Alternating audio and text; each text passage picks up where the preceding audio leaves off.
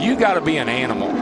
You got to get up on the wheel and you got to attack this joint. You got to be aggressive. You can't play around here. Dick. With Carl Edwards, who is as hot as the tip are going to settle in towards so far this year. How about here? How are things going for you today? It's a humbling place, you know. Came from Victory Lane in Vegas with our Scott's Fusion. Got here and we had tire rub and car's tight. We're working on it. The guys are digging for everything they've got. So, you know, this place will it'll set you straight, you know. So we just got to keep working. We got to get this car faster. We got a little bit of practice left. We're going to put in qualifying trim, see what we've got. All right, thanks, Carl.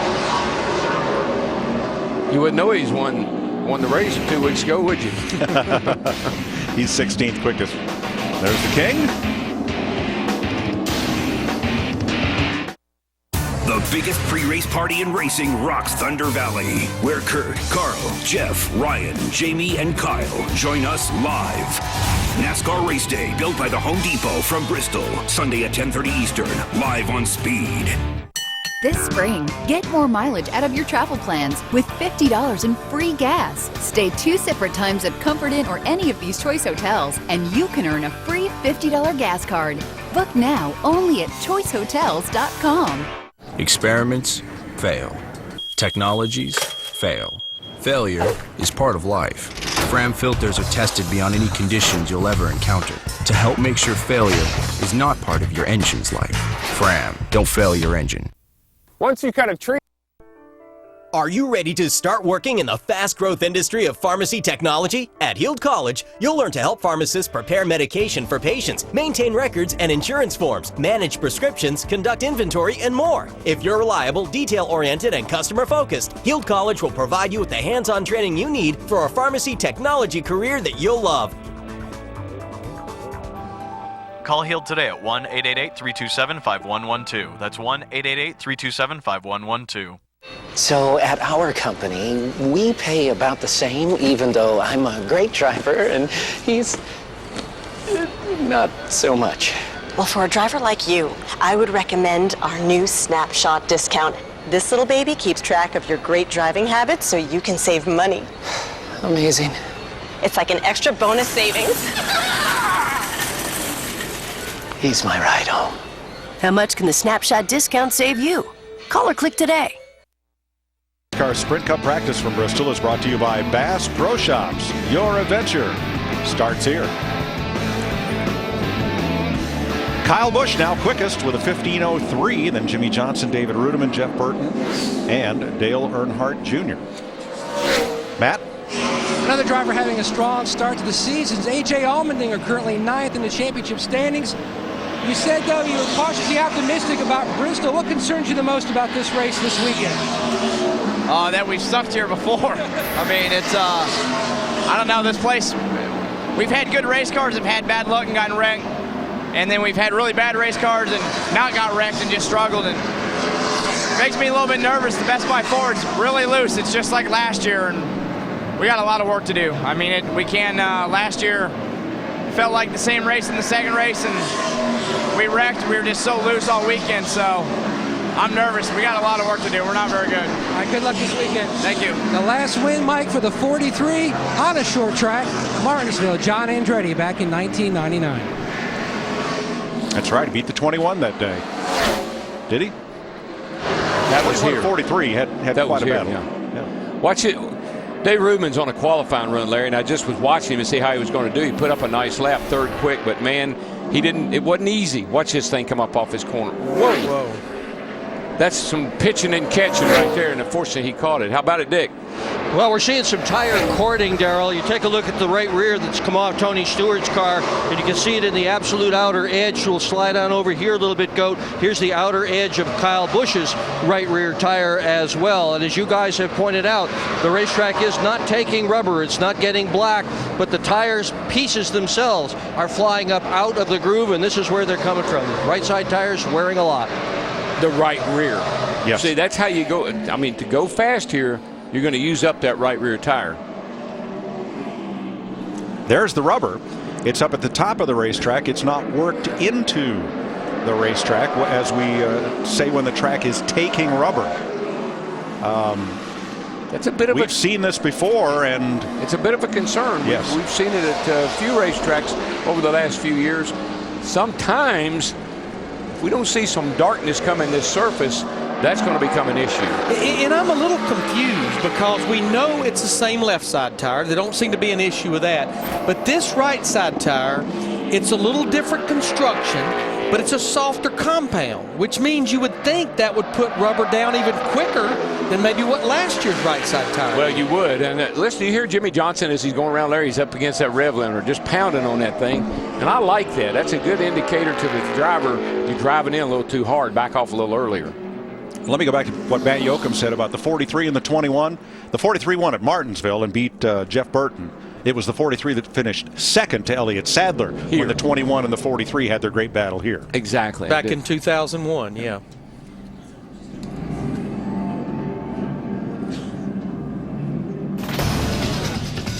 Work continues in a quiet moment at Bristol. Those are rare indeed. Springtime belongs to the doers, those of us who know grass doesn't turn green just because the calendar says to, and that a big difference can grow from a small budget. For those of us with grass on our sneakers, dirt on our jeans, and a lawn that's as healthy as our savings, the days are about to get a whole lot greener. More saving, more doing. That's the power of the Home Depot. We're lowering the cost of flexing our green thumbs. This mulch is just $4.97. You gotta love Sunday. It's like everyone came together and said, if it's good, let's save it for Sunday. So here's to the KFC $10 Sunday Bucket. 10 pieces, $10. Every Sunday. Sunday is a KFC day, and today tastes so good. Racing is a passion of mine. Traveling with my family is too. With an RV, when the race is over, our own personal adventure is just beginning. To me, it really doesn't matter where we go, as long as we go RVing. It's all about packing in as much excitement as we can fit into our RV. We find little adventures all along the way. Detours, shortcuts, pit stops. Traveling in an RV is just as fun as the destination. We enjoy delicious home-cooked meals and movies anytime. RVing is the most affordable and least stressful way to travel. Visit GoRVing.com to get started. Go affordably. Go RVing. It's time to take matters into your own hands. AutoZone's got the advice and expertise you need to take on any job, because do it yourself doesn't mean you have to do it alone. Get in the zone. AutoZone. A couple of big jumps up into the top 10. How about Regan Smith in 7th, Trevor Bayne in 8th, Marcus Ambrose there in 9th. Jumping up into the top 10 there. Well, we've got about 30 minutes left in this hour-and-a-half practice, and I think we well documented a lot of the drivers were making practice qualifying runs to start this practice and then swapped over to, or practice race runs, swapping over now to qualifying. I can't wait for qualifying. I just felt like that they would break 14 anything here would have been unbelievable. But I just felt like what we've seen in these earlier races with track records everywhere we've been, they had to do this. They were going to do the same thing here. Ken Schrader now 23rd on the board, but most importantly, he is 5th of the go-or-go homers. The cars most at risk of missing the show are Michael McDowell, Casey Mears, and Dennis Setzer, who is driving for Brian Keselowski this week because Keselowski's having gallbladder surgery. And that's the team that's missed the last 2 races with Brian Keselowski. They missed Phoenix and Vegas. So Setzer in the 92 is the one most in need of speed right now, with 30 minutes to go in this practice session. You know, Casey Mears in that 13 car, he's been one of our faster go-or-go homers the last 2 weeks in qualifying last 2 races. Now back there where those guys are, Larry, it says Setzer's at a 73, Mears at a 67, McDowell at a 66. Those guys are all over each other time-wise. Pretty tight. Michael McDowell out for another run. I think this is the car Blaney was driving last year when he qualified third here. I think most of his last year he drove this car most of the year. Yeah. And that's his best lap so far, 15:59. Matt? Mike, an update on the 9 of Marcos Ambrose. Now, 2 years ago, he scored his best finish on an oval, third, right here in Thunder Valley. Talking to his crew chief, Todd Parrott, he says his biggest issue is just on the exit, more so turn 4 than turn 2 with side bite.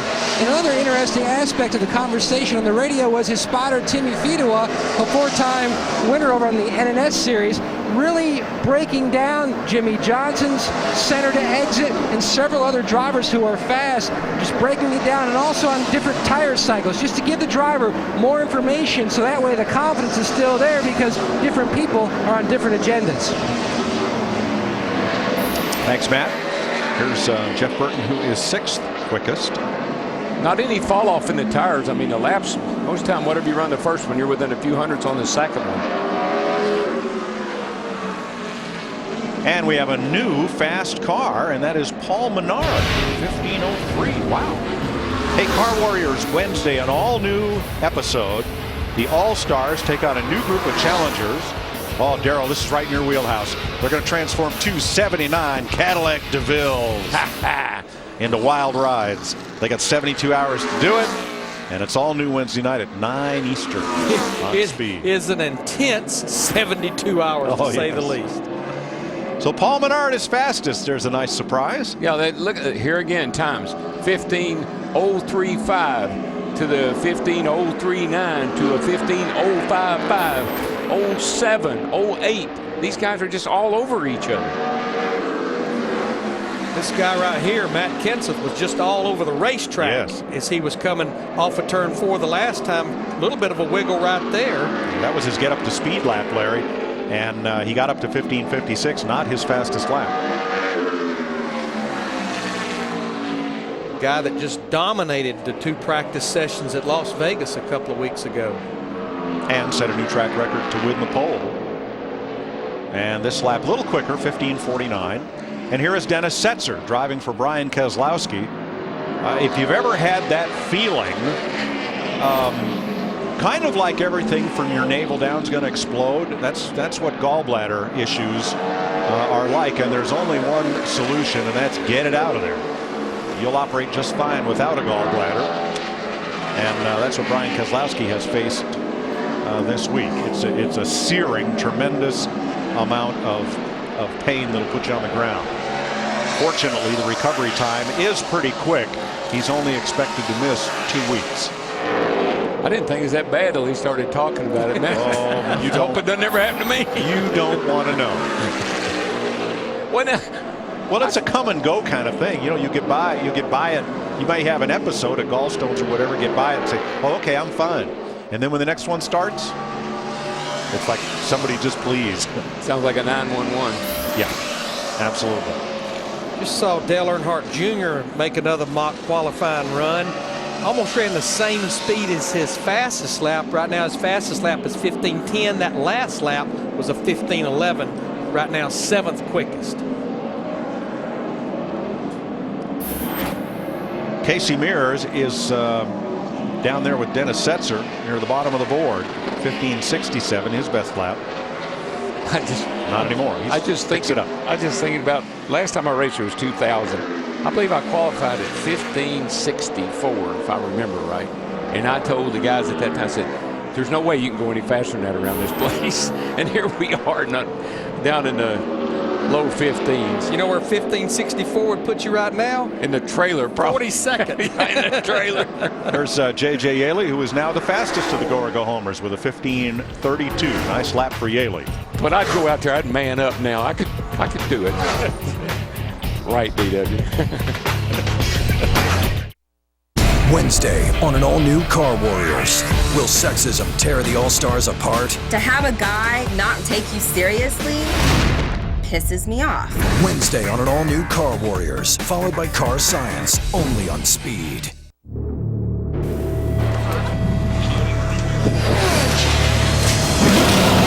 Green flag.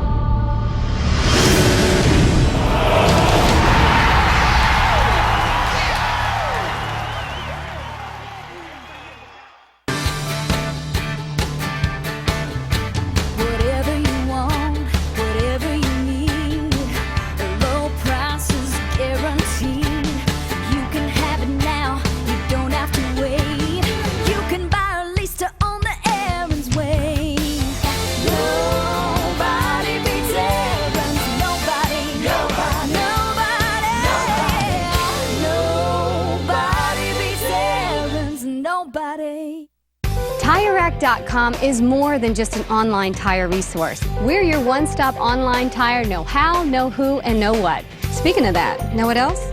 Our prices are practically unbeatable. And that's all you need to know. We're revolutionizing the way you buy tires. Right now, when you buy a set of 4 select Michelin tires, get a $70 mail-in rebate. For details, go to TireRack.com/TV. TireRack.com. Research, buy, deliver, install. Once Trevor and his co-workers experienced the sheet metal strafing intensity of NASCAR, their business trips were never the same. Hey, she's a little loose coming out of the turns, but overall, I think we had a great car today. You guys did an awesome job. Forfeiting their preferred status was worth discovering that if everything was more like NASCAR, everything would be more awesome. I thought our boss was going to need a wrecker, but looks like he made it back.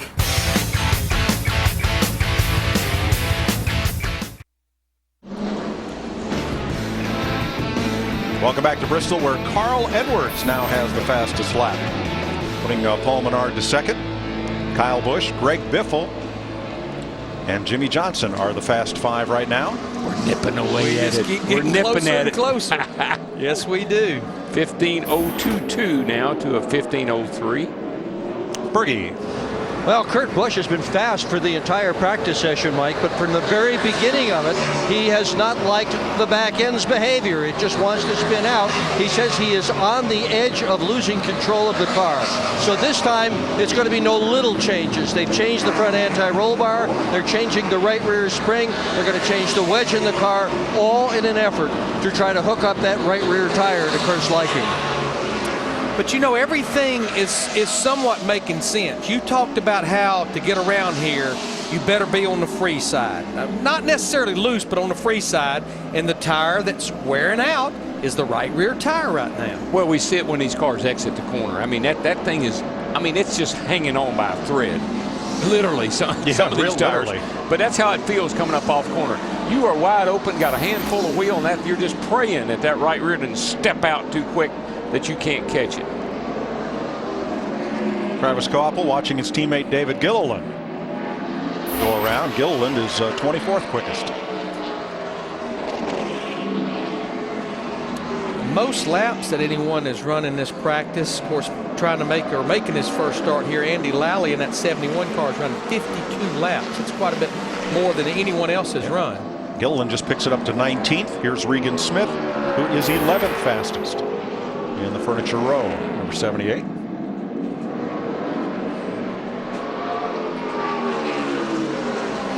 Speed Inside Deals, your one-stop shop for exclusive ticket offers for Speed viewers. Buy a ticket to the Auto Club 400, get a free ticket to see Good Charlotte at the House of Blues in LA. And a free t-shirt and download from the band, all for only $55.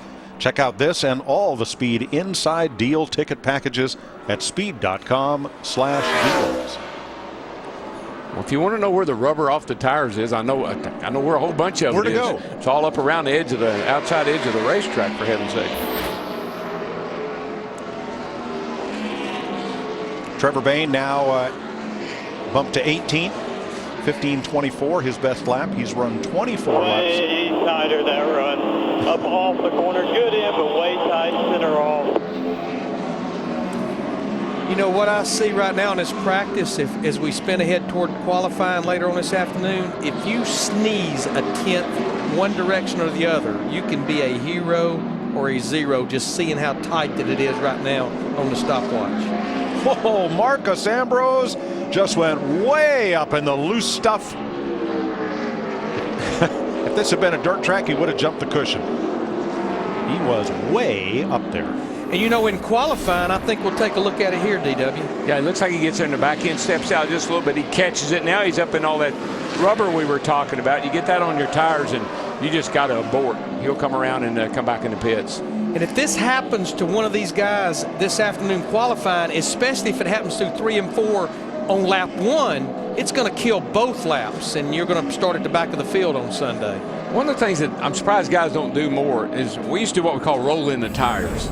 Put the qualifiers on and just ride around the racetrack on them, so that when you go out to make your qualifying run and you got to go like a bat out of down the back straightaway into the third turn, that the car doesn't do something crazy with you. Gets a little bit secure feeling. We may see some. We'll watch and see if we see some of that at the end of this session. You just roll them in, knock that edge off of them. Martin Truex, 17, with a 15-19. Carl Edwards, Paul Menard, still quickest.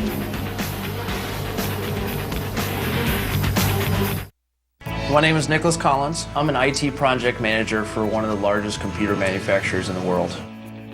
Anything that requires some equipment to be installed, I'm the man to do it. A very big sense of satisfaction and self-worth. Before I went to ITT Tech, I was doing construction, you know, nasty outside, working in all the hot weather and the rain, the snow, you name it. Now I have a nice inside job and enjoy my family. It was a struggle for him when he was in school because we were both working full-time and he went to school at night. You can't imagine how proud we are. For Nicholas to say that he looks up to me, you can't imagine how a father feels. My dad's one of my strongest advocates. The entire world is open to him now. Night and day difference from where I was to where I am thanks to the education. We are educators helping people build a foundation for the rest of their lives. ITT Technical Institute, education for the future. To find out more, call 1-800-488-3652. Are you facing an unexpected car repair bill, a medical emergency, or just need cash until payday? Well, you may not have that money today, but you can in about 24 hours. Go to moneymutual.com today and get up to $1,000 in your checking account by tomorrow. Just be 18 or older and have a regular income of at least $800 a month. So forget about overdraft charges, bounce checks, and late fees. Money Mutual has you covered. Need cash tomorrow? Call 1-800-585-CASH today. We now offer phone service for $1.70 a month with Magic Jack. That's just $19.95 a year. $19.95 a year. We give you free local and long distance and your own phone number. Get Magic Jack at all major retailers.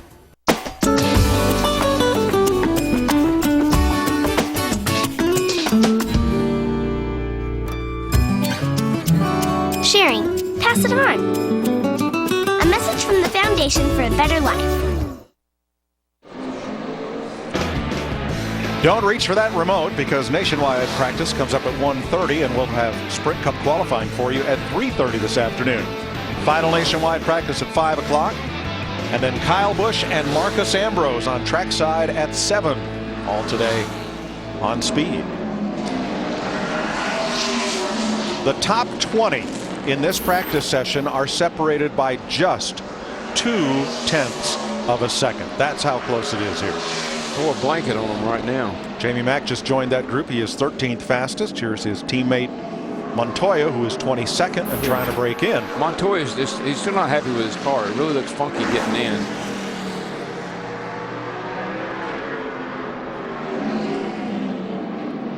A new look for Travis Kvapil. That's the new Long John Silver's paint scheme. And here's Matt.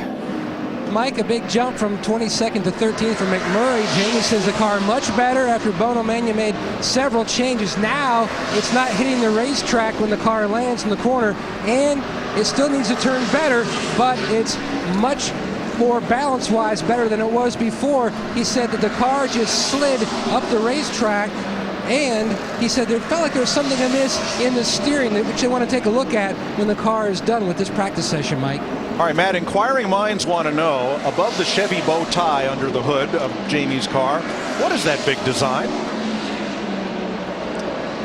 Can you get back to us on that? I will get back to you on that. Thanks, appreciate it. Looks kind of like something from art class when I was about in the second grade. Looks like something from the Pacific Southwest. And I'm sure it'll be something else. Looks like a cactus to me. Yeah. It's modern art. We have a lot of votes from the production truck we won't share with you. Jimmy Johnson is 5th. No, he's not. Jimmy Johnson is 2nd with a 15:03. We've got an 0.22 at the top. He ran a 0.34. Menard 0.35. Kyle Busch 0.39, and Greg Biffle 0.55.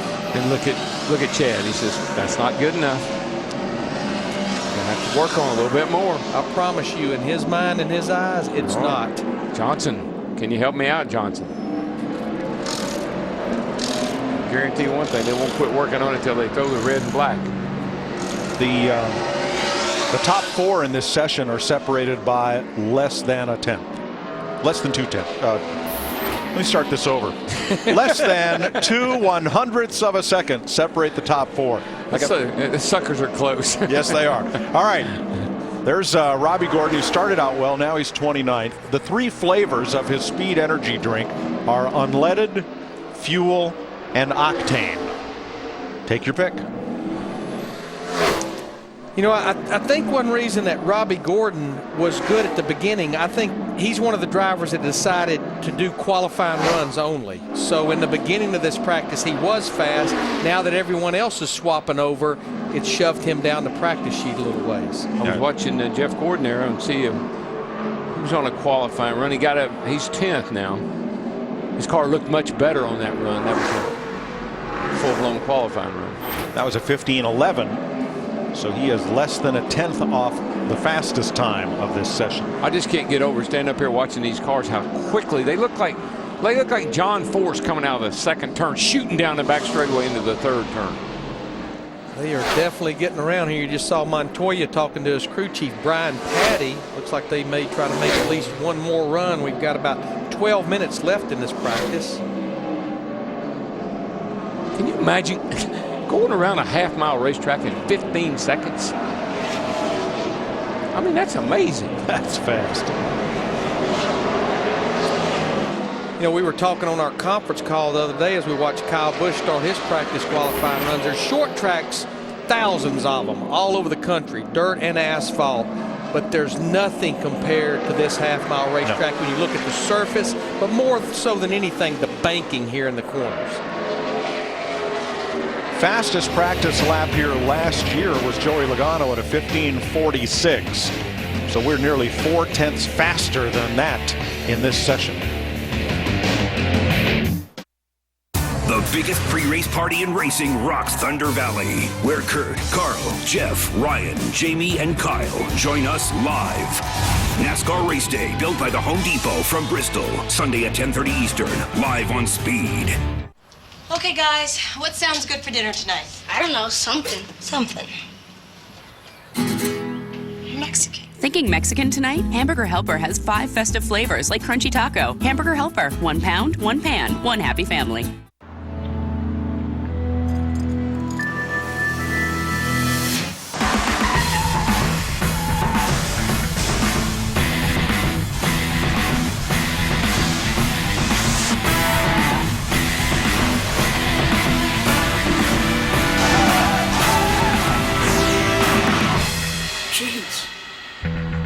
Jeez.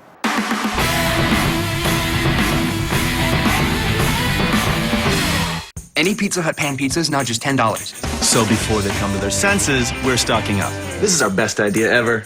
Pizza Hut's world-famous pan pizza is now just $10. Any pan pizza, any size, any toppings, only $10. Add Pepsi and breadsticks for just $5 more, only at your Pizza Hut.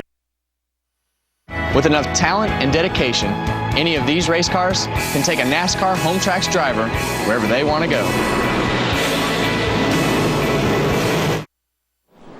Tempers have flared, and so have fenders. This is Kurt Busch, who found his way into the wall during his mock qualifying run. Here's a look, Darrell. Yeah, he comes off. I was watching him. I knew he was on a qualifying run. He was about did this off a turn 2, but he saved it.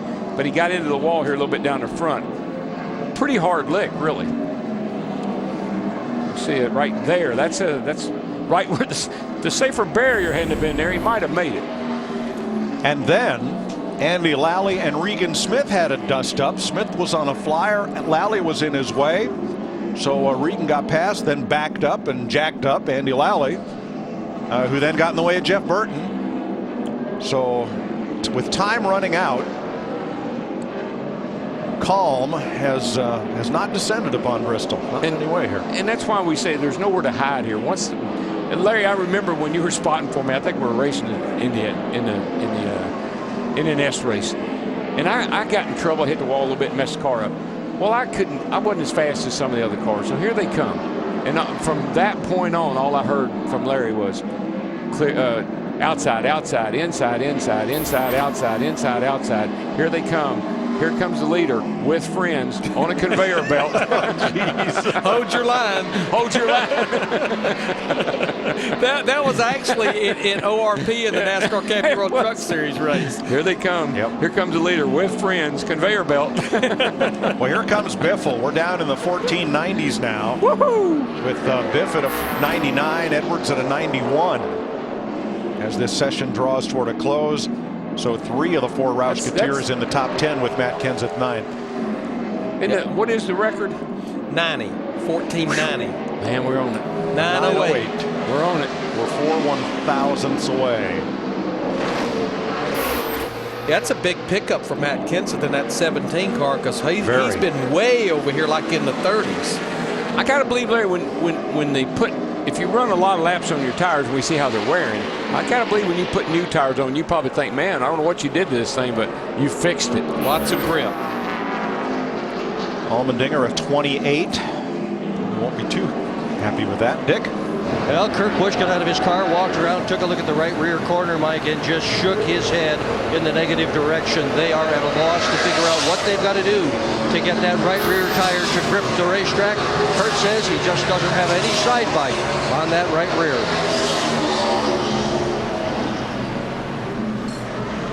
Thanks, Dick. Closing minutes of this session. Who's going to be the fastest? Right now, it is Carl Edwards, Jeff Gordon, and Brad Keselowski on their out laps. And, Gordon aborts that run. Just what I was talking about. You put those 4 new tires on there, and man, you feel like you got a lot of grip, but he just about wadded that thing up. You know, back to Kurt Busch. Let's take a look here. I think what you're talking about, Darrell, with Jeff Gordon. Gets in here, and of course the back end's already out a little bit, and then when he gets back to the throttle, that thing just goes crazy.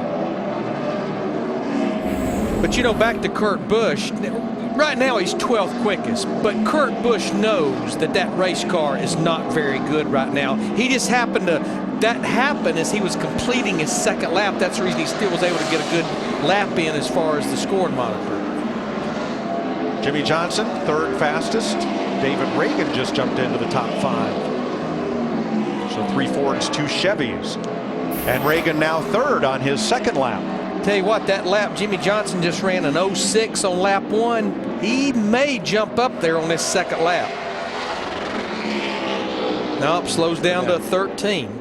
But he is all in that rev limiter like you were mentioning a while ago. Now, the question, I'm sorry, Mike, go ahead. How about David Reagan? The first lap was 5th quickest, second lap at 3rd fastest. And Larry was talking about the rev limiter on the 48. Now the question is, Larry, do we unplug that when we go to qualify, or do we change it a little bit, or do you want me to live with what I got? I believe I may give you I believe you could give Jimmy Johnson more chip. There's a few drivers I worked with, I'd probably pull some more out. You saw Marcus Ambrose had to abort another run when he got way up the racetrack.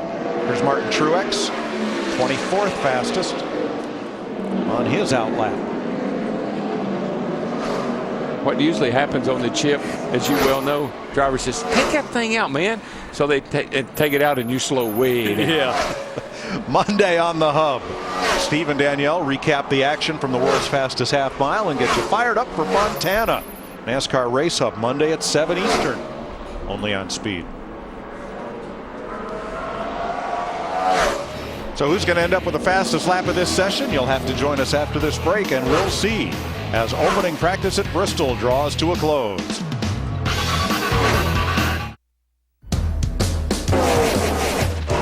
This March, NASCAR is coming to the only track where they race 5 wide. Go, go, go, go. When the biggest drivers bring the excitement of NASCAR to Auto Club Speedway, it's your one chance to go. Experience NASCAR action stacked 5 wide at Southern California's home for racing. March 25th through 27th at Auto Club Speedway. For tickets to the Auto Club 400 weekend, call 800-944-RACE. Hi, I'm Dan Hesse, CEO of Sprint. The other day, I looked up the word unlimited in the dictionary. Nowhere in the definition did I see words like metering, overage, or throttling, which is code for slowing you down. Only Sprint gives you true unlimited calling, texting, surfing, TV, and navigation on all phones. Why limit yourself? Sprint, the only national carrier to give you true unlimited. Find out more at sprint.com. This spring, get more mileage out of your travel plans with $50 in free gas. Stay 2 separate times at Comfort Inn or any of these choice hotels, and you can earn a free $50 gas card. Book now only at choicehotels.com. It's our weekend. Should we spend it wandering in some home improvement warehouse? No. Say we go to Ace. Yeah. Get help when we walk in the door. Because we will maintain our homes and our weekend. Yeah. Get your weekend back at Ace, the helpful place.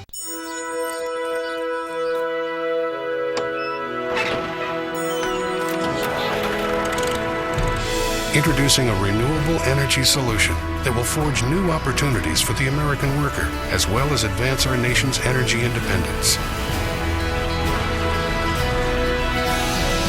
American ethanol. From America's cornfields to America's racetracks, it's a brand new race day. This copyrighted telecast may not be reproduced, retransmitted, or used in any form without the authorized written consent of NASCAR Broadcasting. NASCAR would like to thank all of our loyal fans for your continued support, and we hope you enjoyed today's broadcast. Getting a last couple of runs in here with Carl Edwards, Greg Biffle, David Reagan. 3 Roush Fords, fastest in Bristol in this practice session. Dick? With Tony Stewart, who has also been fast, but we're looking at the track, Tony, and it's not taking rubber at all. What's that doing to your ability to drive the car as fast as you want to go? Well, it's not really hurting the cars from going fast. It's hurting the tire wear.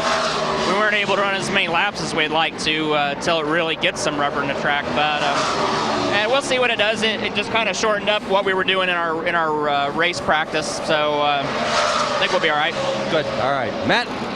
The Roush Fenway car is looking very strong. David Reagan just got bumped down to 4th, but you were telling me when you came on the radio, when you got to turn 3 on your fast lap, you expected the car to do what, and it didn't. Yeah, I drove into turn 1, and it was just a little bit tight. You don't have a lot of time to think, going down into turn 3, and I was like, I probably shouldn't drive it in quite as deep, and it stuck, and I got back to the throttle, so we've had fast UPS Fords the first couple of races, and, we knew this one would be a tough one. Coming to Bristol, a little different atmosphere than what we've had, but it's great to see the Fords up front. Our UPS car's pretty happy, and if I can hold it down for 2 laps in qualifying, we'll be good. It just seems like you and Drew Blickensderfer are really clicking this year. Yeah, well, we believe in each other. I believe in Drew. He believes in what I can do. And, confidence is a powerful thing in this sport. And, we've just got to get a couple of good runs underneath our belt. And I think we're going to be good. But it's a breath of fresh air to see the Fords fast. Our engines are running good. Robbie Reiser, Jack Roush, everyone. We've been talking about it for a year or so. And, it's finally here. So as long as we do our job, we'll have us a good race on Sunday. Mike? Thanks, Matt. The top 20 right now are within 0.2 of a second. Yeah, I mean, from 3rd, which is Menard, at an 0.1, all the way down to 19th, which is Truex, is a 10. I mean, you're talking about 1/10, a 10th difference between 3rd right now and 19th. When they built this track in 1961, the first pole sitter was Fred Lorenzen, driving a Holman Moody Ford at a 22.72. Wow. I ever tell you about the time I qualified here at 15.64? We just saw Casey Kane in that 4 car. He jumped up to 4th, the fastest Toyota. He's in the 14s. We now have 4 drivers in the 14-second bracket.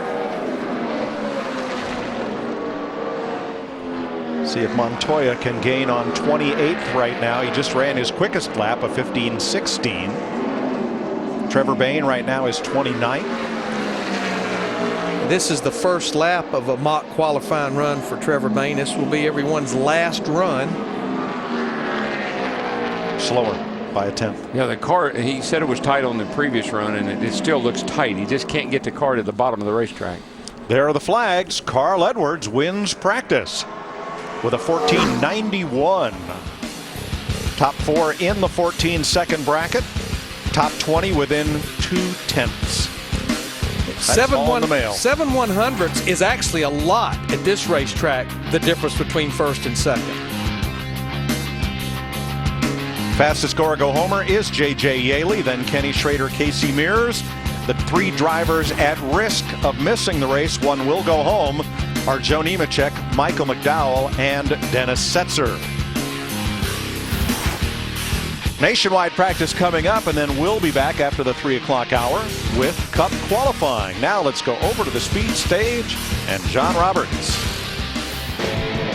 Mike, thank you, and welcome everyone to NASCAR Nationwide Series practice, part of this doubleheader weekend here at the world's fastest half mile. Thunder Valley, Tennessee is where we have this beautiful view of this half mile racetrack, one of the most unique layouts anywhere in all of motorsports, and certainly a place that fans flock to. Glad you could be with us. Let's take a look at the menu, see what's coming up for the rest of today, and it is chock full of racing action as we get a look at a quiet Bristol right now, but that will change very shortly. Sprint Cup Series qualifying is at 3 o'clock Eastern time today. Nationwide final practice at 5, and then be sure to check out Trackside with Marcus Ambrose and Kyle Busch, guy who did a number on this racetrack this time last year as he made the historic 3-race sweep. And then we will wrap everything up from the world of motorsports with Speed Center at 8 o'clock Eastern time. Want to welcome the pride of Emporia, Virginia, Hermie Sadler. And Hermie, you've turned many a lap around this racetrack, and there is nothing like it for a racer, is it? And how about these speeds? I mean, the cars we just saw on the racetrack, Sprint Cup Series cars, in practice, under 15 seconds around a half-mile racetrack. That's unbelievable speed and adrenaline, and it's going to set us up for what we're going to see the rest of this weekend. Fast cars on a half-mile, you can't beat it. Yeah, remember it was Ryan Newman who set that qualifying record not too long ago, burning up this place. But as we take a look at some of the highlights that have come our way so far today, Hermie, from the Nationwide Series, another guy with the last name of Sadler. This one gets away from him, looks like a tire. Yeah, he cut a tire there. I talked to him a little while ago. Bad news is he ruined his primary car. The good news is his backup car is on the racetrack, and it's very fast. Here's the good news for Danica Patrick. She does great to begin this season on familiar racetracks. Now she has to come to Bristol, one of the toughest places anywhere. Well, she's got to come here eventually, and it's going to be a great learning process for her. Good news is she's telling everybody she's reeled her expectations back in. She knows a good, solid run, running all the laps will be a good day for her. Anytime you get out of Bristol running all the laps is a good thing. Everybody likes to see this. Dale Earnhardt Jr. in a Nationwide Series car, and also, Hermie, third fastest overall. Yeah, I mean, he's got a fast race car. Those Junior Motorsports cars have been really improving this year, as evidenced by Danica's great run at Vegas. Good to see Junior in a Nationwide car. Casey Kane as well among the stars of NASCAR out for the Nationwide Series race, second fastest overall, and this guy keeps gaining in both series. What a star-studded event is going to be here tomorrow, too. The Nationwide Series race and the Sprint Cup Series race full of stars. So now Carl Edwards is not running for championship points in the Nationwide Series. Of course, he put that effort towards the Cup car, but he was fastest overall, continuing this theme of Roush Fenway Fords doing real well, Herman. Everybody's shooting for Kyle Busch, and good to see the Fords running up front. Here's the first practice, JR. This is coming up now. In a moment from now, we'll have the third of 4 practice sessions today, so a lot of work for these guys as we take a look, Hermie, at the second practice. And again, no real surprises up here as we see some of the, the guys you expect to be fast at this track in the top 10. Yeah, a lot of Chevrolets up front, but a Ford P1, and look at Kyle Busch sneaking up the leaderboard, 10th fastest in that practice. And once again, remember what Kyle Busch did at this racetrack last year as he had that historic feat that no driver had ever accomplished. That's winning a Camping World Truck Series event, Nationwide and Cup event in the same weekend, and he did it right here at Bristol. Let's now go inside the world's fastest half mile and check in with Randy Pemberton. Randy? Hey, thanks, guys. Well, it's temporarily quiet down here inside the Bristol Motor Speedway, but that's not going to last for long. And I want to bring up the point that how difficult it is for these crew members and people to function down here strictly from the volume. Now, we all know when we talk about Bristol and how great this is. Check out the grandstands and how they surround this racetrack. All the way around, aluminum grandstand seats. Now, you might say, oh, wow, that's really, really cool. But the problem you have is with these loud race cars, it gets up to over 100 decibels down here. And then you take for account all of these cars and teams are right on pit road. And if you think about it, look how close they are to the racetrack. So when the cars are at full song, it is very, very difficult to hear. Now, during the Sprint Cup Series practice just a little while ago, we saw Jimmy Johnson on his radio, on his headset, communicating with Chad Knaus. Now, you'll often see guys talking in somebody's ear and so forth. That's not the way they do it. The 5-time champ did not want to leave anything on the table, miscommunication at all, and that's something that some of these younger guys in the Nationwide Series can learn. As a matter of fact, you have to be able to communicate, get all the information you can, and it is really, really difficult to do at Bristol, the loudest racetrack we go to. Johnny? Randy, thanks a lot. Let's take a look at the top 10 in Nationwide Series points, because this year, Hermie, as we've been telling the fans throughout the year, we have a whole new point system now, and also with the guys from Cup not being able to run for a championship, we have a different looking lineup. Reed Sorensen, Ricky Stanley, look at Danica Patrick, Trevor Bain, Mike Bliss, Joe Nemechek, and Kenny Wallace, P8. All right, it is time now for us to take a quick break. When we come back, Steve Burns will have Nationwide Series practice, the third of 4 sessions today. Springtime belongs to the doers, those of us who know grass doesn't turn green just because the calendar says to, and that a big difference can grow from a small budget. For those of us with grass on our sneakers, dirt on our jeans, and a lawn that's as healthy as our savings, the days are about to get a whole lot greener. More saving, more doing. That's the power of the Home Depot. We're lowering the cost of flexing our green thumbs. This mulch is just $4.97.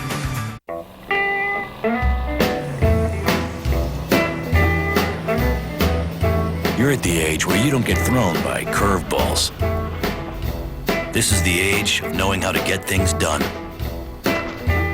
So, why would you let something like erectile dysfunction get in your way?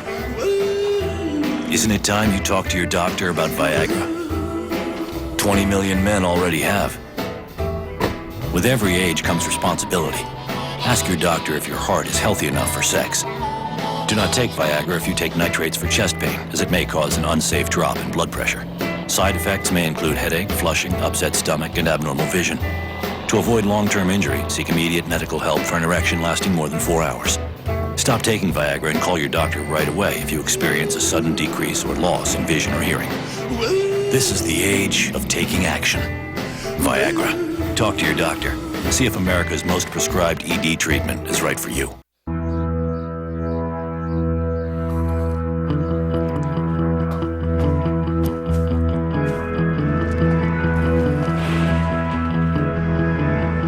There's a new team in the garage. NASCAR and the American farmer are working together to introduce American ethanol, a renewable energy solution that is the right choice for the future of our sport, our country, and our planet. It's a brand new race day. Speed's coverage at Thunder Valley continues from the Bristol Motor Speedway. The NASCAR Nationwide Series teams hard at it today with 4 practice sessions. They'll qualify tomorrow morning. The sun starting to make an appearance as you take a look at the weather. Temperature climbing up towards 70 degrees. No wind to speak of. Has been cloudy, but again, the sun starting to make an appearance here in Bristol. Hi, everybody. Steve Burns alongside Kyle Petty and Jeff Hammond. And, you know, Jeff, I think one of the obvious things we have to talk about, because this is our first Nationwide Series practice on speed, is why so much practice here? New car, Steve. I mean, NASCAR has worked with the teams to try to give them an opportunity to come to these racetracks like Bristol and give them some extra practices so they can get these cars figured out and not to cost them a bunch of money. So I think it's a great effort right now on NASCAR's part to work with the teams. But for some of them, it was a welcome practice. For others, well, it wasn't too welcome. But they were able to kind of like sort through some problems, and we'll get into that a little bit later during our practice session. But this is what it's all about, the new car, sorting it out, even though it's an old racetrack. Kyle, one of the things I noticed during Sprint Cup Series practice, between practices, they were literally blowing the rubber down off the track, and it seems as though the rubber's not getting into the track, but rather on top of it. Yeah, and you know this, Jeff. The racetrack has to rubber up. You hear these guys talk about rubbering up all the time. Looking at the first couple of practices, it looks like it's just shaving the rubber off. It's really not getting in the track. It's just a fine dust on the outside. We've seen a couple of tires that have a ridge in it a little bit, so it looks like the tires are wearing a lot. That's the way it used to do at Talladega. Oh, yeah. When we would first go to Talladega, until the racetrack rubbered up, you couldn't do anything. You could only get 10 or 12 laps out of a set of tires, and that's what it looks like here. And you got to understand something too, Steve. They've got a new right side tire for the first time. Well, in several trips here. The same left side tire they ran here in August, hooked up with a brand new right side tire, a little different construction, a little different compound. You know, Goodyear trying to give the guys more grip. But again, sometimes the compatibility between concrete and rubber, well, sometimes it doesn't always hook up like you want it. Well, this practice scheduled for about an hour and 45 minutes, and we'll also televise final practice between 5 and 6 local. Let's go down to the garage and Wendy Venturini. Thank you, Steve. I'm with Reed Sorensen, want to hear firsthand from a driver how these tires are reacting to these Nationwide cars. What did you learn in these first 2 practice sessions so far? Well, the tires themselves have plenty of grip as far as how much grip they have, but they're wearing out really fast. I think we were wearing the right rear out in the cords in 30 laps, which is not good considering the fact we need to be able to run 70 or 80 laps here. So we'll just have to wait and see what it does. The Cup cars just had an hour and a half of practice, and it doesn't look like they were able to put much rubber down either. So we can all we can do is keep running and seeing what's gonna happen. And Goodyear's working with all the teams and trying to make sure they got enough tires for the weekend. So we'll see what happens. What specifically are you working on in this coming practice session? Well, we kind of got up with our teammates and tried to get the car to where we wanted to start. We had so much practice today that we went through a bunch of stuff that Trent wanted to go through and see what it did to the car. A lot of big changes, and now we got in what we think's right, and we still got 3 hours of practice left to tune it in for the race. All right, plenty of practice here at Bristol. Let's head over to Bob Dillner. And I'm over here with two superstars, Danica Patrick, but more importantly, no, I'm just joking, more importantly, Ricky Stenhouse Jr., second in points. And first, Danica, I've seen you walk around, talk to Elliott Sadler. Now, Ricky Stenhouse, you're like a sponge today, trying to take in all the information. I was asking Ricky if he felt loose in the second practice, because I sure did, and he said he didn't. So I said, I dream of a tight car right now. It's a tough place when it's loose, and it's tough when it's pushing too, because the corner gets over with so quickly, and you've got no time to recover. So, the problems seem to be more of a pain in the butt here than in normal. So, really, what you need on the most difficult circuit is a perfect car, right? That's it. If you could have a perfect race car, I think anybody can drive it.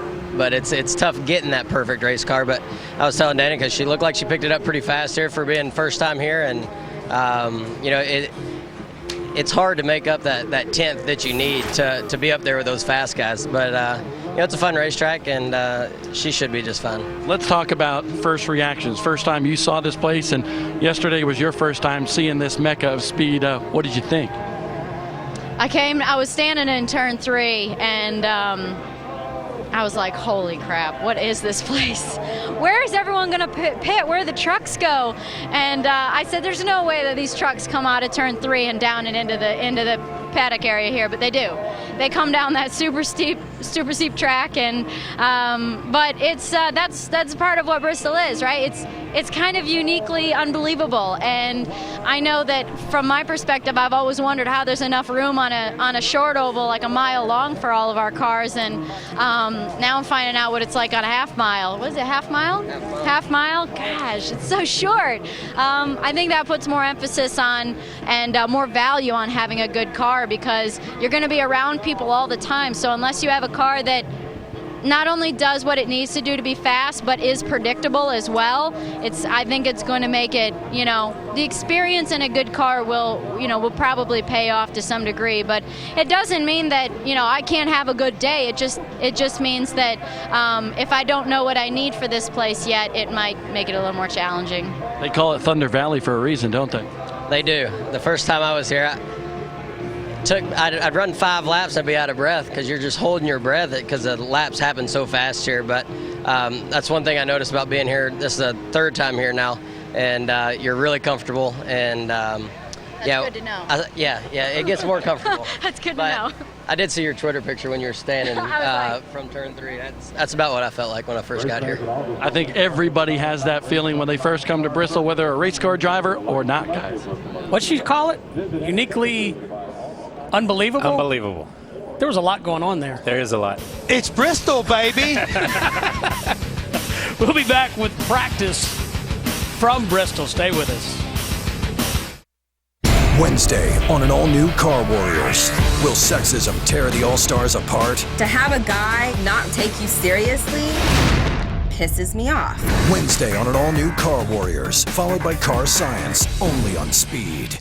Welcome back to Geico Radio. It's savings on the radio. Call us, Steve. Go right ahead. Yeah, I just got a free rate quote on Geico.com.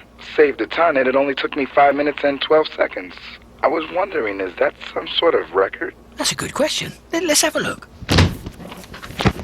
Not quite. Someone's got you beat by 8 seconds. Still, that's quite fast. Well, what if I told you I only use one hand? Geico. 15 minutes could save you 15% or more on car insurance. Is your computer running slowly?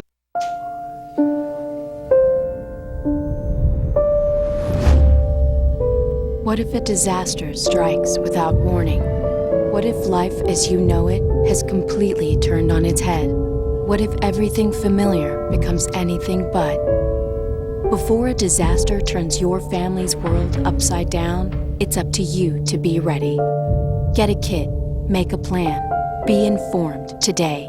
Learn how at ready.gov. Coach Jimmy Johnson for Denorex.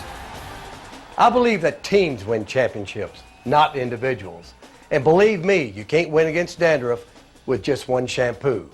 Let me introduce you to my Denorex team. Denorex Complete. You get therapeutic Denorex for an all-out blitz. Extra strength Denorex for follow-up protection. And Denorex with Zencon to keep you dandruff-free. Denorex has been my champion for 15 years. Make it yours. Speed's presentation of NASCAR Nationwide Practice from Bristol is brought to you by Toyota and by freecreditscore.com. Get your score. Nationwide teams had 2 practices earlier this morning. You see Elliott Sadler. That is not the car they unloaded here this morning. Kyle, Jeff, let's take a look at what happened to Elliott this morning. Well, it's real simple. Get right in the middle of the corner. Also, you see the debris and everything come out of the right front fender. Indicates to me he cut a right front tire down, and when that tire goes down, it's hello wall. Yeah, and you know, we were just talking about it as we saw that crash. We were just talking about not clearancing things. The sway bar arm could get into the inside. There's a lot of things that happen here. This place is unique, and we talk about it being unique all the time, but the forces that it exerts on the tires and the lower control arms, the shocks, the chassis, the driver, the forces here are greater than Daytona or Talladega. Any place you run, it's just instantaneous force when you get to the corner. Yeah, and it's all because this place just wads everything up. Yes. It wads the driver up, it wads the chassis up, and with these tires, Steve, when they go to flexing, if the brake duct, as he already alluded to, the sway bar arm, anything, the ball joint, upper ball joint, anything that you would normally have clearance on at any other racetrack like Las Vegas or Phoenix, all of a sudden it's gone. When they used to run the bias plies here, and you would run 100 years ago when Darrell drove, I won't say that I drove, but when Darrell drove 100 years ago, sorry about that, and you had some of those cameras, the wheel would stay where it's supposed to stay, but the tire itself would flex inside 4 inches. So 4 inches, you have to whatever you bolt on that car has to be 4 inches away. And you look at it at the shop and you're thinking, yeah, nothing's ever going to get into that tire. And you run one lap and you're in the wall like Elliott is. Speaking of Elliott, on Race Hub Monday, I said, Elliott, can you explain what it's like to race there? And he said, the simplest way I can put it is either somebody's in my way or I'm in somebody else's way for 500 laps. Yeah, and that's the way, it's like the simplest way to explain it to people at home is this. It's like being in traffic going stoplight to stoplight. You know where you want to get. You know how you got to get there, but there's somebody in front of you and there's somebody blowing the horn behind you trying to get in front of you, and that's the way it is. It's just stoplight to stoplight. Let's go back to the garage and Wendy. Thank you, Steve. Now, what's going on in the garage right now? There are absolutely no crew chiefs on pit road. And Brian Scott, you can tell us a little inside scoop what's going on. Where are all these crew chiefs right now?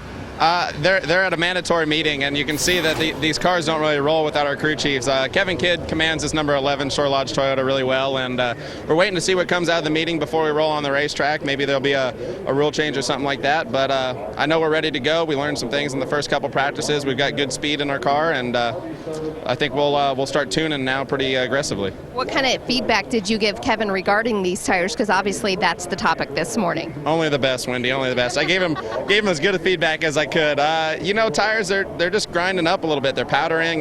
We showed cords in some right rear. Luckily, we didn't blow any tires, but I know that they've been a huge concern, and team's doing a really good job at looking after everything that's going on and monitoring that to make sure when we roll out around this fast half mile that we don't have any problems and hit the wall. All right, well, good luck to you in this next practice. Bob, who do you have down there? Justin Allgaier, and he comes into this race as the defending race winner. So I want to know, how does that feel? Because you've never had that happen before. You're exactly right. It feels really good. We came back here last fall, and even though we were coming back to the same racetrack, we just didn't have the run like we wanted to. So coming here with a new team and new sponsor and brand and just kind of everything being the way that it is, it's definitely tough to kind of get back into that groove. Obviously when you have something that works here, you don't want to get rid of it. But these guys have done a great job. The Branch Chevy was good all through practice this morning, and the sun's kind of coming out now, so see what that does to it. But looking forward to the race tomorrow. Hey, we talked earlier, actually, about what is happening with this new compound tire here, and you told me a little story about trying to follow Dale Earnhardt Jr., and then right after you passed him, at a certain point, what'd you feel on that racetrack? Yeah, unfortunately, we had too many laps on the tires and got down to the cords, and I passed him, and he let me go by. You know, I think I was getting a little too close. I was trying to learn something, and it went by, and unfortunately, just, you know, the car just got crazy loose, and I almost wrecked myself and wrecked him doing it, and that's usually not a good thing to wreck Dale Jr. So, you know, pulled it in and came in, and the tires obviously had the cord showing. So, you know, there's just something that, with the racetrack being as green as it has been, no rubber down, and these tires being the way that they are, it just, you know, something we're fighting right now. I think, you know, Goodyear's doing a good job giving us some extra tires, and you know, I think once we get rubber put down, it'll be a good race for all of us. And I'm sure the crew chiefs will tell the drivers what they learned out of that meeting here at Bristol before we get out on the racetrack, guys. And guys, you'll take a look right here. We see all these crew chiefs coming out of this meeting, and I'm seeing that it's not only the nationwide crew chiefs, but I also see there are a lot of Sprint Cup crew chiefs coming out of there right now, you know, and headed back to their prospective cars. There's Slugger Labby, Todd Barrier right there, Zippy, Greg Zippadelli. Oh, there's Chad Knaus. I mean, so again, it's something that they have got an issue with. Hey, there's we can call that owner right there, a friend of Speed right there, Phil Parsons. He probably can enlighten us on what's going on. So, what's he doing in a crew chief's meeting? I don't know. You know how owners always get in the way. But one thing I want to say right quick, though, driver, was did you hear that driver talking about the crew chief, Kevin Kidd? He commands this car. He's 24. He doesn't know. I know, he doesn't know. He doesn't know. He doesn't know any better.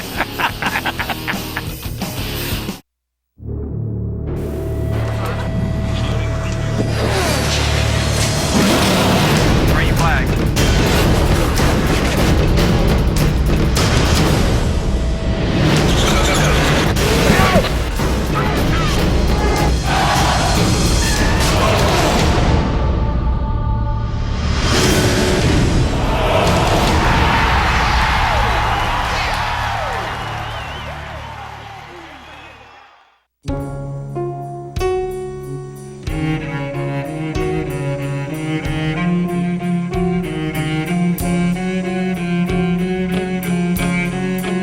For 125 years, Sunoco's been fueling victories on and off the track.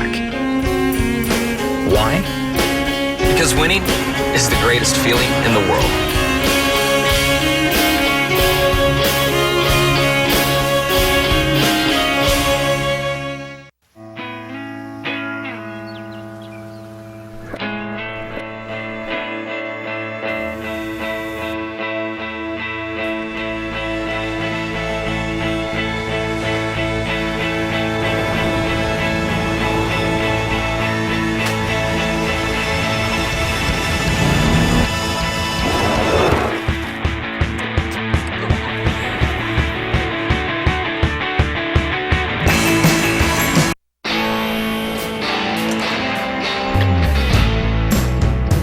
Time to take matters into your own hands, especially when a little work can mean big savings. AutoZone's got the advice and expertise you need to take on any job and get it done right.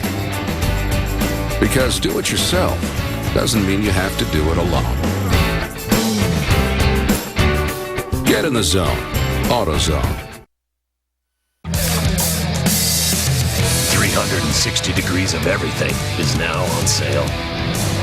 Visit NASCAR.com/tickets today. Back at the Bristol Motor Speedway, waiting to get going for this third practice for the NASCAR Nationwide Series teams. Crew chiefs have just come out of a meeting. Let's go back to the garage and Bob Dillner. Doug Randolph is the crew chief for Stephen Wallace. You had that big meeting with NASCAR. What did they tell you there? Well, they're just trying to get through these races on the right side tires. Obviously, the right side tires are wearing way too much, and they're going to bring out last year's tire that we're actually going to race on, and we're going to finish our practice today on the tires we have. So it's not the ideal situation for anybody, but I think it'll get us through the race, and it's a tire we've raced here on before, and I think everybody's comfortable with.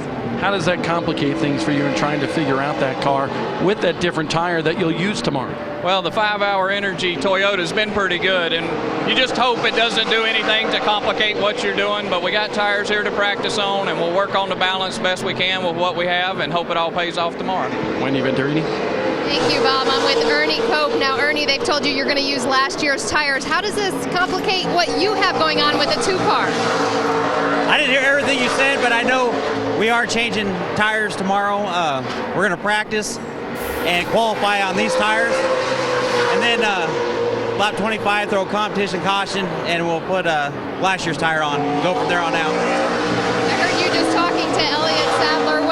What kind of feedback did he give you? Was he happy about this change? He just laughed and says, good luck, figure it out. We'll be in the same boat as everybody else. We'll look at all last year's tire data versus what we got this year and take a guess at it. All right, definitely throws a wrench in their plans, guys. Well, Wendy, the good news is they'll have a total of about 5.5 hours of practice. And Jeff, I guess logistically, my question is, they don't have last year's tires laying around, do they? Well, that's the thing is right now, Goodyear would not have gone this direction unless they had an alternative plan where they could go back and say, hey, we've got these tires warehouse somewhere.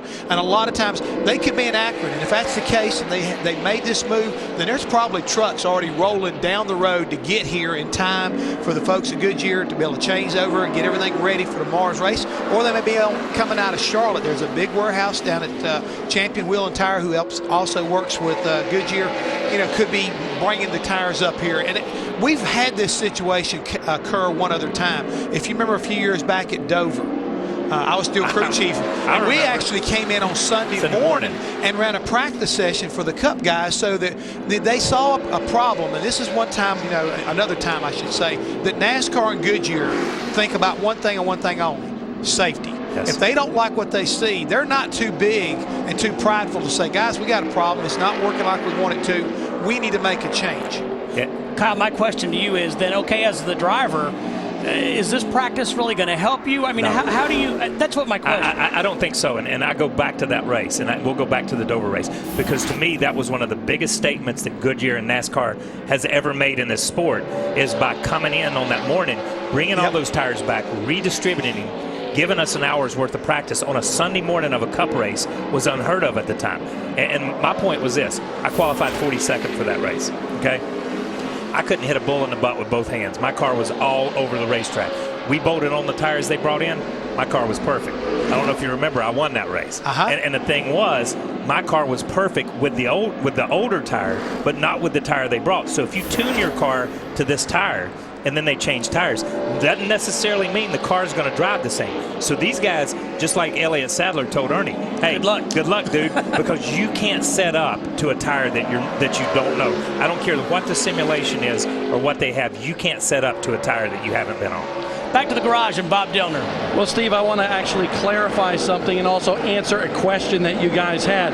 The tires that will arrive here tomorrow morning from the Goodyear folks for the Nationwide Series will actually be coming from that warehouse that Jeff Hammond spoke about. I just spoke to Nationwide Series Director Joe Balish, and he told me they are actually already loading up the trucks, but unfortunately they won't be able to get here until sometime overnight, and then those tires will be delivered to the teams tomorrow. Now, remember, tomorrow, these teams, it will only involve right side tires. The teams will actually receive 4 sets of last year's compound for that Goodyear rubber to put on those right sides for tomorrow's race after that first pit stop. Hey Bob, one thing I want to know now, will these tires be here in time for the Cup Series to be able to practice on in their final practice? That's a very good question, actually, and I'll head over to the Goodyear shed and try to check that out for you, buddy. Okay, because one of the things, guys, you got to think about is that unless this is a tire that they were planning on running somewhere else in the season, like maybe a Richmond or some other racetrack, they may already have a supply there. But if you remember also back to that deal in Dover, they allotted us a number of tires, and as you would fall out, if you had a problem, whatever, NASCAR would actually confiscate your tires and redistribute them to other teams. And remember, those were old tires that had sat in a warehouse and they cured a little bit more than brand new tires. Just for fun, I'm gonna throw another kink in. What about when it rains and washes all the rubber off the racetrack? And because they're calling for showers up here tomorrow, and now you're back on a green racetrack with a new tire. So, I mean, this is a little chaotic right now. We're going to challenge you, the driver, to be able to do your job behind that wheel to give us information. As a crew chief, we'll fix it. We'll tune the car. Can I just say it's all about the driver. Can I just say that Elliott Sadler spoke for every driver in the nation. Good luck with it, guys. We're all counting on you. We're all counting on you, buddy. We'll continue to follow the tire story here at Bristol Motor Speedway. Stay with us here on Speed.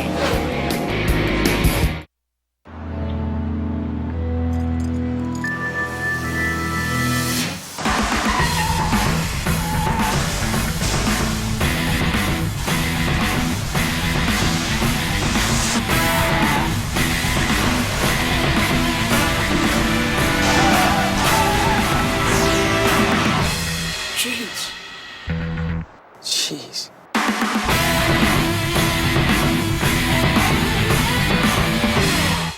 Okay, you know you're gonna need new tires.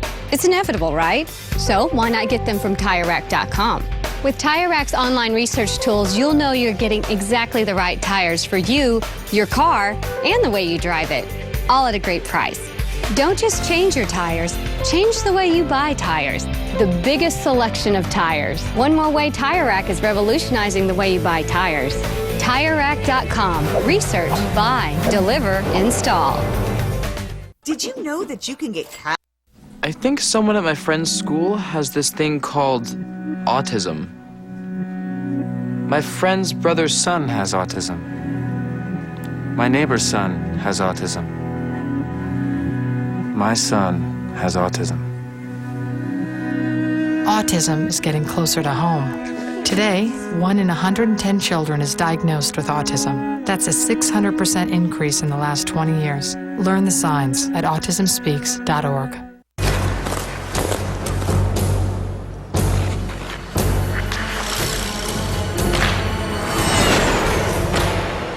Oh, shave. That's irritating. Better buy Barbasol. New Barbasol Sensitive Skin blocks skin irritation. Lets you go for the comfortable close shave of your life. Close. Who's next? Love close? Hate irritation? Better buy Barbasol. Walmart, from official gear to snacks for race day, you'll find everything you need. Gear up, stock up, and save. Pit Road, a busy place for the NASCAR Nationwide Series teams. That's where they're doing all of their work.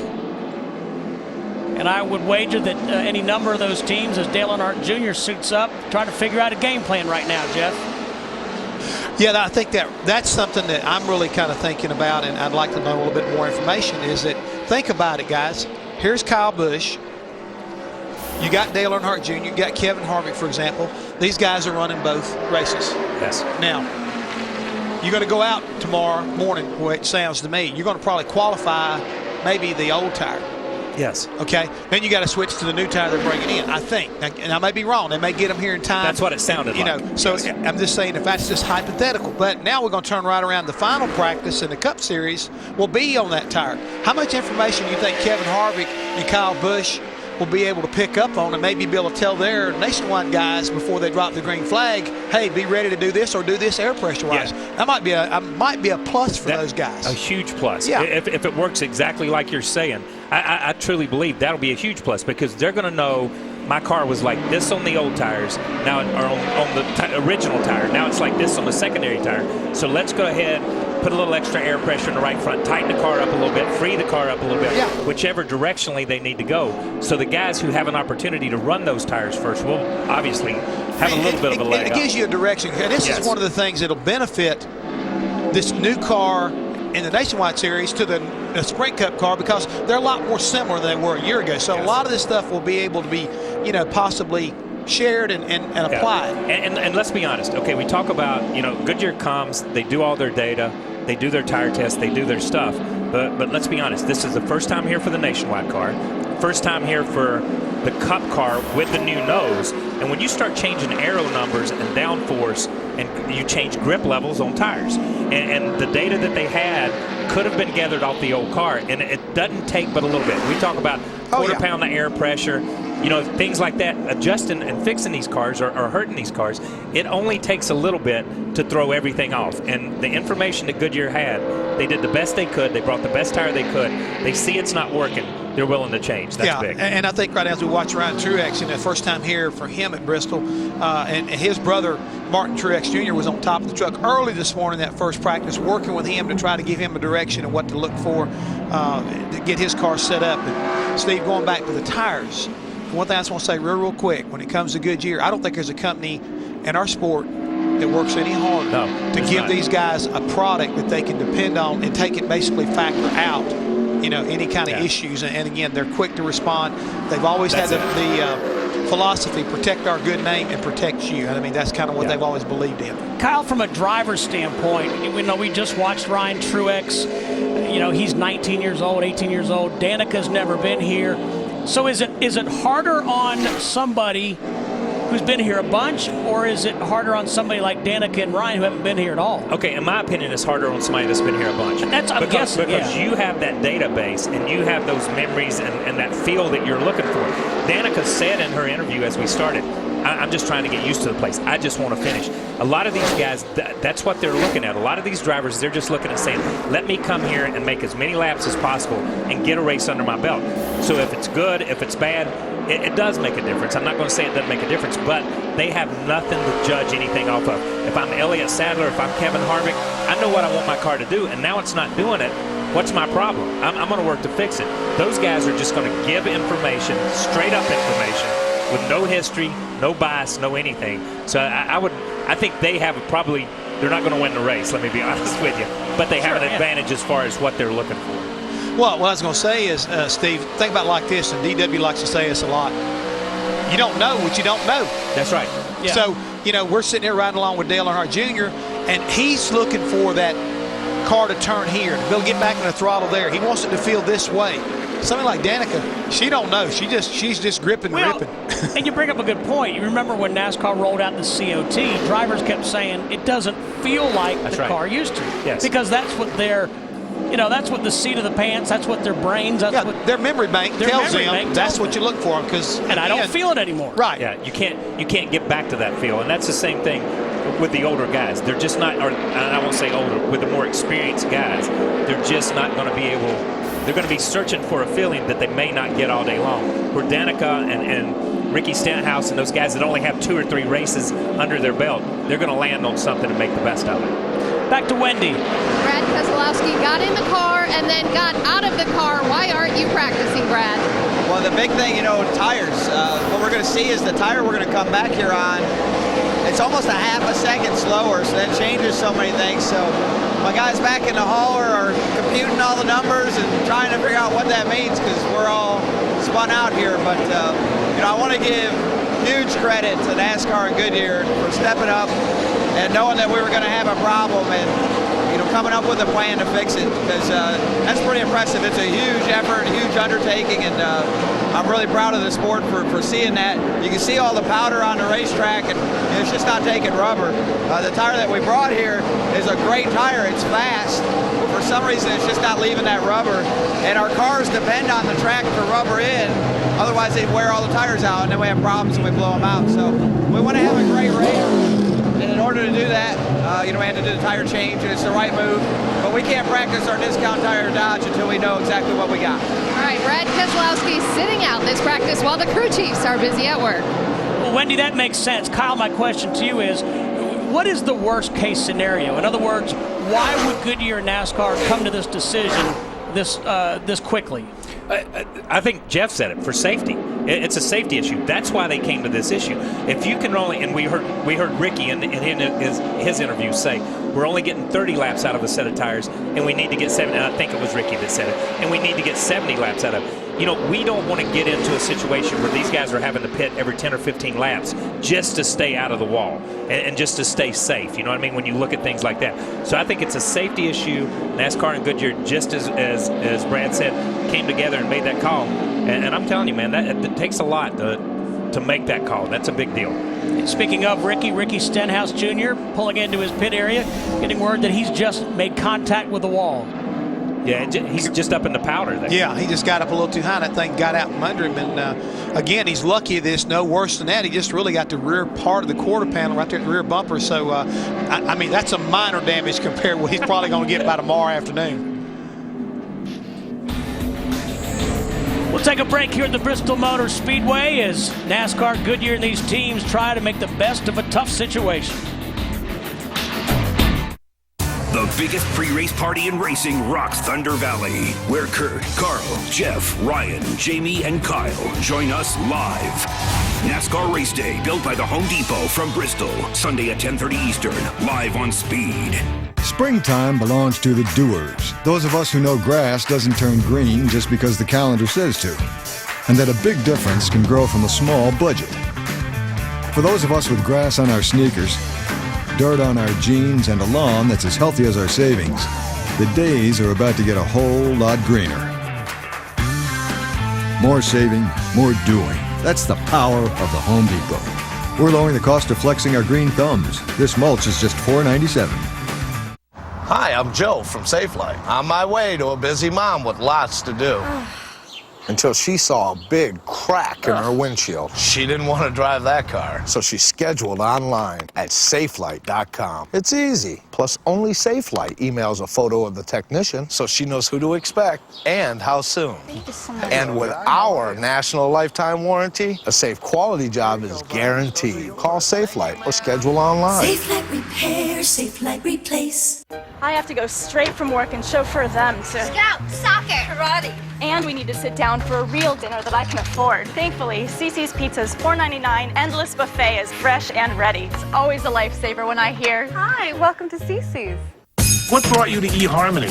Whatever the eHarmony system or the scientific formula, I'd never had that instant connection with anyone else. Never. Never. Ever. Never, ever, ever, ever, ever.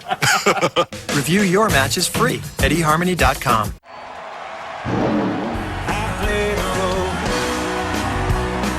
And the highways are song, and the city's like the same three chords, been helping us along, and the story is told. And the crowd is done and gone, shaking off the miles and trying to make it home.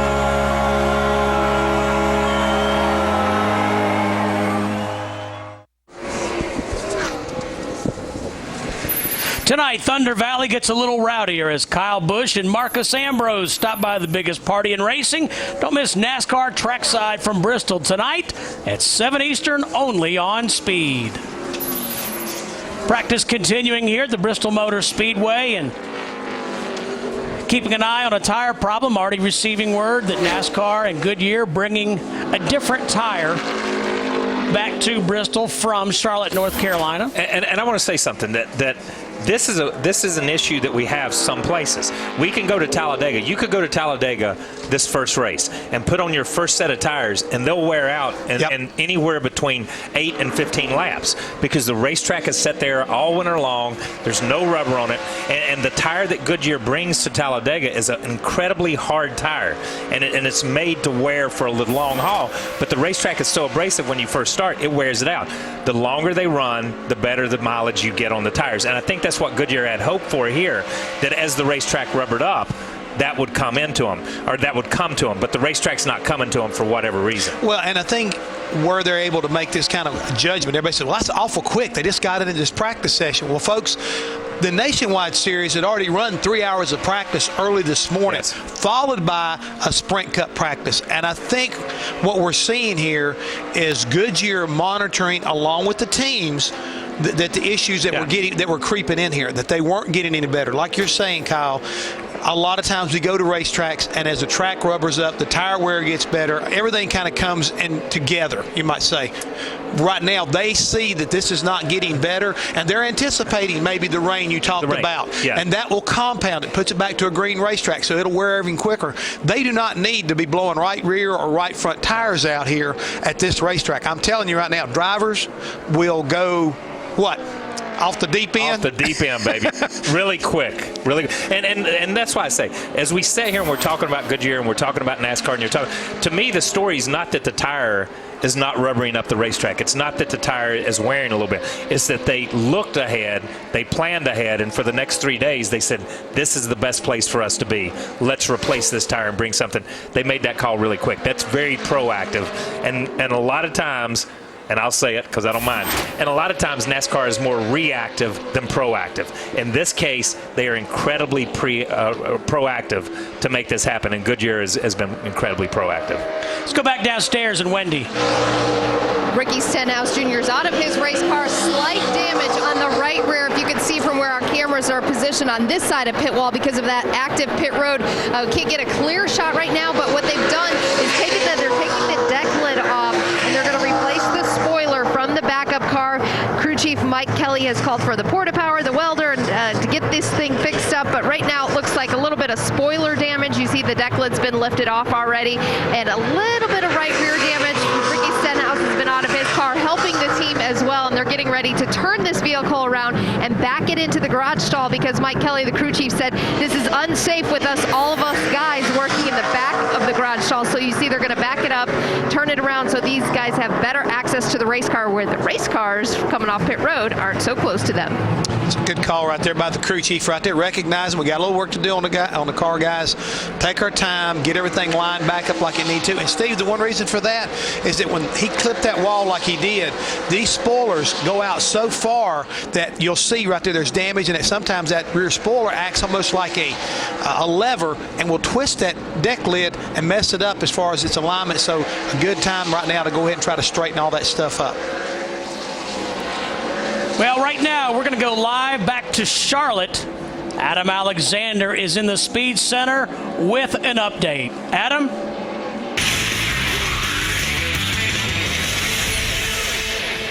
Thanks so much, Steve. We're coming back to Bristol in a matter of moments. First, though, MotoGP in Qatar, the first of 2 practice sessions today. And look who's quick. Casey Stoner at the top. 3 Americans in the top 10. Ben Spies is 3rd. Colin Edwards 6th. Nicky Hayden up 1 position to 10th. MotoGP coverage Sunday at 3 right here on Speed. And MotoGP scheduled to race in Japan in just over a month due to the tsunami that devastated parts of the country. The event has been moved to early October. This is similar to a year ago when the race was postponed due to volcanic ash. IndyCar teams testing at Barber Motorsports Park earlier this week, and Team Penske was fast. Helio Castroneves at the top of the board, followed by teammate Will Power. Defending champ Dario Franchitti was 11th overall. Speed Center's got you covered all day long. We're going back to Bristol for more nationwide practice. We see you back here tonight at 8 p.m. Eastern Time.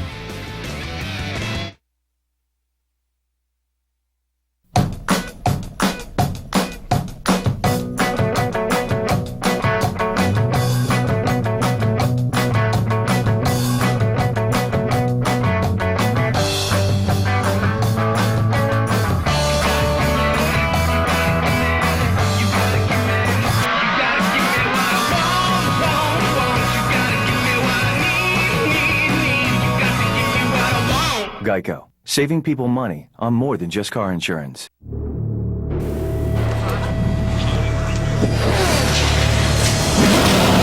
Green flag.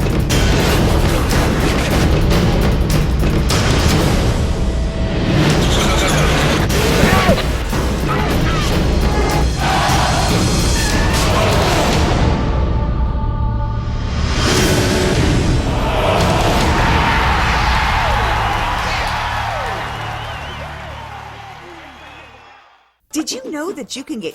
So, do you have any questions? What is your soup of the day? We have a mulligatawny soup. Oh, do you have any specials? We have a steak special today. Oh, how's that cooked? That's pan-seared and then... Does it come with a side dish? Is it grilled? Can I have it steamed? So, what do you recommend? What kind of pie do you have? You an actor. Aren't you from Ohio? Any questions?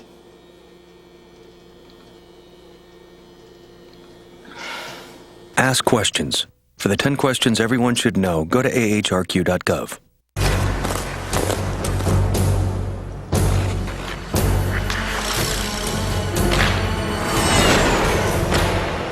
Oh, Shave, that's irritating.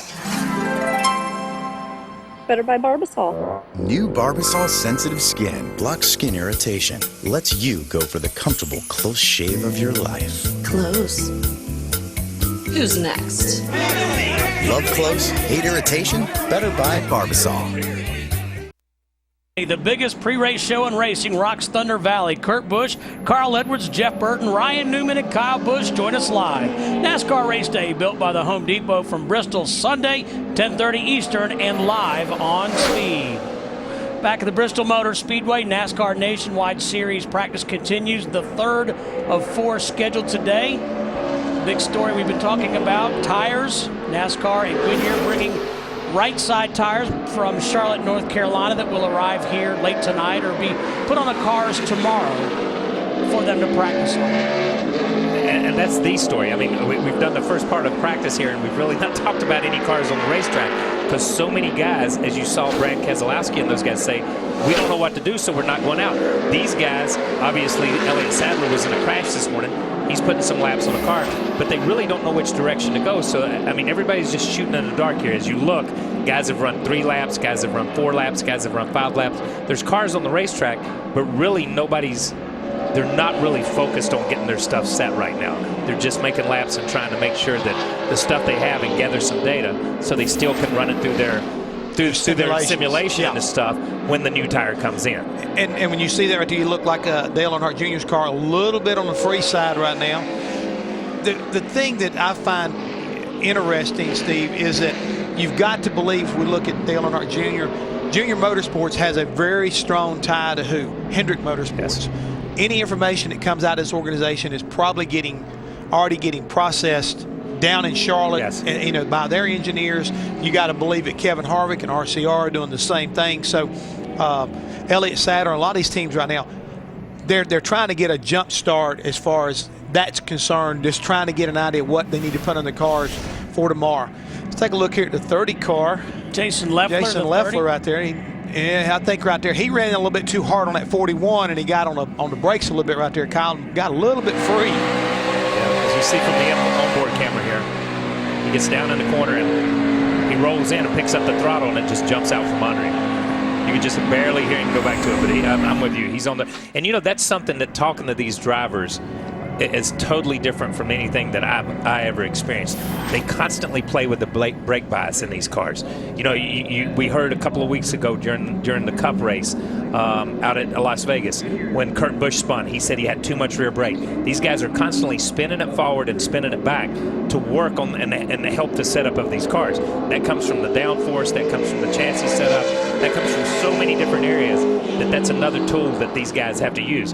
And I'll say this on Jeff's behalf.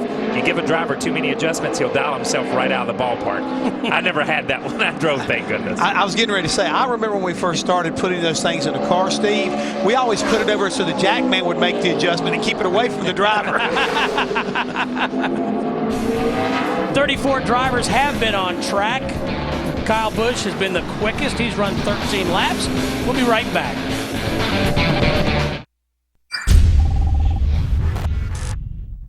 Y'all want to see some racing? Watch this.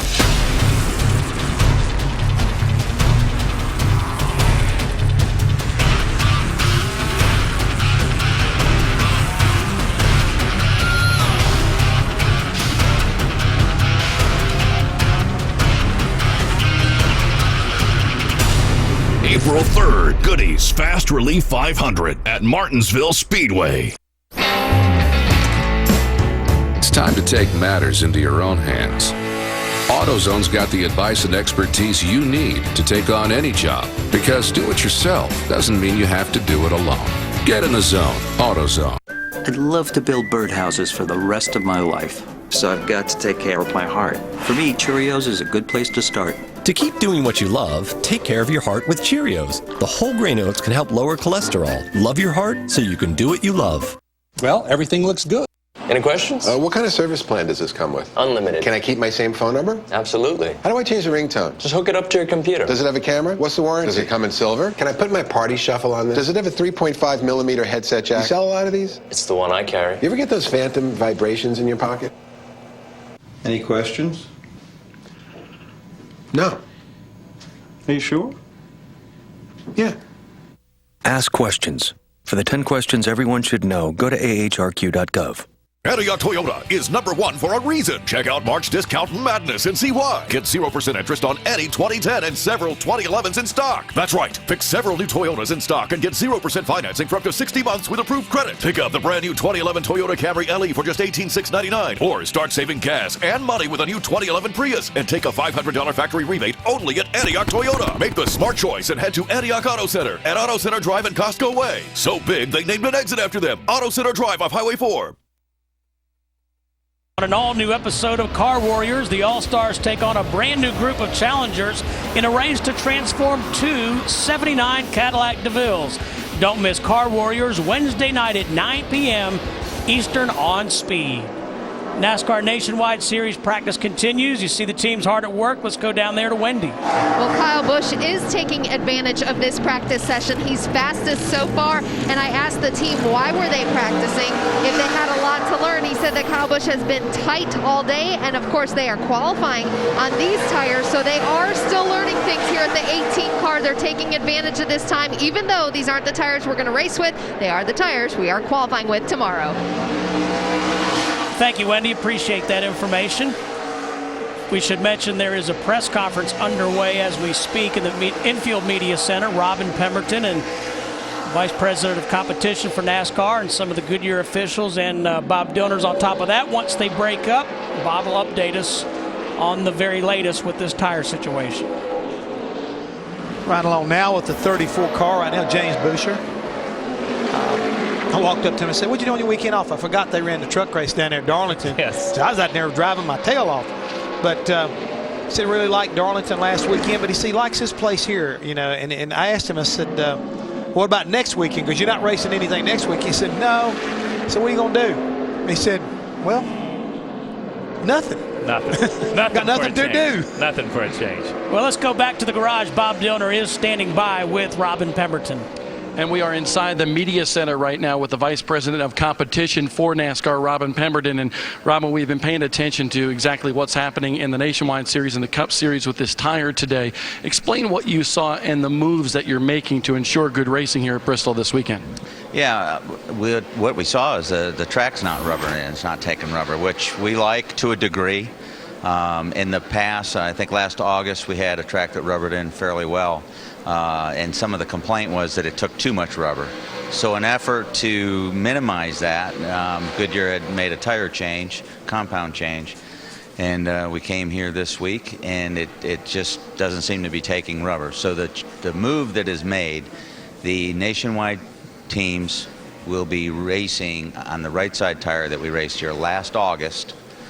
So that's a known tire, and the Cup Series will be on a tire that has run in Kansas and Fontana, that is the exact same tread compound as we've run here in the past, last summer, with just a small tweak to the construction. Now the question is here during Nationwide practice, tomorrow the Nationwide cars will qualify on the tire they're running today, but they will be running for the most part during the race on the tire from last August.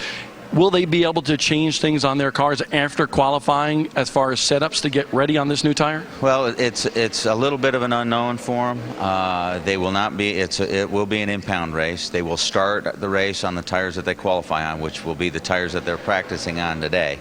There will be a competition yellow. I think it's at lap 25, where the teams will be allowed to. They'll have to put on the new tire. And we'll start the race from there and let the teams adjust throughout the race. And as far as the Sprint Cup teams, I was listening to your press conference. They'll be given one side of right side tires tomorrow to practice on. Why only one side of right side tires for those teams tomorrow? Well, we've got a limited quantity, and that gives us plenty of tires to run the race. And as we know, that they'll have opportunities to adjust on the cars during the race. So it's important that we don't slight the race quantities at all. All right, Robin Pemberton, Vice President for NASCAR here in the Media Center. We appreciate him coming on Speed today to address the situation. And I am told from Goodyear during the press conference here, they actually have, as far as Sprint Cup tires, about 1,200 tires between that and the Nationwide tires that they will be bringing from Charlotte to Bristol here overnight. Thank you, Bob. So, Kyle, my question, why even start the race then in the Nationwide Series Robin Pemberton saying they're going to run 25 laps. I guess I don't understand. I'm sure that's being done for a reason. I don't get it. And in my mind, I don't understand the reason except to say this. Just as we talked earlier about the Hendrick connection, the Childers connection, the Gibbs connection, there's so many teams in this series that have no connection to another team, that have to do this by the seat of their pants. So that gives a Kevin LePage an opportunity to qualify without simulation, without any technology, without any of that stuff, and then start the race at least. That's the only reason that I would say they would do something like that. And back to what I found interesting out of that conversation was these guys, the Nationwide guys, are going to run last year's Bristol tire. Right. The other group is running the same compound, but a different construction. And I wonder if that's because of the amount of tires that they have built, because we know Goodyear does a great job of building tires only a month or two out. So they're always that. So to go back and get the Vegas tire or the California tire or whatever that may be, to get that tire in that compound, maybe that's why they're running different construction but same compound. I have no clue. I think it's a combination of a lot of things, and I think the 25 lap rule, Steve, is the reason why they're going to start the race on these tires. They have seen that they'll go about 35 before they start showing a problem. But I'm saying, Jeff, but why not just put the tires they're bringing, start the race on those? Again, I'll go back to what Kyle said. They may not have enough, and this right here will allow them to get inside that window of making sure they got enough good tires to go to during the course of the race, and in that way the transition will be fair for everyone. Yes. And then a guy can't take and do a lot of adjustments on his car, like he's already saying.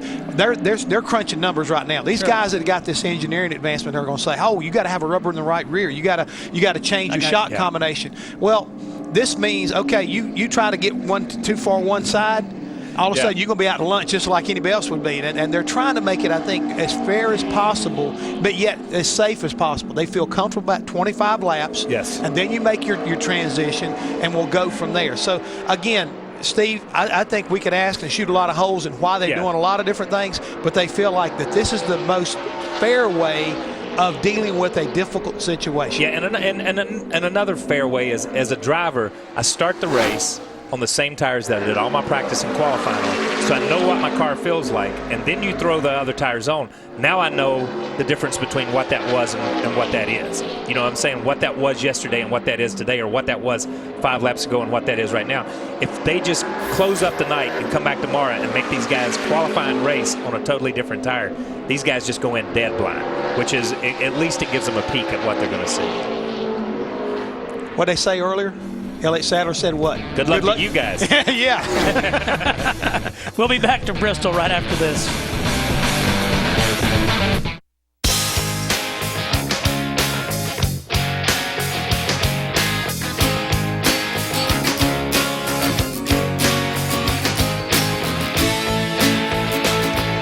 For 125 years, Sunoco's been fueling victories on and off the track. Why? Because winning is the greatest feeling in the world.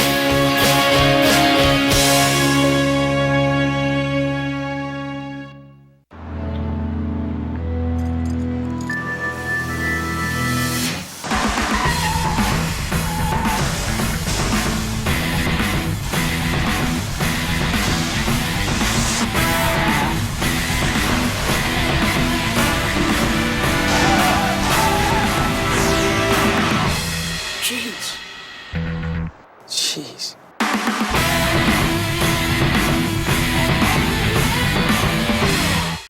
Lyle, you just emailed me a company-wide memo about the meeting. Uh-huh.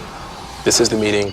We are the company. Don't sweat it. I just switched us to Sprint, so email, web, on 4G, it's all unlimited. You just texted me to read the memo? Unlimited text, too. We really need to jump on this conference call.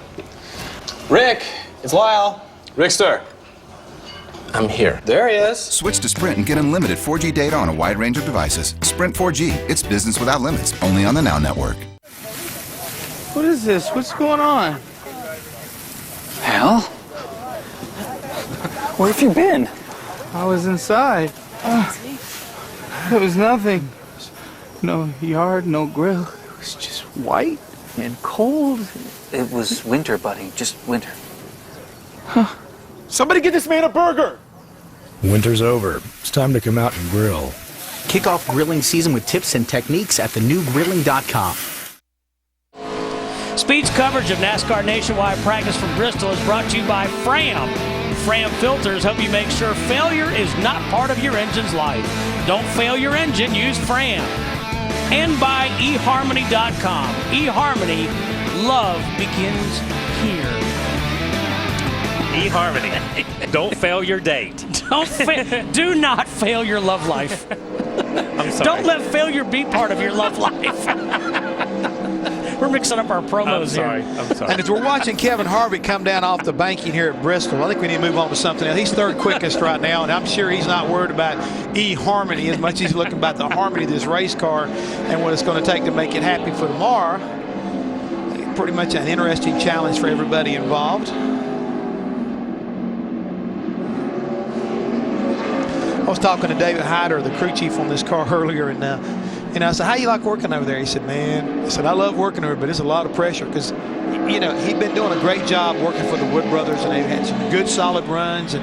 But when you come to some place like KHI, where they're used to winning, run up front, and bringing home the trophy, I mean, that puts a lot of pressure on everybody to perform. Yeah, it does. It puts a lot of pressure on the pit crew, on the team, on everybody. When you come from an organization that hasn't won consistently into an organization that has won consistently and dominated at some places, then you've got to do at least that well, if not better. And everybody expects you to pick up the pace and do better. Speaking of Harvick, he's a 5-time winner here in the Nationwide Series.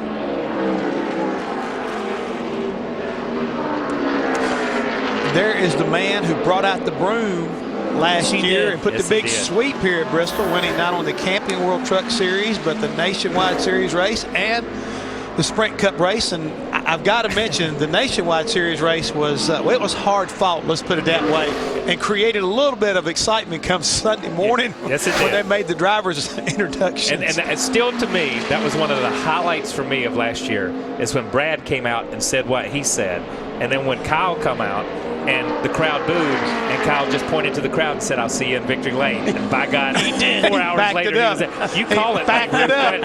And when you call it like that, I mean, and it was so amazing to hear the crowd when he just called it and then backed it up. And then he wins the race, and he stands up on his window ledge and rubs his eyes. Like, go ahead and cry. Go ahead and cry. It was perfect. Hey, I was over at all places in the goodies suite here at Bristol whenever Kyle and Brad Keselowski made his announcement about Kyle Busch. And I tell you, I think that it set the tone for the whole afternoon. Yes, I mean, everybody in there kind of like did to begin with was a big suck back, like, he said what? And then they gave him a big cheer. And then, like I say, it just kind of set the tone. And every driver that followed Brad Keselowski, how do you follow that act? Yeah, you can't, man. You can't. And I'm going to tell you what, how do you follow what Kyle did here last year? Because I think that was one of the most, and it got publicity and people talked about it, but it was one of the most underrated and people didn't talk about it like it was a big deal. People inside the sport did. That's trouble right there. And guys, this is Kevin LePage right here. And Kevin was running, I mean, extremely well. He was 12th quickest in his practice session, but it looks to me right now he has killed this 24 car. Let's take another look at what happened to Kevin LePage in the 24. Ooh, I see it. You see it? Never turned. Nah, right front. You can see the dust right there. It blew. He blew a right front tire, and just like Elliott Sadler earlier this morning, that's the end result. Yes. So we're under caution here. Bristol Motor Speedway in this third NASCAR Nationwide Series practice. We'll be back right after this. Wednesday on an all-new Car Warriors. Will sexism tear the All-Stars apart? To have a guy not take you seriously pisses me off. Wednesday on an all-new Car Warriors, followed by Car Science, only on Speed. Springtime belongs to the doers, those of us who know grass doesn't turn green just because the calendar says to, and that a big difference can grow from a small budget. For those of us with grass on our sneakers, dirt on our jeans, and a lawn that's as healthy as our savings, the days are about to get a whole lot greener. More saving, more doing. That's the power of the Home Depot. We're lowering the cost of flexing our green thumbs. This mulch is just $4.97.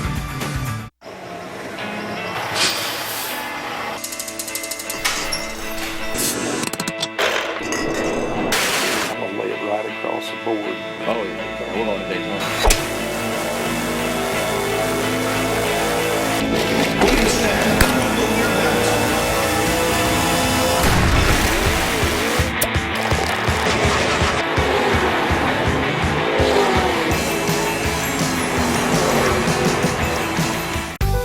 TireRack.com is more than just an online tire resource. We're your one-stop online tire know-how, know-who, and know-what. With TireRack's online research tools, you'll know you're getting exactly the right tires for you, your car, and the way you drive it. Speaking of that, know what else? Our prices are practically unbeatable. And that's all you need to know. Buy your next tires at Tire Rack and experience how we're revolutionizing the way you buy tires. TireRack.com. Research, buy, deliver, install.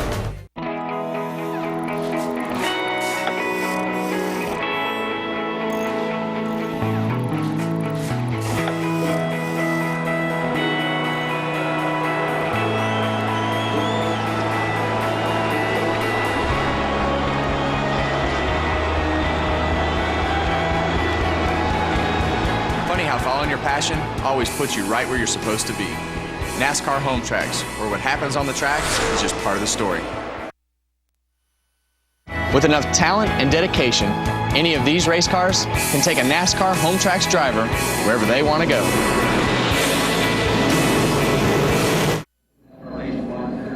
Back at Bristol Motor Speedway, under caution, Kevin LePage and the 24 cars made heavy contact with the wall. His car being towed off. Look at the damage there to the right front.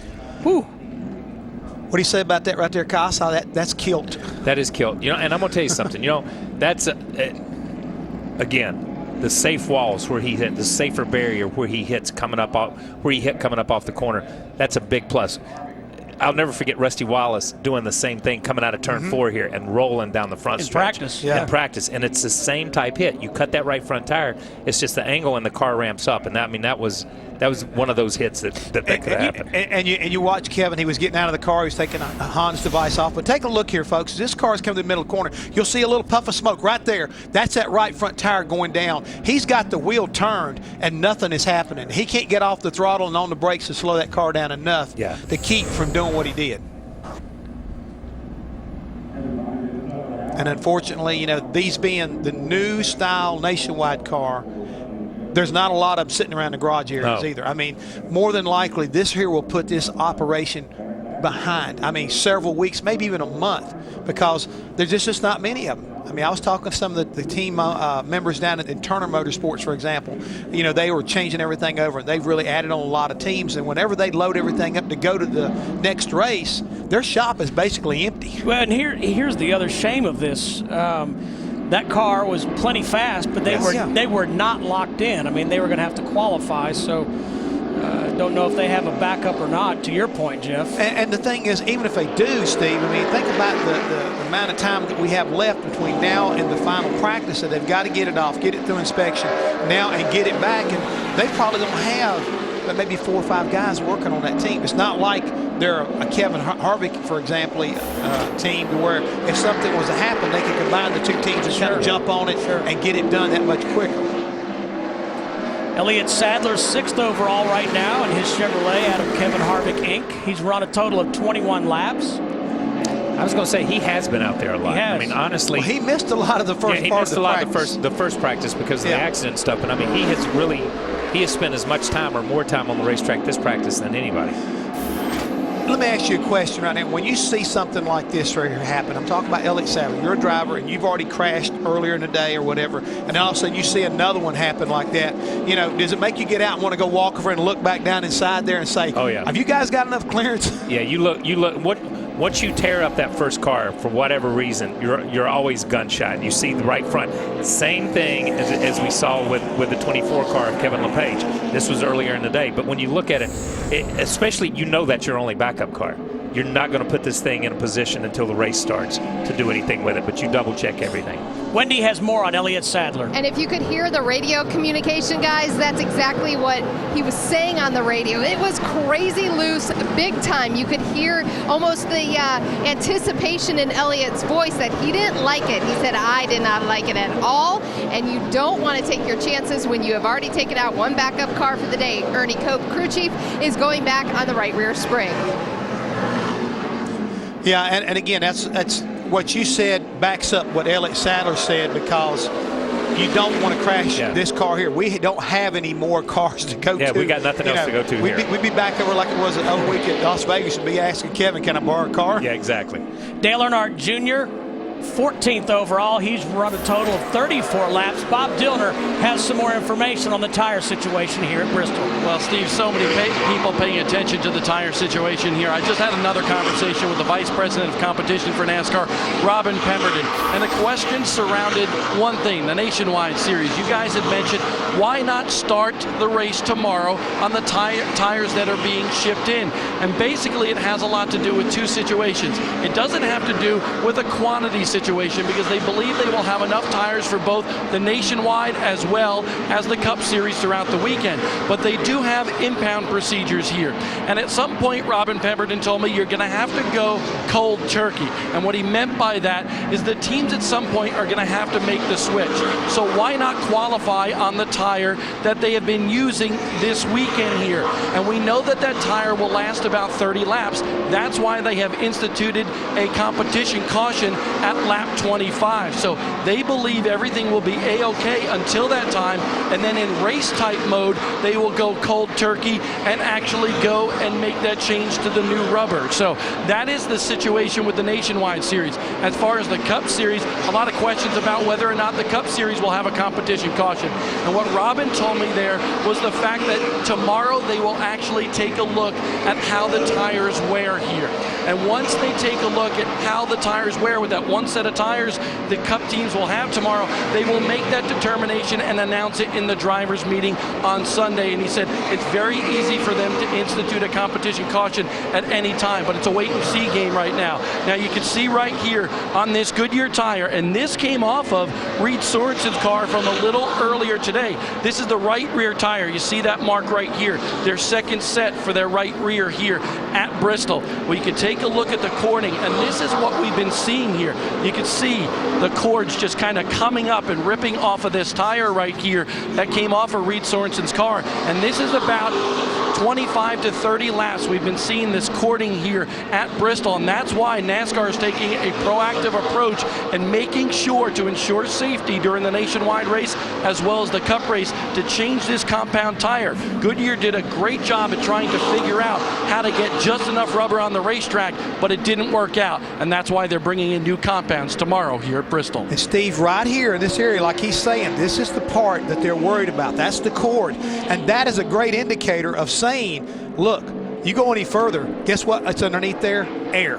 You're getting ready to blow this right rear out. And again, we need to make the cars freer, because if you put the onus back on the right front, it does that, then you're going to have the bigger risk of seeing what we saw earlier, not only with Elliott Sadler, but with the 24 car. Bob? I just wanted to show you, we've been looking at Reed Sorensen's Nationwide tire, but this tire actually, just to show you that it's been going on in the Cup Series as well, this tire actually comes off of A.J. Allmendinger's car, and this as well is a right rear. So I just wanted to show you, it's not just a Nationwide problem. We saw that on that tire, but this tire as well, cording for A.J. Allmendinger during practice. Yeah, and Bob, and you guys, we heard earlier, and if you watch the Cup practice, AJ said my car is out of control loose. You saw Reed's tire there. Notice that this is on the right, on the outside corner, the corner that's taking the massive load. As the tire slides to the right, it rolls over on that sidewall a little bit. It rolls that area, and that's the part that's taking the most heat. If you could go to the inside of that tire, the rubber's probably fine on the inside of that tire. There's just so much slippage on the racetrack, and the slip angle of the tire is just overloading the edge of the tire. Let's go back to Wendy. Thank you, Steve. Kevin LePage is one of those victims from this tire situation we've been having all day in Bristol. Kevin, what kind of warning or anything did you feel in the race car before that tire blew? The only thing I felt that we had a very fast Ford. Chris Wright and all the guys did a great job preparing this Ford for here, and we were in the top 10 most of this practice, and it was my third time out, and next thing I know, the right front went down, and when it goes down there, you're going to hit the wall. Unfortunate thing is we don't have a backup, so I think my day's over with right now. All right, bad news for Kevin LePage, but the good part, he's okay and he's walking away, guys. Thank you very much, Wendy. Kevin LePage heads back to his team's transporter. Another look at what happened to Kevin LePage. His 24 car had been in the top 10, just would not turn. We'll be back to Bristol.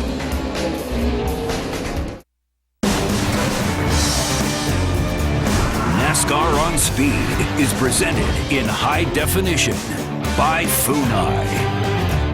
The NASCAR Camping World Truck Series, all season long, live on Speed.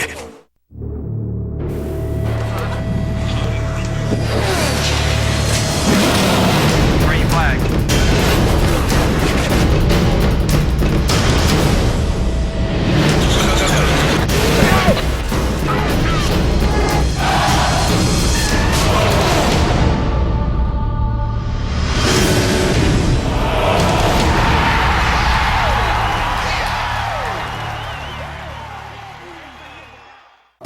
Do you have a problem with... Folks, why won't we go to the doctor? My uncle called, speech all slurred, complaining his arms numb. He called everyone. He even called my daughter Tiara, because, you know, she's got a year of nursing. Everyone thinks he needs to go to the doctor, including me. So he said, well, will you take me? I'm like, I'm on the road. He goes, I'll wait. Stroke's no joke. If you or someone you love have symptoms of stroke, don't wait. It may be too late. Dial 911. Time loss is brain loss. You won't always see the signs when your wiper blades don't perform. But with new Michelin Stealth Hybrid blade design, you can steer clear for the road ahead. Michelin Stealth, combined conventional frame design for unbeatable windshield contact with clog-free beam blade design for performance in ice and snow, helping you steer clear no matter what nature throws your way next. Michelin Stealth wiper blades, a better way forward.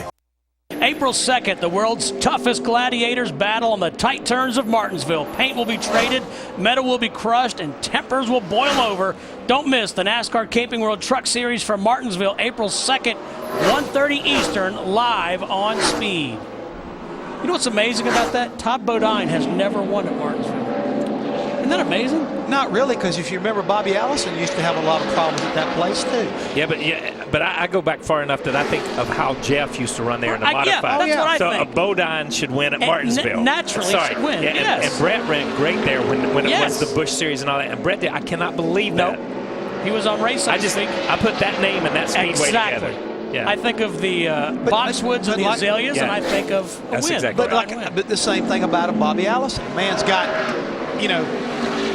83 wins. No, but I'm with Kyle. You think of Bodine at Martinsville. You think. But how many places did Bobby Allison win on short track, and he didn't win at Martinsville? True. I mean, it's a difficult place. Let me ask you something, driver. Mentioning Martinsville, here at Bristol, which places did you have more trouble controlling your emotions? Here at Bristol or at Martinsville as far as temper? Martinsville. And here's why. Because things happen so fast here, and it's not always in your control. A guy can get into you, a guy can spin you, you can get into a guy, and it's just racing at Bristol. I always felt like when somebody got into me at Martinsville, by God, it was on purpose. They meant the bump, they meant the grind, they meant the spin. Here, I never felt that. You had to check that at the gate and say, hey, that wasn't on purpose. I got Elliott Sadler, again, the other night on Race Hub, I was asking him about that, and he said, here's the thing with Bristol. Somebody runs into the back of you. He said, if you're at Michigan, you have time to gather yourself up. You look in the rearview mirror. You process who was that. He said, here you get hit. You just got to keep digging. You got to keep going. You're getting hit trying to drive away from the hit. And things happen so fast that you don't really think it's anybody's fault. You know what I mean? You really don't. Yeah.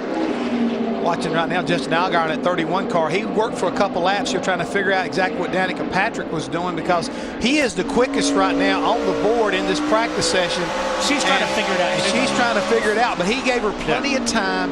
He was very methodical, very patient, figuring out what she was doing, what line she was running before he made a move on her. But watching the in-car camera here, shooting back towards Danica, she's running where she needs to run. She's doing a really good job. She's found where the groove is, and this helps her a lot to follow somebody like Justin or to follow these good cars just to see where they're at on the racetrack. I've been very impressed with what she has done this season, Kyle. I went by and told Tony Eury Jr. that, to me, if you had to give somebody the most improved from one season to the next, she's done a really exceptional job of adjusting and showing improvement from one season to the next. And, tip of the hat.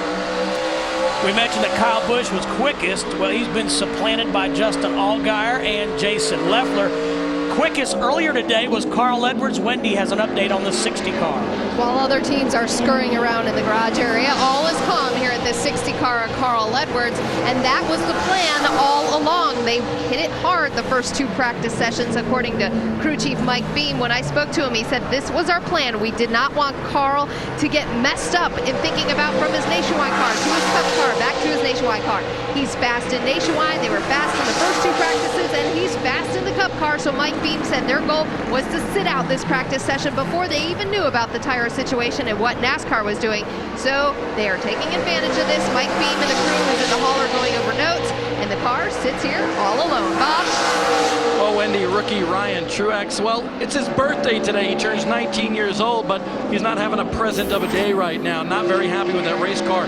Very loose in, but take a look right there. He's got some drivers helping him out. His brother, Martin Truex Jr. is here, as well as NASCAR Camping World Truck Series regular Matt Crafton. Both of those guys on the radio with Ryan throughout this practice session, trying to get the rookie some tips here in Thunder Valley. You know, getting back to Kyle Busch, I want to follow up on what you said about him sweeping here in August. I think one of the things is, had he swept on a different racetrack, it would have been, but to sweep here at Bristol, that's what made that so amazing. It was underrated, you're right. Yeah, I just thought it was one of the most underrated events that happened last year that didn't get the publicity that it should have gotten. Because it's hard to dodge wrecks in one race, much less 3 in a row, and it's tough to dominate 3 races. And he may not have dominated every race, but by God, he was the top 1 or 2 cars in all the races. I think that, and again, you talked about tempers and how you deal with certain things here at Bristol compared to another racetrack, but I think that the way he won the Nationwide race by, really getting in there, having to rough up Brad Keselowski, and the end result of Brad saying what he did, I think that kind of overshadowed the accomplishment. No matter how you did it, it's still the accomplishment to be in that position to be able to win that race that day. There was so much a focus on that. I think, like you say, it took away from how, took away from, as far as the fans probably saw it did. As far as I saw it, by God, he kicked butt 3 races in a row. And he won the truck race from the rear. Yeah. Just throwing that in there. We'll be back to Bristol. Stay with us here on Speed.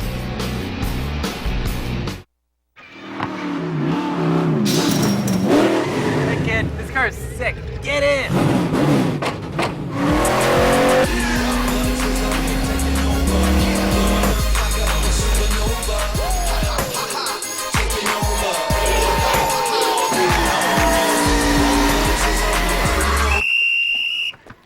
Gotta win.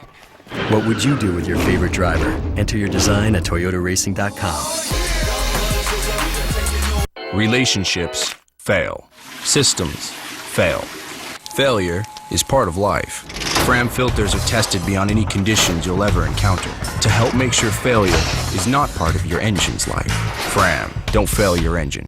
I have to go straight from work and chauffeur them to Scout, soccer, karate. And we need to sit down for a real dinner that I can afford. Thankfully, Cece's Pizza's $4.99 endless buffet is fresh and ready. It's always a lifesaver when I hear, Hi, welcome to Cece's. Whatever you want, whatever you need, the low price is guaranteed. You can have it now, you don't have to wait. You can buy a lease to own the Aaron's way. Nobody beats Aaron's, nobody. Nobody beats Aaron's, nobody.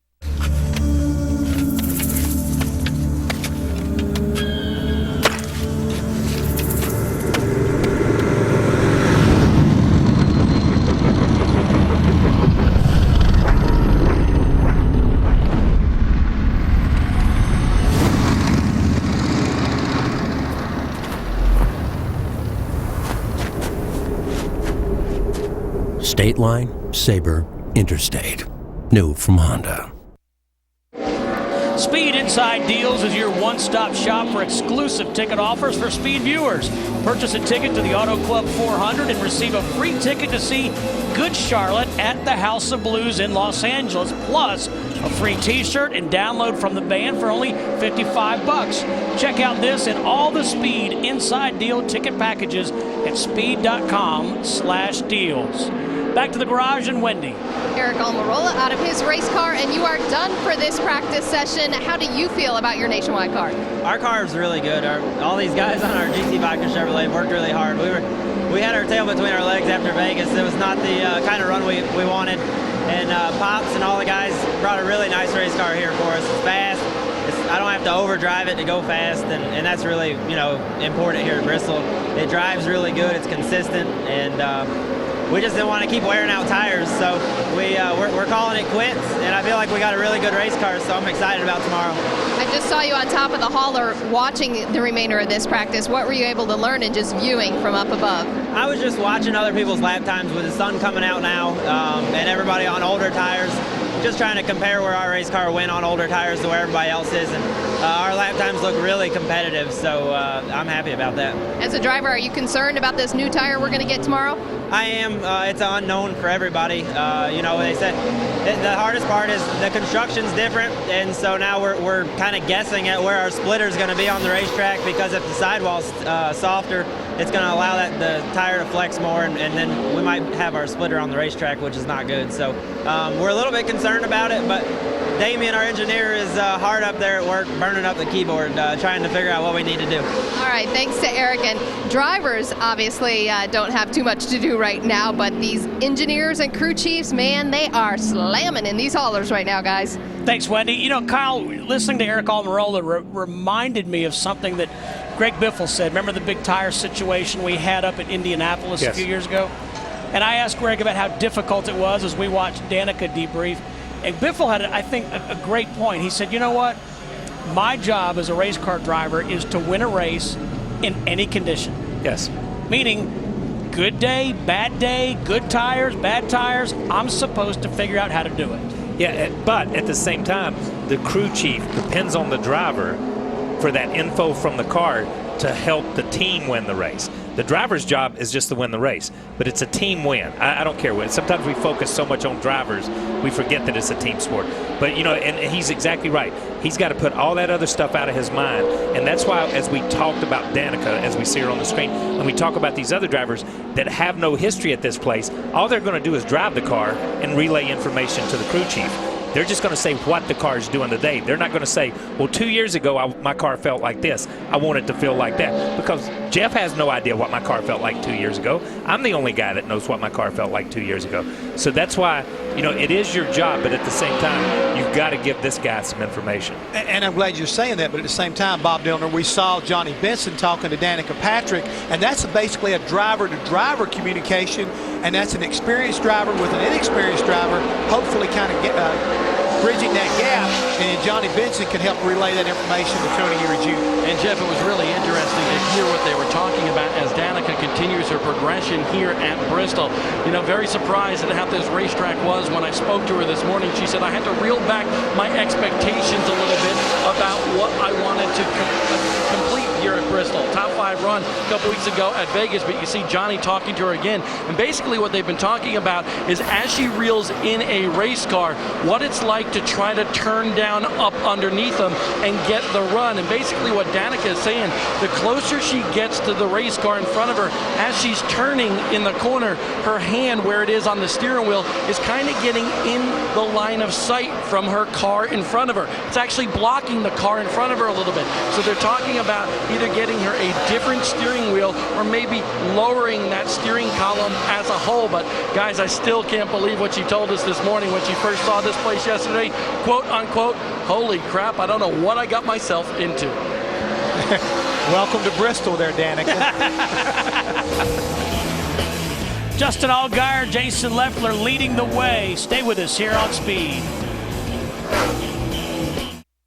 Wednesday on an all-new Car Warriors. Will sexism tear the All-Stars apart? To have a guy not take you seriously pisses me off. Wednesday on an all-new Car Warriors, followed by Car Science, only on Speed. Honey, could you grab another bag of ice? On it. Did you see that pass on turn 3? No, I had to feed the pony. The only ponies at this party are underneath the hood. Look, if I don't get this ice. Oh, if I don't get this ice. You got a 4G face melter in here, man. Let's do this thing. Okay, yeah, just one lap. One. Just do one. Yeah. How's that ice coming? Fuel your fan with the latest news, stats, and highlights on NASCAR Sprint Cup Mobile, only on the Now Network. It's time to take matters into your own hands. AutoZone's got the advice and expertise you need to take on any job, because do it yourself doesn't mean you have to do it alone. Get in the zone. AutoZone. What brought you to eHarmony? Whatever the eHarmony system or scientific formula, I never had that instant connection with anyone else. Never. Never. Ever. Never, ever, ever, ever, ever. Review your matches free at eHarmony.com.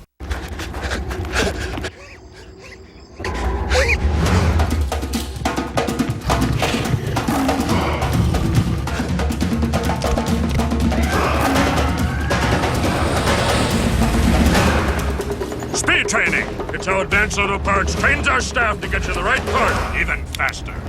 Not bad. The parts you need even faster. Advanced Auto Parts. Service is our best part. Next! Get the latest photos and extensive news and updates from the NASCAR weekend at speed.com. See video highlights, in-depth stats, expert analysis, driver blogs, photo galleries, and feature stories. Get more at the speed.com NASCAR section. And look at that shot. You know, I sure am glad Andy Jeffers decided to let us take a look at this. I mean, that's a beautiful shot of what these guys are seeing around this racetrack, what this car is feeling. I mean, pretty smooth racetrack overall. It looks really smooth on this shot right here. It's a really smooth racetrack. It's not as smooth as that looks, but they did a great job. If you remember when we first came here, they had to grind it back down and knock the edges off of it, and it would chatter your teeth when you were around here. But it's a really nice place now.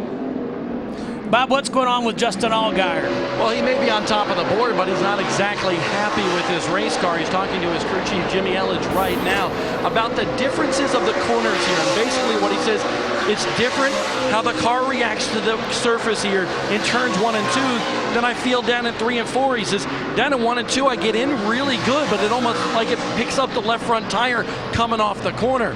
But over in 3 and 4, especially on entry, he says, the center of the corner is really problematic for me because it's really tight. He said, no matter how I arc the corner, it's still tight in the center of the corner. And because I have so much wheel in it, it's really wicked loose coming up off. So right now, Justin Allgaier kind of out of control a little bit as they experiment with this tire and this setup here at Bristol. So fast, but not necessarily happy with that 31 car.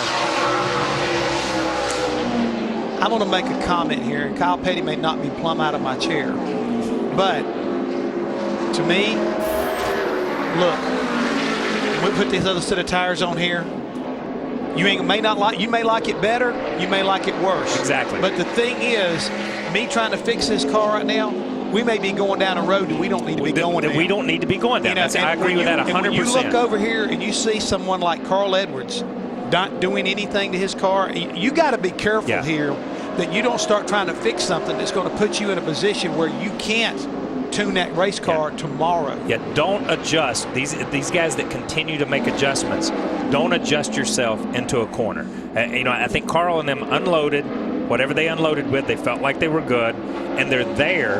Now they're doing their simulation off where they felt like they were good, and they'll do their other stuff. So you can't get yourself. That's why I've been surprised at some of the times that the 2-car and some of these guys have spent so many laps out there, Elliott Sadler and those guys, unless they're just gathering information for their simulation. But I'm going to say something that talking what Justin just said. I know if you see this track from the air and you see all the great, beautiful shots around this place, then it looks symmetrical. Yep. But it's 2 different corners, 2 totally different corners. Turn 1, you feel like you can sell it off into turn 1. And the car turns, you run right over there where it says, right there, where you saw the 40 car, right there, where it says Food City, you just drop your left side right down on the flat, and the car is perfect. You get down here in 3 and 4, 3 and 4 is a perfect arc until you get off of 4, and then it tightens up, and like Justin says, you got to put some more wheel in it, it pushes, then snaps loose. So it's 2 totally different ends of the racetrack, and you have to compromise for that. But just as Jeff said, if you work your way into a box, you're not going to be able to compromise on either end of this corner or racetrack. Wendy. What you guys are talking about arcing the turns is exactly what the 11 car of Brian Scott is working on. It's not so much the setup of the race car. Kevin Kidd, his crew chief, said these are really good lap times. You're getting to the bottom quicker, you're arcing it quicker, and that line looks really good. That's something they've been working on. They're making a lot of short runs right now, and he has good lap times. Brian Scott came back and said, that's what happens when I have a good car. Well, sometimes. The one thing is, as we listen to Wendy talking about what Brian Scott and his crew are working on, and I'm going to come back to what Kyle said earlier about the driver. To me, tomorrow, who winds up winning this race is going to show us not only the adaptability, but also the perseverance of a driver. Whoever winds up going to victory lane is going to be the one who can adjust and give the best information back to his team where they can make the right adjustments. Because again, this is a pretty short race. A lot of things happen in a hurry. So again, the driver tomorrow, he will earn his keep when he goes to victory lane. It will not be an easy victory. Definitely. Reed Sorensen in the 32 car, among the quickest. Justin Allgaier still the fastest. Inside the 2011 Dodge Journey is an 8.4-inch touchscreen that lets you control the stereo volume, radio tuning, climate controls, turn-by-turn navigation, and Bluetooth activation. Technology, inside technology, controlling more technology. Welcome to the future. Now, lease the new 2011 Dodge Journey Main Street for $299 a month for well-qualified lessees.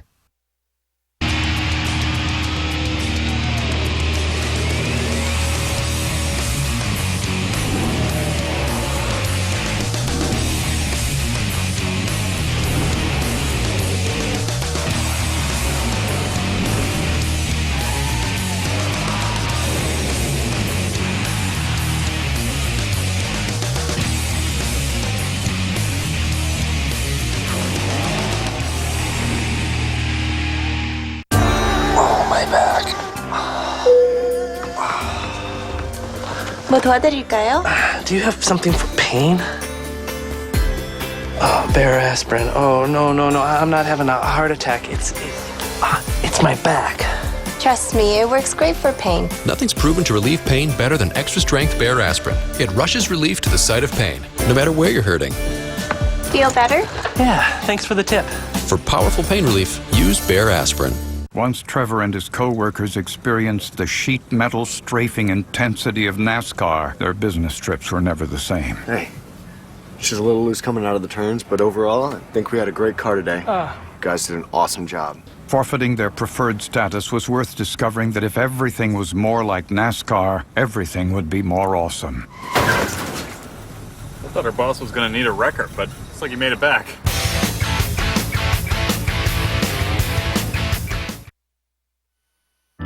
NASCAR and the American farmer are working together to bring us American ethanol, the right choice for the future of our sport, our country, and our planet.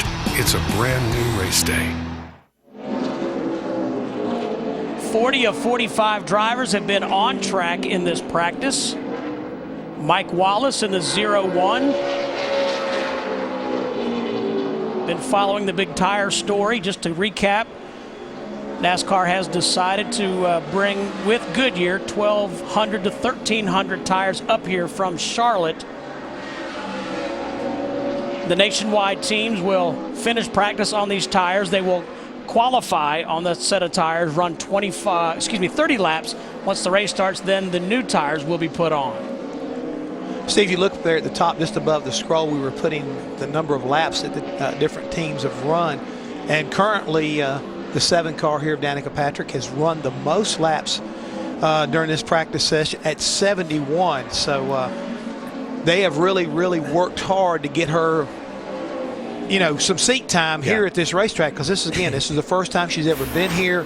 She's going to feel like she's run basically a full race by the time practice this morning and this session here. And there's one more practice from 5 to 6. Yeah. Yes, but this is a funny racetrack, and I'm sure Darrell has said it, and we heard some of the younger drivers talk about it, is when you go out and run those first 3 or 4 laps, it takes your breath. You can't even breathe.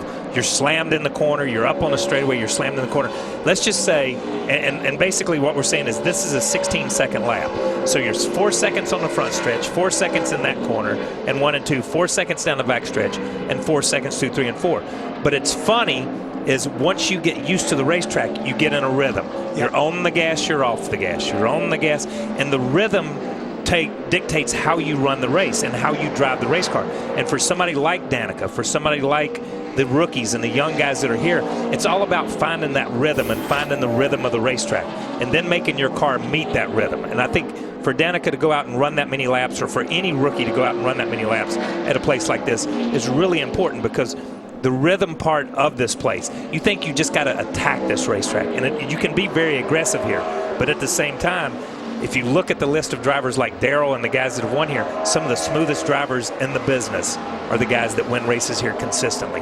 They're just guys that find that place and make it happen. Take a look right here real quick. The X-Side car there, number 34, James Boucher. I just want to tell you this guy's real quick. You know, we were laughing about what he did last weekend when the Cup Series and Nationwide Series was off. He was racing at Darlington. Now he's here at Bristol. Well, next weekend when he does have his weekend off, I just about forgot about this. He will turn 21 on Saturday. You know where he's going to celebrate his birthday at? A bar, 21. Vegas. Vegas, baby. That's right. Now you're a winner. He is headed to Vegas. I said, what are you going to Vegas for? He said, I like the town. And he said, I just think it would be cool to turn 21 in Las Vegas. Sounds to me like maybe hangover. I hope he doesn't wind up with a tiger in his room. Oh, me. It must be exciting to be 21 again. Can you remember that far back, Kyle? No, I don't. Sorry. You've never had a tiger in your hotel room, have you? Tiger blood. No, not Charlie Sheen. Oh, I'm sorry. I'm talking about the movie The Hangover. I'm sorry. No, they had a tiger. I had a flashback there for a minute.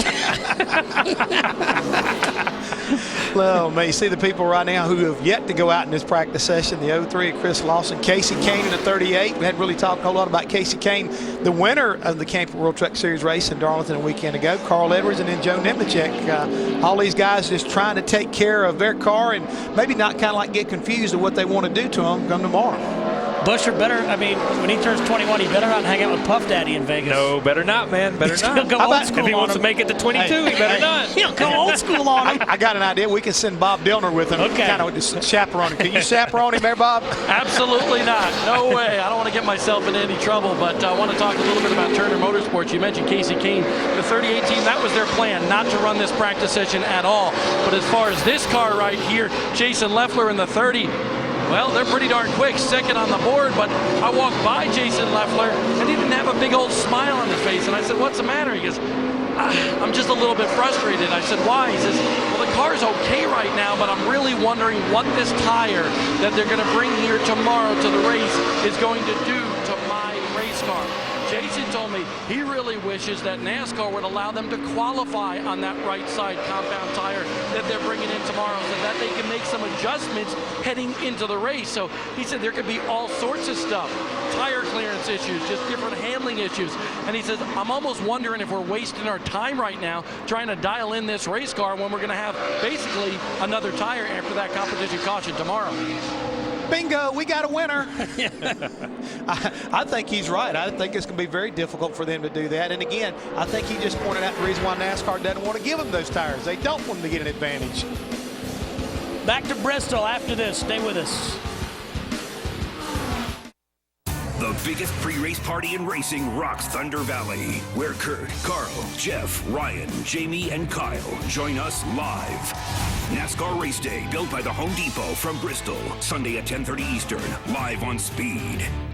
TireRack.com is more than just an online tire resource. We're your one-stop online tire know-how, know-who, and know-what. With TireRack's online research tools, you'll know you're getting exactly the right tires for you, your car, and the way you drive it. Speaking of that, know what else? Our prices are practically unbeatable. And that's all you need to know. Buy your next tires at Tire Rack and experience how we're revolutionizing the way you buy tires. TireRack.com. Research, buy, deliver, install. And for you, the chef has prepared something really special. I think you're really gonna like this. There you go. Oh, have you tried ProGlide? You gotta be kidding me. Have you tried Pro Glide? No. No, I haven't. What are you, crazy? Hey, turn shaving into gliding. You gotta try it. Danny, is that tiramisu? It's your turn to take the Pro Glide challenge. Go to youtube.com/ProGlide. So what are you waiting for? Nothing now. Well, everything looks good. What's the big news in priority mail flat rate boxes and envelopes from the Postal Service? Over 1 billion used. With envelopes starting at just $4.95, flat rate shipping is the hassle-free way to ship. Pass it on. With flat rate boxes, there's no need to weigh anything up to 70 pounds. If it fits, it ships. You ship all different sizes? Distributor caps to brake shoes, so 4 box sizes come in handy. If it fits, it ships. Documents to different states? Coast to coast. With flat rate envelopes, I ship anywhere in the country. International, too, for a low flat rate. Now we'd like to pass on this offer to you. Call or go online to order your free flat rate shipping kit. You get free boxes, envelopes, and our helpful shipping guide. I'll even deliver them to your door for free. It's an offer too good to pass up. Call or go online now to order your free Priority Mail flat rate shipping kit, only from the Postal Service, a simpler way to ship. Speed's presentation of NASCAR Nationwide Practice from Bristol is brought to you in high definition by Funai. Funai, fun and innovative. Experience more at FunaiAmerica.com. Let's go back to Miss Wendy Venturini.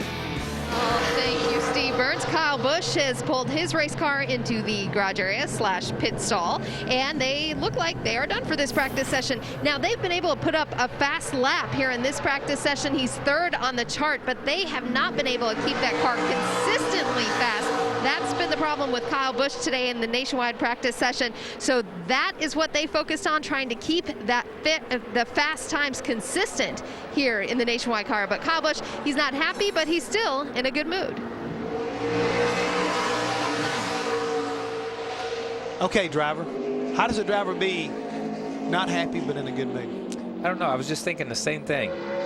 That's a to me, well, it's almost like an oxymoron to me. Yeah, it is. I've never seen a happy race car driver. I've never seen a happy race car driver, really, honestly. So let's be honest. I have when you're in victory lane. Yeah, but only for a few minutes. Yeah, okay? and then something makes you mad. Yeah, too many photographs, too many hats. Too many hats, too many photographs. Check's not big enough. Trophy's too heavy. Can't get it home. What's the problem? Okay. Sun's in my eyes. Yeah, I know. Can I get a little shade over here, please? Yep. Oh, me. Oh.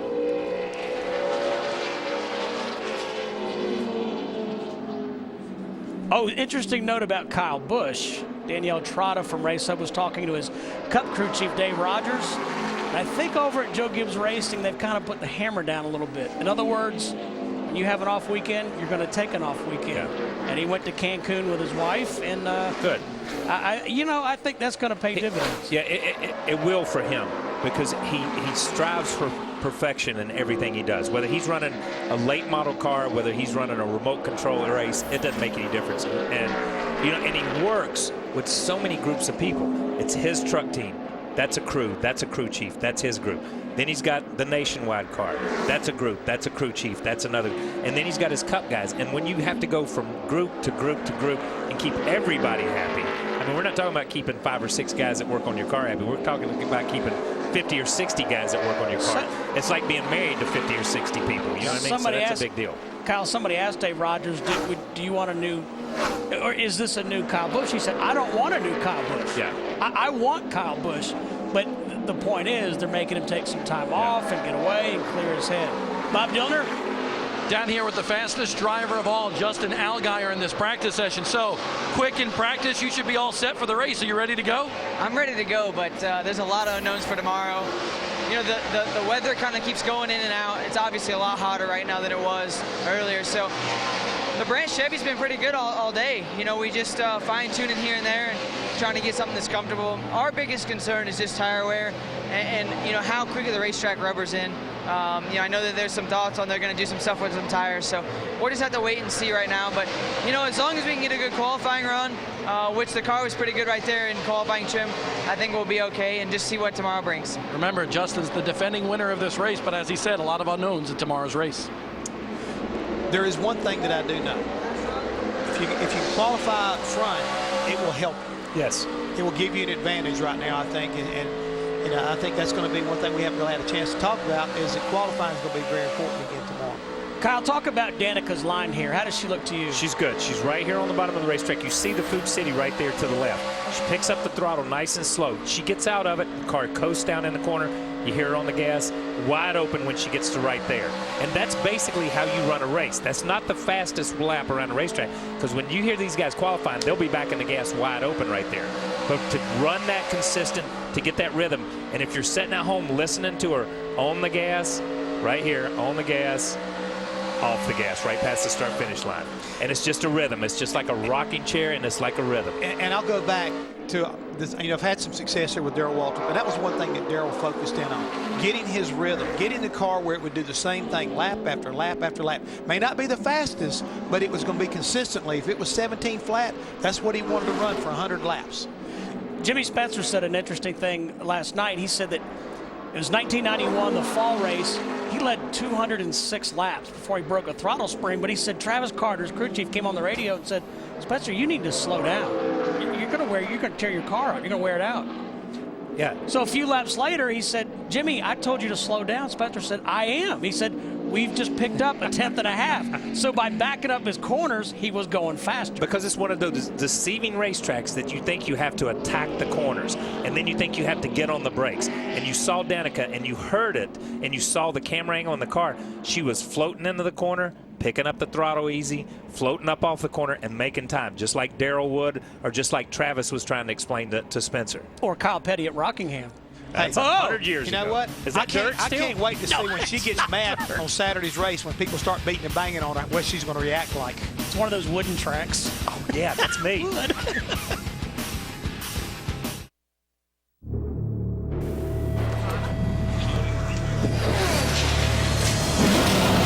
Green flag.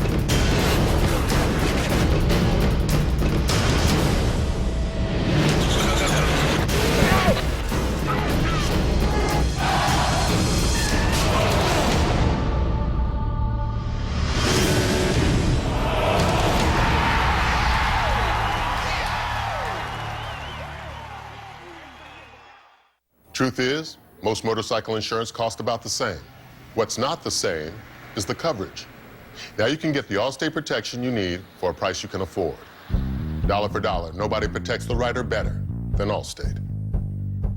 Combat Control, this is Air Force Rescue 1. We are inbound.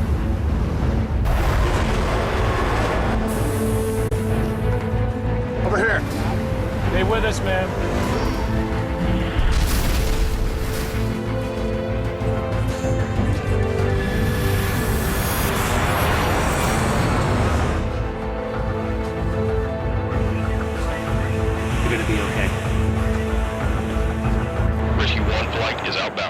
Experiments fail.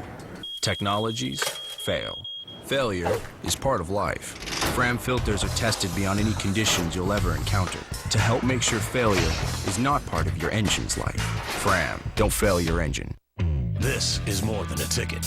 It's a wallet-sized definition of who you are and where you belong, providing both a place to sit and countless chances to stand up for what you believe in. It's a rite of passage, a declaration of independence, and an invitation to discover 43 new heroes and 100,000 new friends. This is more than a ticket, because it says as much about you as any piece of paper can. Reserve yours today at NASCAR.com/tickets. This copyrighted telecast may not be reproduced, retransmitted, or used in any form without the authorized written consent of NASCAR Broadcasting. NASCAR would like to thank all of our loyal fans for your continued support, and we hope you enjoyed today's broadcast. Elliott Sadler, about the only driver out on the track right now. This is kind of the way we started this practice. I know. He was on the racetrack then. Ricky Stenhouse Jr. just made his way out. Let's go to Bob Dillner. Kevin Harvick up on the scale pans here in the pit area at Bristol. Fourth quick on the speed charts.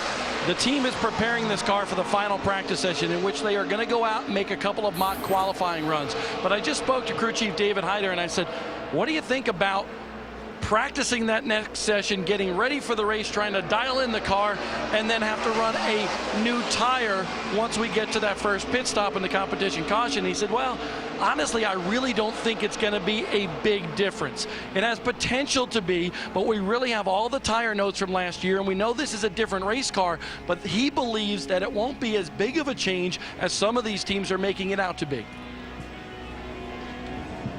That's his prerogative. I worked with Hyder. He never thinks anything's a big deal. That's an optimistic That's right there. very attitude. optimistic. But Hyder's always been optimistic. He's just he's confident in his ability and in Kevin's ability that whatever they throw at him, he'll be able to overcome. The driver's ability. We mentioned Ricky Stenhouse Jr. was on the racetrack. He was not there very long. Let's take a look why. Well, that back end was wanting to come around, wasn't it? Now, they've already put one new deck lid on this car after popping the wall. So, Ricky, you need to be careful. I don't know if they've got a lot of spare deck lids up in the truck. Yeah. Cross flags are out, the red and black. This nationwide series practice is over. They will practice again from 5 until 6. We'll have that for you live here on Speed.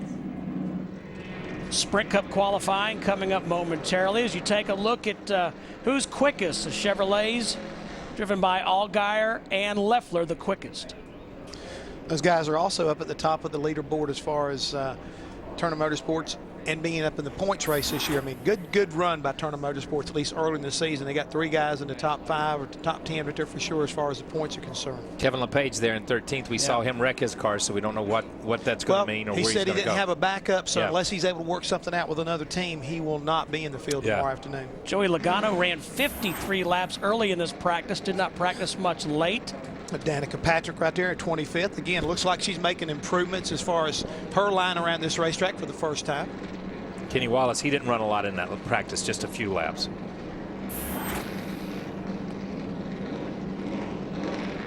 We're going to step aside. Mike Joy, Darrell Waltrip, Larry Mack. Larry Mack's back from a field trip.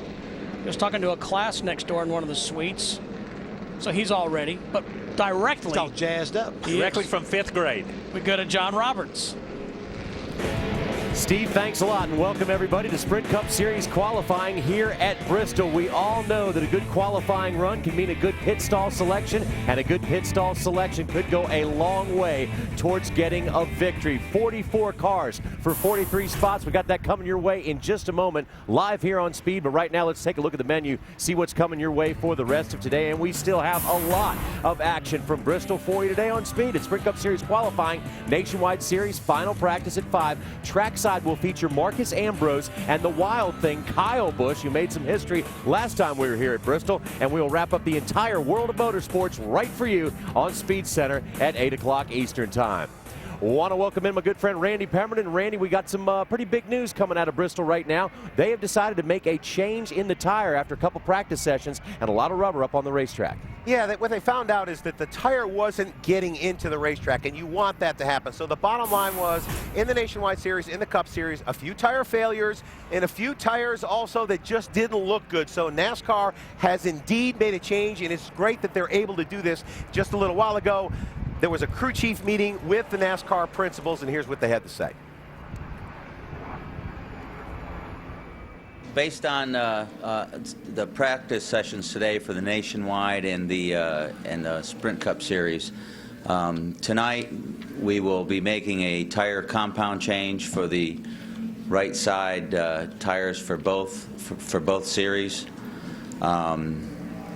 Tomorrow the Nationwide Series will qualify on the tires that they are on today, and we'll change those tires during a competition yellow at roughly lap 25 in the Nationwide race tomorrow afternoon.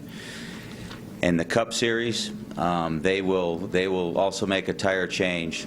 The tires are en route also, and tomorrow morning the Cup teams will receive one set of the right side tires in which they can practice on tomorrow during their practice sessions or happy hours, and they will have an adequate amount, roughly the same count for tires for the Cup race on Sunday afternoon. So the amounts will be the same for both, the allotments will be the same for both series and the races in the next 2 days. Some 1,300 tires on their way down right now from Charlotte. So that's where we stand on the tire situation as of right now. For more on Sprint Cup Series qualifying, let's go to Hermie Sadler. Yeah, well, catching up with Tommy Baldwin, owner and crew chief. You've done it all. A little bit of a curveball this weekend. How do you, as an owner, worry about what's happening tomorrow, but also get your driver and team focused on what's important today, and that's getting a good qualifying spot? Yeah, I mean, like you said, the first thing is get through today, and tomorrow, it's a whole different story with practice with the tire change. But I think Goodyear's doing the right thing. They see a problem that might happen to kind of mess up the race on Sunday, and they're going to make a really good change for the right side tire change and give the fans what they want, a good race. And that's what they got to do. The first thing, safety. Second thing is to give the fans a good race. And they're going to allow us to practice tomorrow with these tires. It's not like they're going to be a cold turkey thing. So we'll understand. It's not like we haven't run these type of tires before. So there's a lot of engineering goes on in these trailers. So everybody'll get the gist of it real quick. And it'll be a good race on Sunday. That's what it's all about.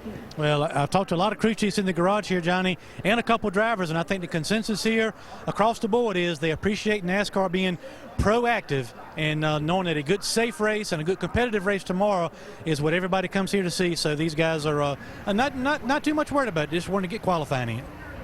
Hermie, thanks a lot. And there will be a lot of fans heading to Thunder Valley this weekend for the Nationwide Series and the Cup Series race. But right now, let's take a look at who is where in terms of speed in the Sprint Cup. And that will tell you where they're going to qualify because of rules changes this year, Randy Pemberton. The slowest guys go first, and here are the 10 slowest cars. Yeah, a couple of big names out there in the back. You got Vickers, Bobby Labonte, and Trevor Bayne, Daytona 500 winner. And, of course, A.J. Allmendinger up there in points as well. Not having great qualifying or practice speeds here this afternoon. Let's take a look at the fast guys, John. Here are the faster guys, and by virtue of their speed, they get to go out last. And that's the idea, is to build the drama that we do not know who will have that pole position until the last guys go. And, of course, there's the question of the go-or-go-homer cars, which only one driver will have to go home. But how disappointing it is to be that one car that goes home. So it's a great new twist to the qualifying process right now, Randy. It is. Something good to see. No doubt about it. It's going to be a great qualifying session coming up here in just a little while. Notice the names on that list. A lot of winners in that list as well. They're very fast here. Absolutely. Qualifying is very important here. Going to take a quick break. On the other side of the break, we'll have Sprint Cup Series qualifying with Mike Joy and Company.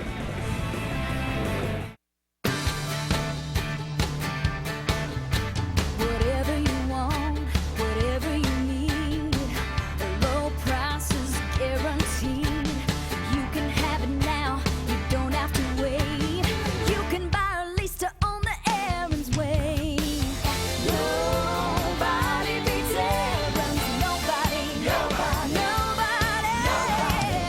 nobody beats Aaron's, nobody.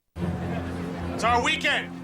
But let me ask you, should we spend it wandering in some home improvement warehouse? No! I say we go to Ace. Yeah! Get help when we walk in the door. Yeah! Fix that garbage disposal before lunch. Yeah! Because we will maintain our homes. And we will also maintain our weekend! It's time to get your weekend back and turn your to-do list into a to-done list. Ace, the helpful place. You gotta love Sunday. It's like everyone came together and said, if it's good, let's save it for Sunday. So here's to the KFC $10 Sunday bucket. 10 pieces, $10. Every Sunday. Sunday is a KFC day, and today tastes so good. It's time to take matters into your own hands. AutoZone's got the advice and expertise you need to take on any job, because do it yourself doesn't mean you have to do it alone. Get in the zone. AutoZone. Come on, Clint, we can do better than this. Clint, you got me in there? Who is this? It's Tommy. Who? How'd you get this channel? Not important. What is important is your performance so far, or lack thereof. It's killing my fantasy team. What? If you could just pass a few cars, or heaven forbid, get a fastest lap, it would really help me. Huh? Sign up now for the new NASCAR Fantasy Live on NASCAR.com. The first game ever with live in-race scoring. Seriously, Clint, let's pick it up, okay? Welcome to Thunder Valley, Bristol, Tennessee, site of NASCAR Sprint Cup qualifying for Sunday's running of the Jeff Bird 500, presented by Food City. 44 cars for 43 spots, and the way we do it this year, from slowest to fastest. Just above 70 degrees, light breeze, mostly cloudy. The story has not been so much the weather as it is the track surface. Looking at Trevor Bain from nearby Knoxville, and past him, a bit of rubber, not in, but up on the racetrack. Hi, everybody. Mike Joy, Larry McReynolds, Darrell Waltrip. Practice was interesting to watch. No major incidents in practice. That was the good thing. Good speed in practice. But, Darrell, we saw some really rough tire wear. Yeah, we want to see the rubber down around the inside of the racetrack. Today we're seeing it all up around the outside of the racetrack, and that's not where you want it. So here you go. You can see some of the rubber off the tires, how it's just the tires are not, the rubber's not going in the racetrack, it's staying on top of it. We'll have more on that story in just a bit. But, Darrell, that won't affect qualifying. Tell us about getting a good lap here at Bristol, and are we going to see a new track record? Oh, I don't think there's any question about the track record. And, of course, the way the procedure is this year, we have to wait. We may see a lot of new track records before the day's over with. But the key here is in easy. Don't overdrive. You heard Jimmy Johnson hitting that rev limiter getting to the corner. But when you get there, be ready to go. And you got to go hard out of the corner. That's how you go fast here. And I think the big thing, not only will we probably see a track record, we may see one of the tightest qualifying sessions that we've seen, especially this year, but maybe ever here at Bristol. I think I can almost safely say that possibly the top 25 or 30 may be separated by 0.3 of a second or less. You can't even think about that little bit of a distance, but that can mean the difference between starting up front or starting near the back of the pack. Now, in practice earlier, the top 20 were within 0.2 of a second. Bobby Labonte ready to roll. 44 cars. And we start with the top 35 in owner points. That'll be knocked down qualifying because whoever's on the pole at the start of the session may quickly get knocked down the list and then knock out qualifying. So here's road racer Andy Lally making his first Bristol start in the Eco Fuel Saver Chevrolet of TRG Racing. Now, Andy was didn't have a very fast car in practice. I don't know if maybe step it up a little bit here in qualifying and see what happens. Yeah, I think the biggest thing that he tried to do in that hour-and-a-half practice is just make laps around this half-mile racetrack. Just try to get acclimated to it. 1586, 120.9 miles per hour on Lally. We saw a mixed bag earlier in that practice session. There were some cars that were picking up a little bit from lap 1 to lap 2, but then there were some cars, I think, they got all they had on lap 1, tried to get a little more on lap 2. That didn't quite work out. Second lap's an insurance lap. If I mess up the first one, at least I got a second one, but I'm going to go for it all on that first one. A little slower on lap 2. Now, we've talked a little bit about the developing tire story. Matt Yoakum has more. Mike Goodyear brought a different right side tire here. Now, the Goodyear engineers considered this change to be more of a tweak than a major change from last year's tire. Now, there was a wear issue, Rick Heinrich. You've called an audible going to your backup plan. What is it for this weekend's race? We saw a lot more wear in the practice sessions, the initial practice sessions this morning than we were expecting. We also didn't see a whole lot of improvement. A lot of times, you know, Bristol's a place where we expect to see a little bit of wear early on, and then the track rubbers in, the wear stabilizes, and we didn't see that same improvement. Based on that, we have a backup plan. We have a backup plan every single week. We decided that the smart move was to go ahead and initiate our backup plan, which involves a right side tire that we have some history with here at Bristol. It's what we used in the both of the races last year. It produced some really good racing. Both the Nationwide and the Sprint Cup are both going to be using those type tires for the race events on Saturday and Sunday. Goodyear's going to be bringing about 12 to 1,300 right side tires up tonight, Mike, to mount up the Sprint Cup Series. We'll get a chance to have one set to practice for tomorrow's final practice for Sunday's race. Thanks, Matt. Tony Raines takes the top spot from Andy Lally with a lap of 15.61 in his front row motorsports Ford, and the sun pokes through just as Travis Kvapil goes on the clock in the new Long John Silver's livery on his number 38 front row Ford. Those old Goodyear tire busters, Larry, they're going to be working overtime, mounting and unmounting the tires. They're going to have to change. Yeah, because these teams have 5 sets to work with today and tomorrow total, and then the allotted sets for race day per team, 10 sets. That's 15 sets of tires. Just changing the right side is still a lot of work. Kvapil is quicker, 15:50, and he moves to the top of the board. And his second lap is the first that is faster than the first, 15:43. What I like about this kind of qualifying is at least you can go home and say, well, we're on the pole for a little while. All right, Krista. Denny Hamlin standing outside his race car. I know this is one of those tracks on your list where you have come so close. What's been the difference? What do you think will be the difference this weekend? Well, hopefully, finishing first, like we've been here on the last lap a few times. But it's just one of those racetracks where we run extremely strong, similar to Atlanta, just never got a victory here. So I look forward to trying to get that done this weekend. We feel like we got a strong FedEx Camry. It's just, qualifying so important. We haven't been the best qualifier, so hopefully we improve upon that today. All right, thanks, Denny. Thanks, Krista. Robbie Gordon from Orange, California. His Speed Energy Drink Dodge partnered up with race sponsor Food City for this weekend. Will he be the 4th straight driver to capture the top spot? Not with that lap, 15:47, a little slower than Travis. Maybe this one. He looks like he's going to be a little bit better on this lap. But what I was going to say, and he picks it up to a 15:37, but the thing is, of our first 4 drivers, no one has backed up what they actually ran in practice earlier. A little bit slower. We got sunshine. We didn't have sunshine, and it was earlier, so I think that always changes things a little bit. But I just want to say about Robbie Gordon, he is a real entrepreneur. Yes. By the purest sense. He's created this company, and he said, I can't find somebody to sponsor my car. I'll just create my own sponsor. I think that's pretty cool. Scattered clouds, a lot of sun suddenly as Brian Vickers takes to the racetrack in his Red Bull Toyota. Finally got him a top 10 finish at Las Vegas a couple of weeks ago. Ended up finishing 10th, first top 10 since Darlington last May, although we know he missed most of the 2010 season. His best Bristol start here is 12th.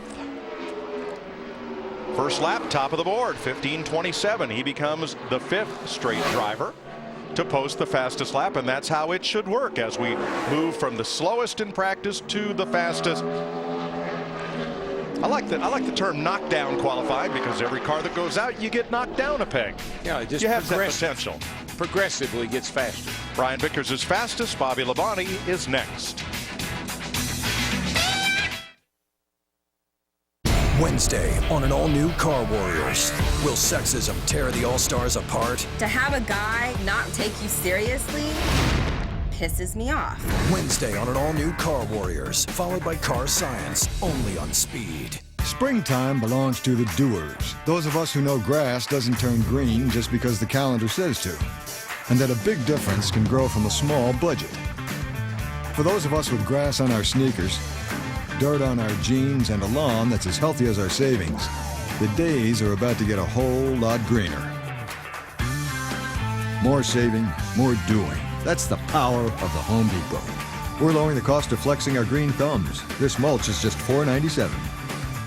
You don't have to go. If you have a hard time walking and getting around in your house, you need a Hover-Round power chair. You'll be able to go to the mall, play with the grandkids, visit friends and family, and do all the things you've always loved to do. I'm Tom Cruise, inventor of the Hover-Round. Call us toll-free now to find out how you can get one. At first, I thought I couldn't afford a power chair, but thanks to my Hover-Round team, it didn't cost me a penny. 9 out of 10 people got their Hover-Rounds for little or no cost last year. That's why the most important thing you can do right now is call us to see if a Hover-Round is right for you. Call now and find out how you can get a Hover-Round in your home right now. You'll receive a free information kit featuring a free video. You'll also get a certificate for a free in-home test drive. There's no cost and there's no obligation, so call today. Calling Hover-Round is the best thing you can do.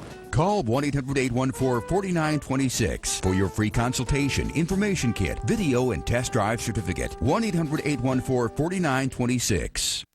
Of NASCAR Sprint Cup qualifying at Bristol is brought to you by AutoZone. For the auto parts, accessories, and advice you need, get in the zone. AutoZone. By eHarmony.com. eHarmony, love begins here. And by Toyota. 6th man on the clock will be former Sprint Cup champ Bobby Labonte, who's now driven for 4 different teams in his last 4 Bristol starts. The JTG Doherty team and the Bush's Baked Beans Toyota rolling around the racetrack. Pretty good lap. Yeah, he becomes the first driver in this qualifying session to better his practice time, and that's about a 10th faster than what he ran earlier. 15:15 on lap 1 for Labonte, slower on lap 2. He is fastest. He is our 6th different Fastest qualifier so far. The track record is held by Ryan Newman. It was set March of 03, 14.908, 128.7 miles an hour. 3 out of 3 of us up here think that record will fall today. Yeah, I'm not sure they'll shatter it, but I do believe they'll break it. If they shatter that, they'll also shatter the sound barrier. That's exactly right, Larry. Trevor Bayne, the Daytona 500 winner, makes his Bristol debut in a Cup car. He has 4 nationwide starts here at his home track and made his nationwide debut here 2 years ago driving for Jimmy Means. Looks like he's going to be the quickest so far as the Wood Brothers Motorcraft Ford rounds off the corner. Second, 15-17. He needs 2 100ths to knock Bobby Labonte from the top spot. And that's a nice improvement over what he was practicing. He was not happy with his car. Looks like Donnie Wingo and that group made some nice changes, Larry. Close, but not quite for Trevor Bayne, 15-20. Slowed down just a little bit. Krista? Well, normally we talk to Jeff Gordon standing by his race car, but Jeff, something's missing out here. Yeah, I don't know where the Pepsi Max Chevrolet is, but it's coming, and I'm just watching, see what these guys are running. Obviously, starting to see some good times, which we expected, and we didn't finish practice the way we had hoped. Got real loose on my sticker run, so we ordered that. Went and made another run on that set, so I think we've got some good stuff planned for this qualifying session once the race car actually gets there. Okay, we'll be looking for it. Thanks, Jeff. And we saw his car going through inspection. Diamonding the racetrack is one Paulo Montoya in the Target Chevrolet, 1575. That was not the quick way around on lap 1. He definitely wasn't happy with his car in practice. He kept complaining about corner entry, said he just could not get it into the turn.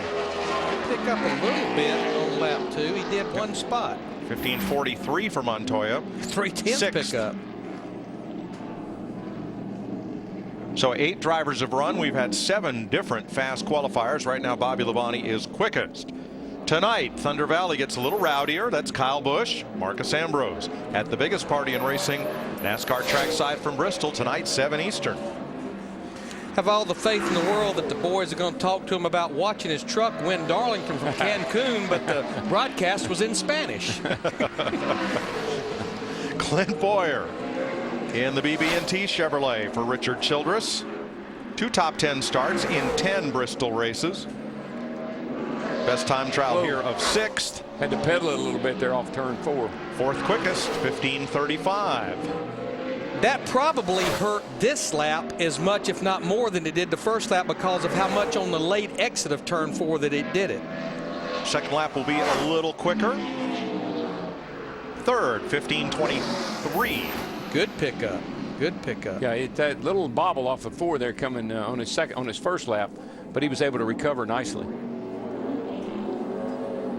Kurt Busch looking on. He slid up into the wall off turn 4 during practice.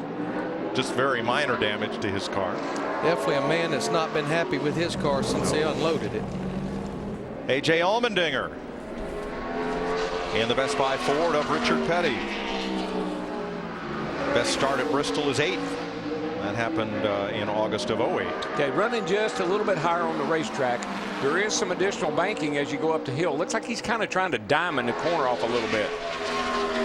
You know, we interviewed AJ in practice, Darrell. Wonder, he was complaining how much his car, and he's going to be one and done, how loose it is. Do you think that's another reason he might not be turning it to the bottom? You going in a little bit high so you don't have to crank it in quite so hard. You're probably right. Allmendinger 4th quickest. Bobby Labonte still fastest. The biggest pre-race party in racing rocks Thunder Valley, where Kurt, Carl, Jeff, Ryan, Jamie, and Kyle join us live. NASCAR Race Day, built by the Home Depot from Bristol. Sunday at 10:30 Eastern, live on Speed. Could switching to Geico really save you 15% or more on car insurance? What, do you live under a rock?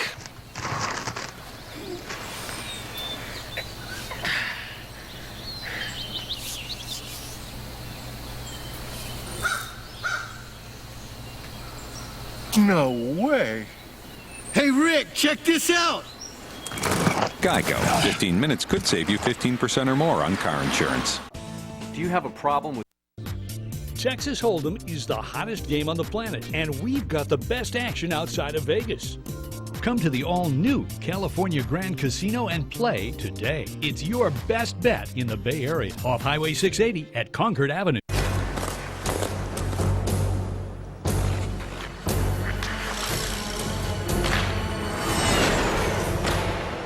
Oh, shave. That's irritating.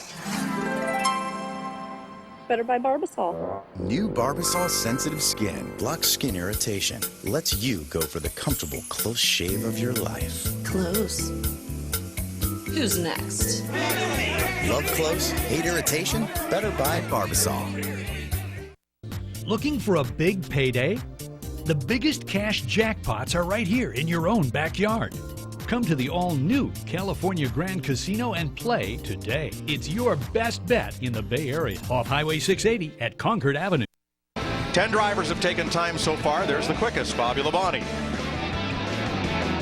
At 15:15, just about a quarter second off the track record. David Gilliland, the Taco Bell TM1 Ford, the third front row car to make a run here. Gilliland's best start here at Bristol is 12th. Still riding high off that big top 5 finish in the Daytona 500 about a month ago.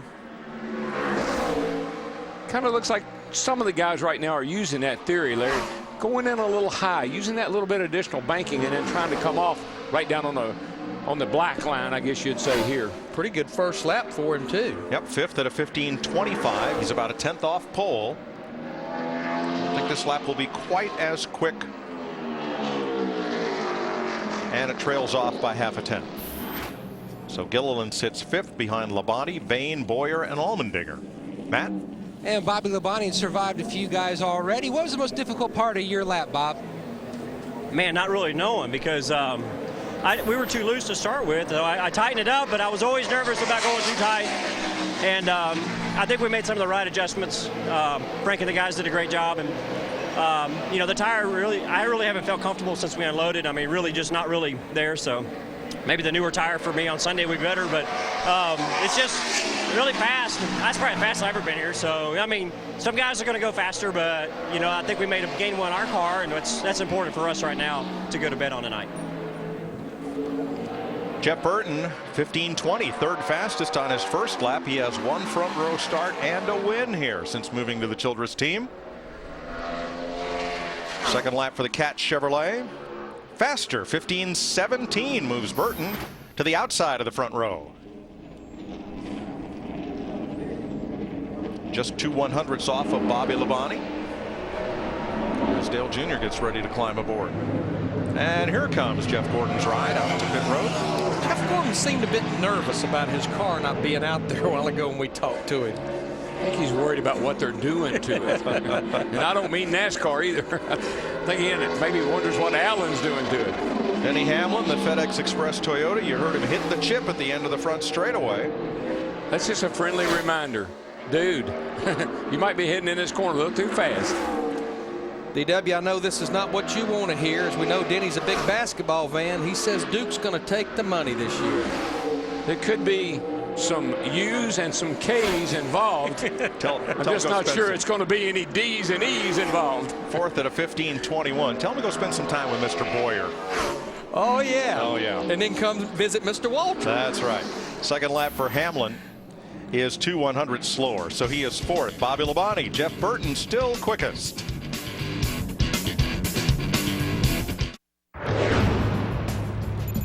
From groundbreaking motocross technology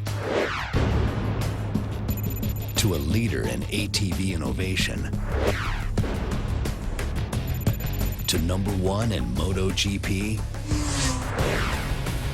and #1 in sport ATVs, Yamaha is the first name in motorsports. Be the first to get into your Yamaha dealer for a great deal. Then get out and ride.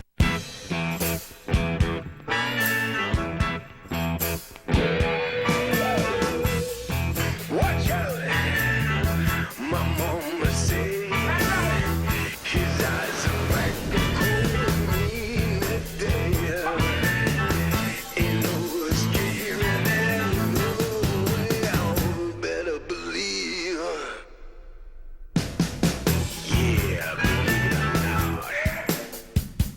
Relationships fail. Systems fail. Failure is part of life. Fram filters are tested beyond any conditions you'll ever encounter to help make sure failure is not part of your engine's life. Fram, don't fail your engine. This spring, get more mileage out of your travel plans with $50 in free gas. Stay 2 separate times at Comfort Inn or any of these choice hotels, and you can earn a free $50 gas card. Book now only at choicehotels.com.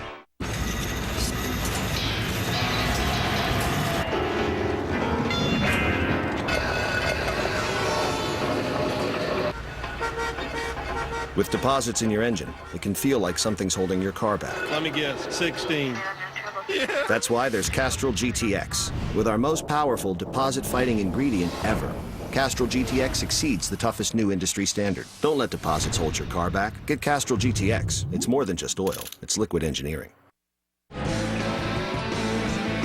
13 drivers have qualified so far. The 14th will be Marcus Ambrose in with DeWalt Stanley. Number 9 Ford. This is his 5th trip to Bristol. He has one top 10 start here. Now he's going to be part of this deal late Saturday where they try to set world speed records on this track. My money's on Brad Knopfsinger in that ISMA Super Modified. Right now, my money's on Marcus Ambrose because he goes to the top of the charts to a 15-13. Marcos likes his place. He, I don't, for whatever reason, I guess it just takes to his driving style, but he's run really well here. Finished 10th here a few years ago. Most of the race on seven cylinders. Yeah.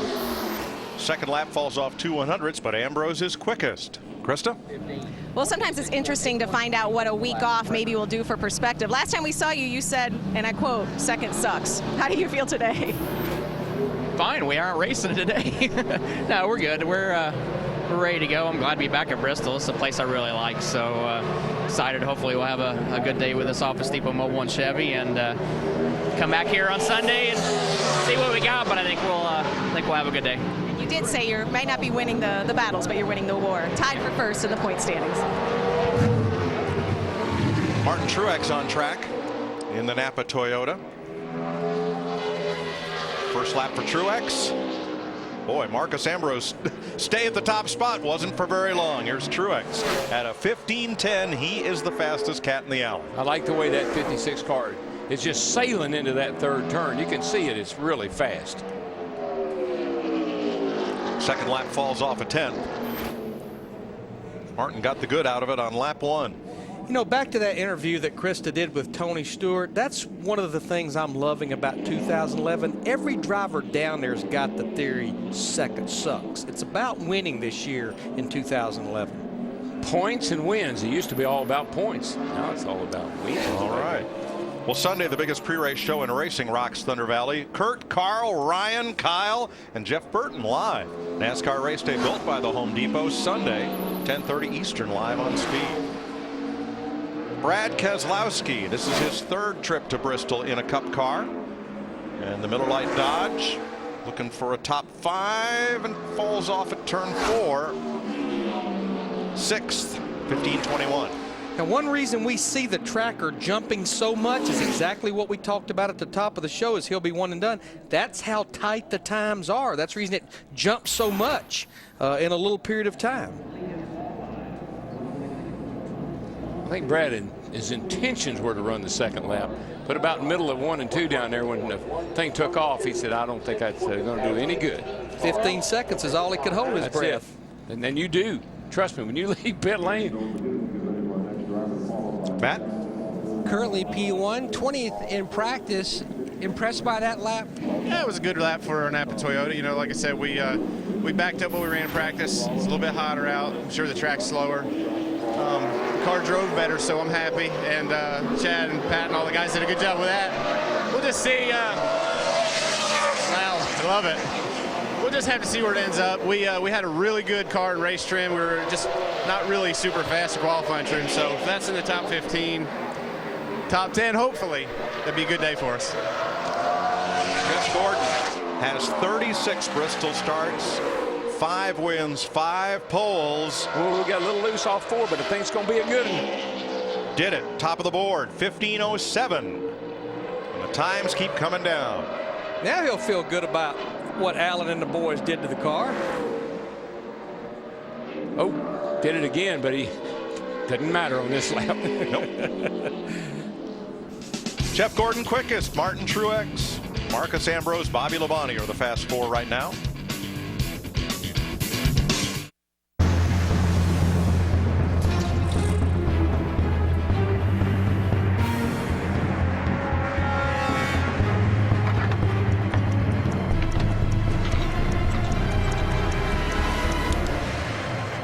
Free fall training. It's how Advanced Auto Parts trains our staff to install your battery fast and free.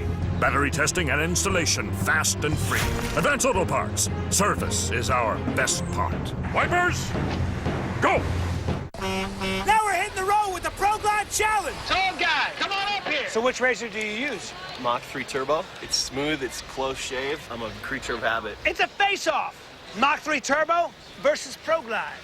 Fusion Pro Glide is engineered with Gillette's thinnest blades ever, so it glides for less tug and pull. Feels a lot better than the Mach 3. I'm sold. Give me that Pro Glide. Too big! It's mine! Take the Pro Glide Challenge. And for enhanced glide, try new Fusion Pro Glide Shave Gel.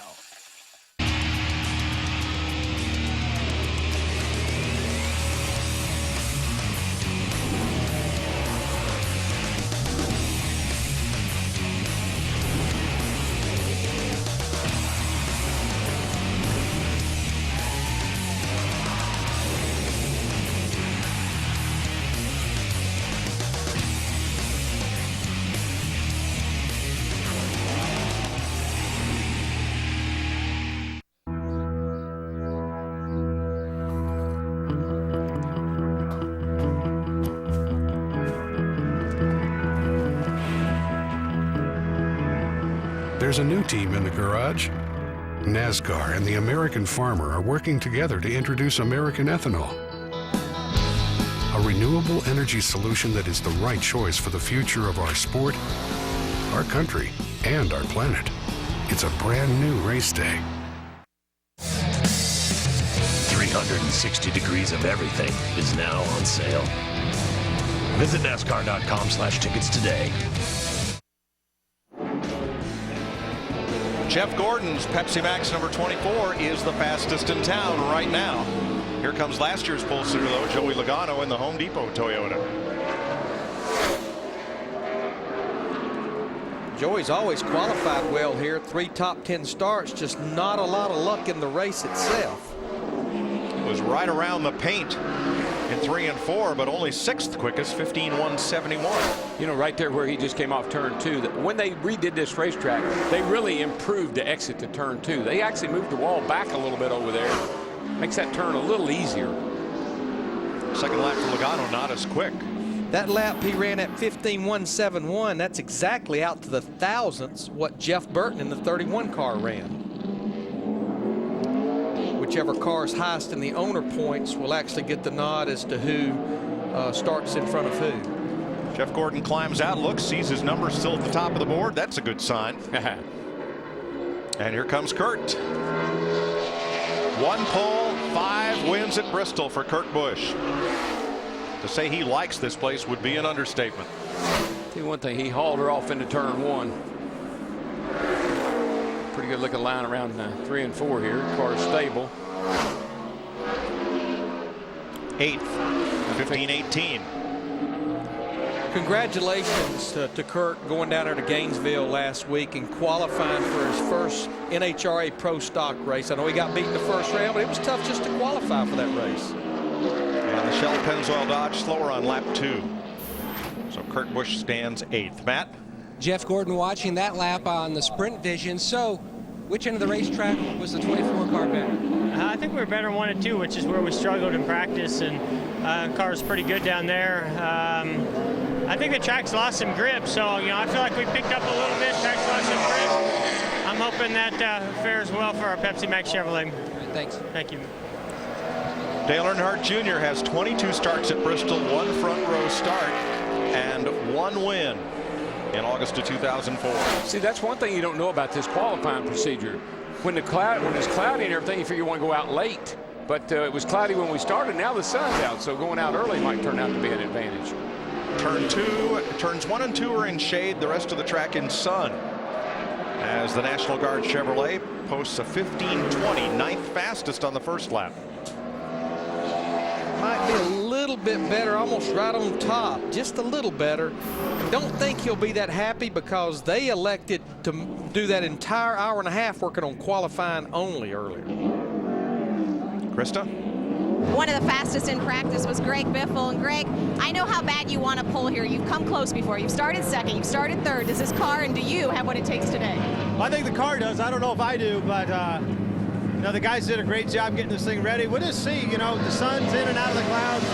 As long as I don't make any mistakes, I think I can get up there in the top 5. Kevin Harvick in the Budweiser Chevy on track. Harvick has 1 second row start here and a win here in 2005 when he led 109 laps. See, when I said it made it easier, watch here. He can get up the hill a little bit more. Before, the wall was sticking out there and you'd almost have to dive away from it. But now you got a lot of exit room off the tee. You can come off there a little higher. Still got to keep a tight line off of 4 though. A 15:18 for Harvick, and the second lap is just 3/100ths quicker, but it picks him up 6 positions to 4th.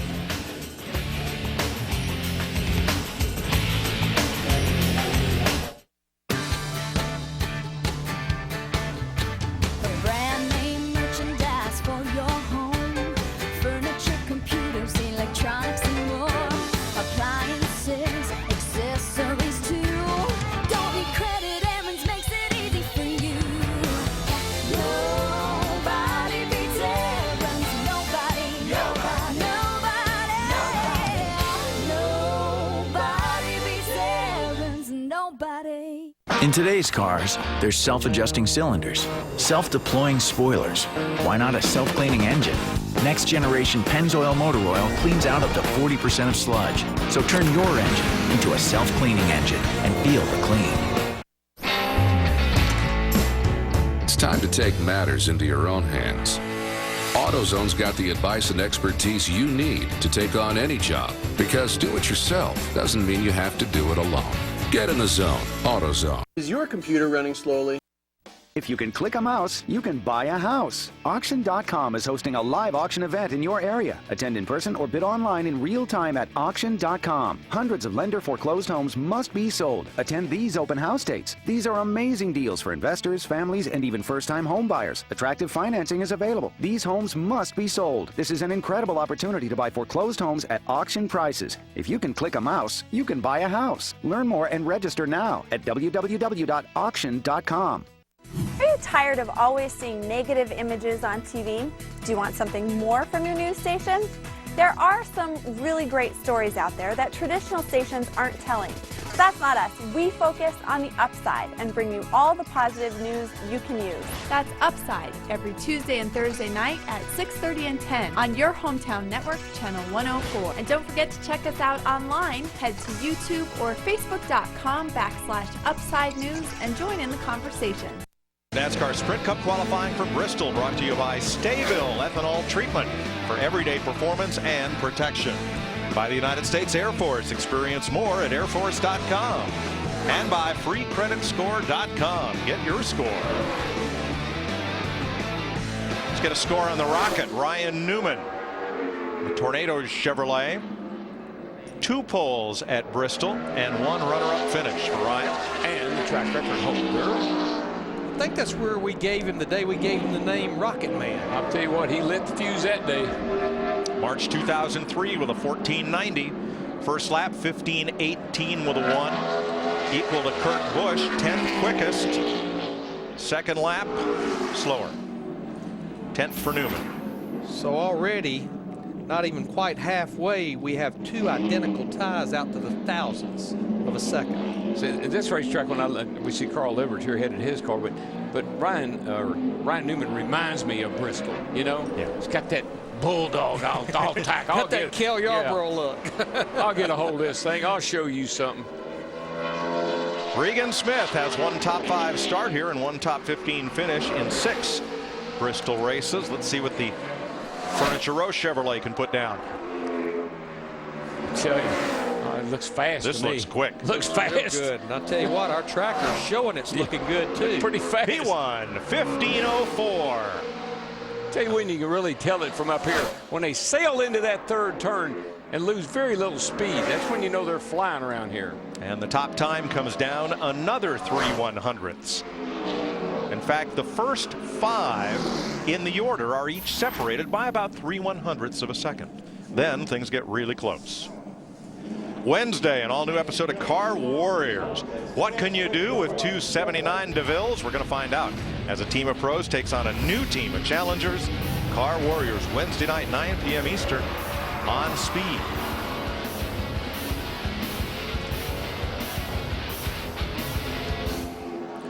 Jamie Mack in the Bass Pro Shops #1. Whoa, got up there way high too that time. You can see how much the tractor moved the wrong direction all the way down the backstretch into turn 3. Well, based on how Juan Pablo ran, 14th with a 15:21. a little bit. It's quicker than Montoya. Montoya, yeah. By 2/10. He's working on a lot better lap here. Didn't get through the center and off, though, of 3 and 4 at all. Very good. No, not at all. And the second lap slower. Krista? Well, Carl Edwards is taking turns looking at the scoring pylon and up at the sky. Are you trying to wish a cloud on your run? I'm not going to wish for any clouds, all right? The weather's nice here, and our Scott's fusion is fast. Jamie looked really fast right there, but trying to figure out which line to run. The track's real dirty, you know, up top, so I can't decide what to do. It's slowed down a little bit. We were really fast in practice, so if we get a cloud, that's okay, but I'm not going to wish on any clouds this weekend. We'll let you get back to your studying of the lines. Mark Martin tied with Cale Yarborough for the most career poles here.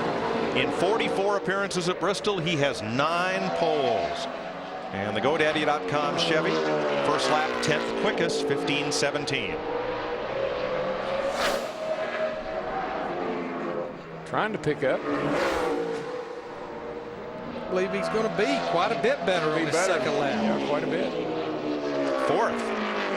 Good pickup. With a 15:10.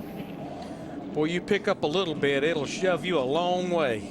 Yeah, this is one of those times when you don't give up on that second lap. Go ahead and try it. Regan Smith is fastest so far. Whoa. And that's just after 2 laps. He has 498 more to run to that on Sunday. Matt. All smiles around the 78 team. So you were pleased with your first lap versus your second. Has the track changed much in practice at all? Wow, we made some pretty big adjustments. So, you know, to say how much has changed, I don't really know. But we were counting on it getting freer, and we went and worked on it based on that. So guys on the first row, Chevy did a good job. I don't think it's going to be a pole, but hopefully top 10. David Rudeman 21st on his first lap in the Aaron's Toyota. What happened, Darrell? Oh, he got off at 2 over there and he had to get way up out of the throttle. It killed that first lap. Going to pick it up a little here on the second. 17th with a 15:22. Car looked like he just took off coming out of turn 2. He had to lift out of the throttle. It just killed his momentum. So Regan Smith, Jeff Gordon, Truex, Mark Martin, Ambrose are the fast 5. 78 car there. He has come alive this year. They Man, really from have. Daytona right on down to right now. Thing is running. Everything's clicking for him right now.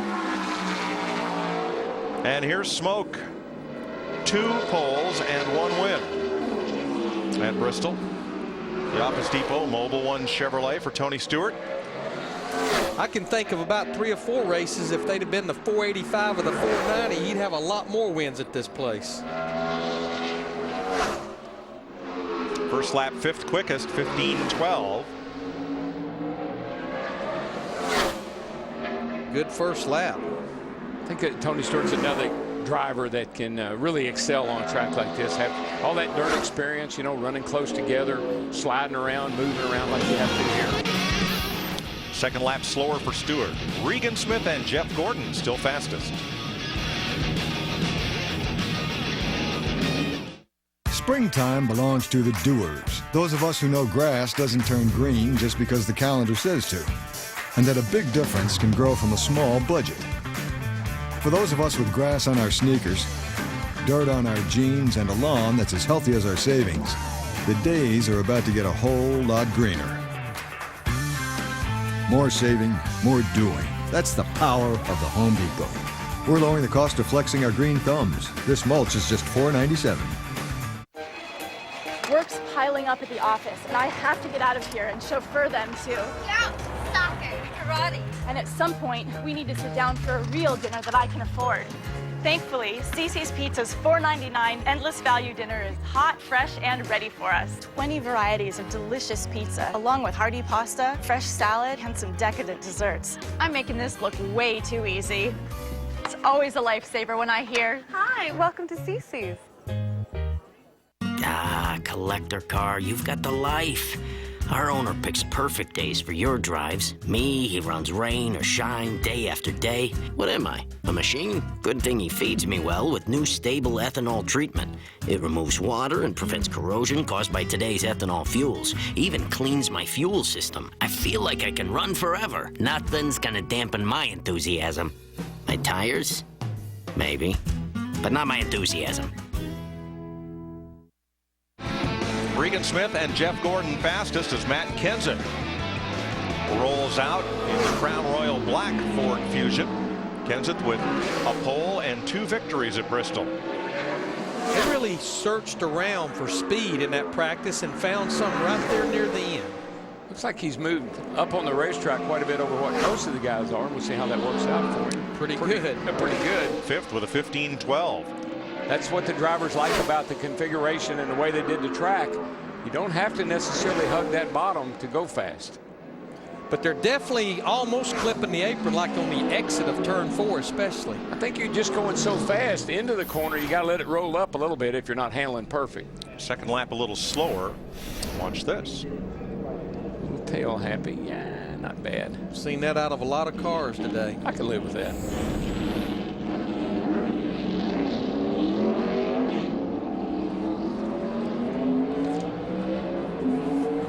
Kyle Busch, 4 victories, including 3 of the last 4 races at Bristol. Here's the M&M's Camry. I think one of the things that makes you good here is you got to be aggressive. And if you look up in the dictionary the word aggressive, I think this is the guy, this picture that will pop up. Definitely proved that back in August when he swept all 3 races. Not stellar. 6th. 15-12. Second fastest Toyota to Truex. 6th overall. Comes the 3rd car to run a 15-12.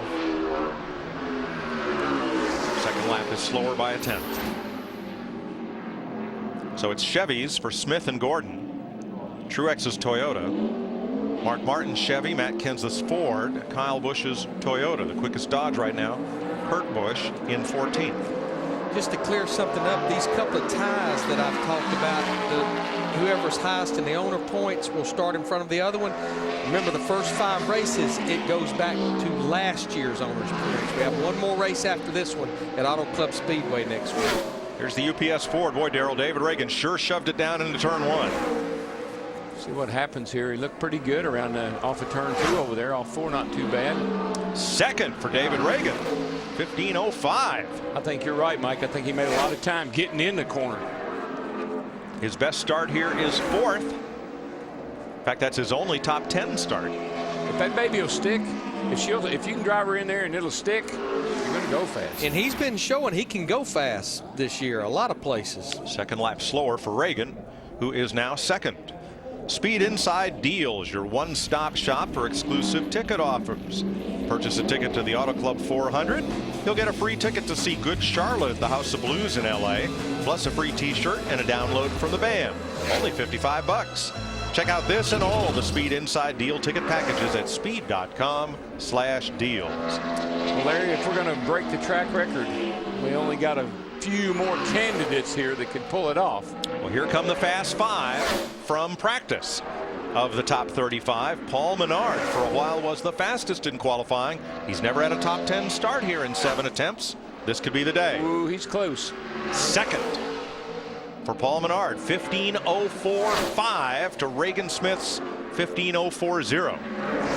Yeah, our next 4 cars, 4 drivers after Paul Menard, they all ran in the 14-second bracket in practice.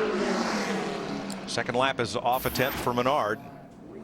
Look at those 5 1,000 separate the top two. Look at the top three, though. Regan Smith, Paul Menard, David Regan. Not necessarily guys that you would expect to find at the top of the leaderboard during qualifying. Right now, our top 25 roughly separated by 0.2 of a second. Casey Kane won a pole here in a Dodge in 07. Finished second that day, or that night rather. Here's the Red Bull Toyota number 4, which just had a slight brush of the wall in practice with the right rear corner. And not only did he win the NASCAR Camping World Truck Series race last Saturday night at Darlington, as he's 7th on lap 1, he spent Tuesday back at Darlington on the subject of tire testing for Goodyear. 7th for Kane on his first lap with a 15.11. And off pace on lap 2. So it's still Regan Smith, Paul Menard, and David Regan.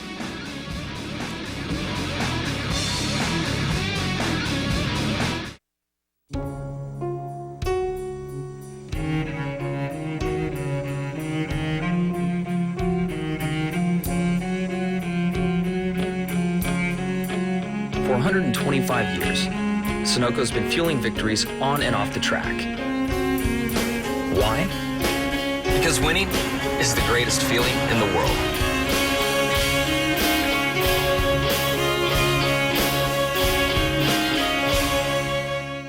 Experiments fail. Technologies fail. Failure is part of life. Fram filters are tested beyond any conditions you'll ever encounter to help make sure failure is not part of your engine's life. Fram, don't fail your engine. It's our weekend.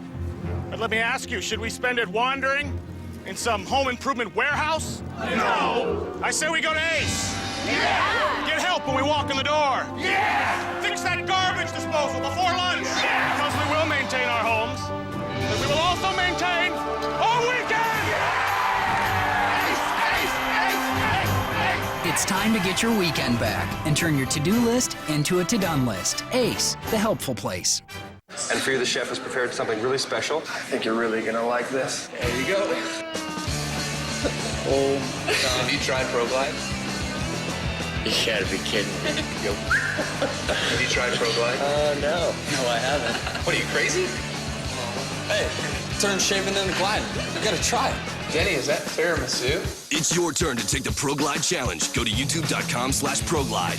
So what are you waiting for? Nothing now. In today's cars, there's self-adjusting cylinders, self-deploying spoilers. Why not a self-cleaning engine? Next generation Pennzoil Motor Oil cleans out up to 40% of sludge. So turn your engine into a self-cleaning engine and feel the clean. With enough talent and dedication, any of these race cars can take a NASCAR home tracks driver wherever they want to go.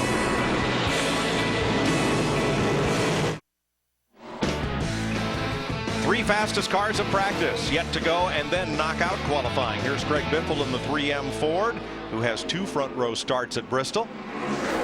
Looking for his third. Will he get it? Pole for Greg Biffle, 15.03, and it comes down half a hundredth. Half of a hundredth of a second. You know why I like records, and I like to hear track records and whatever records. I want to be able to say I was there.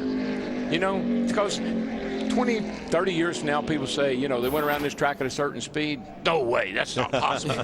I'd like to say I was there, I know. One and done for Biffle, Matt.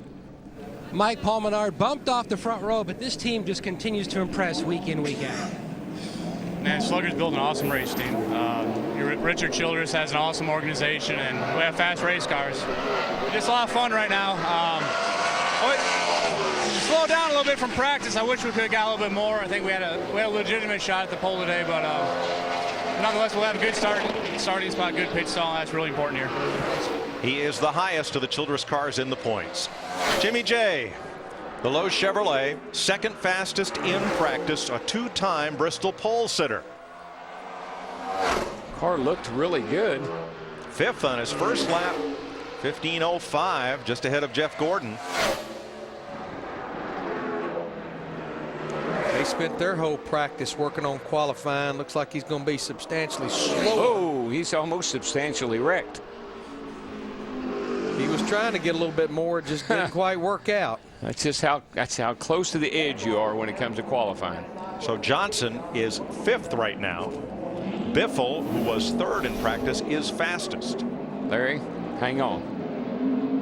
Because that's getting pretty much out. That's pretty much lost control and hoping you get it back. Not a lot of drivers would have driven out of that.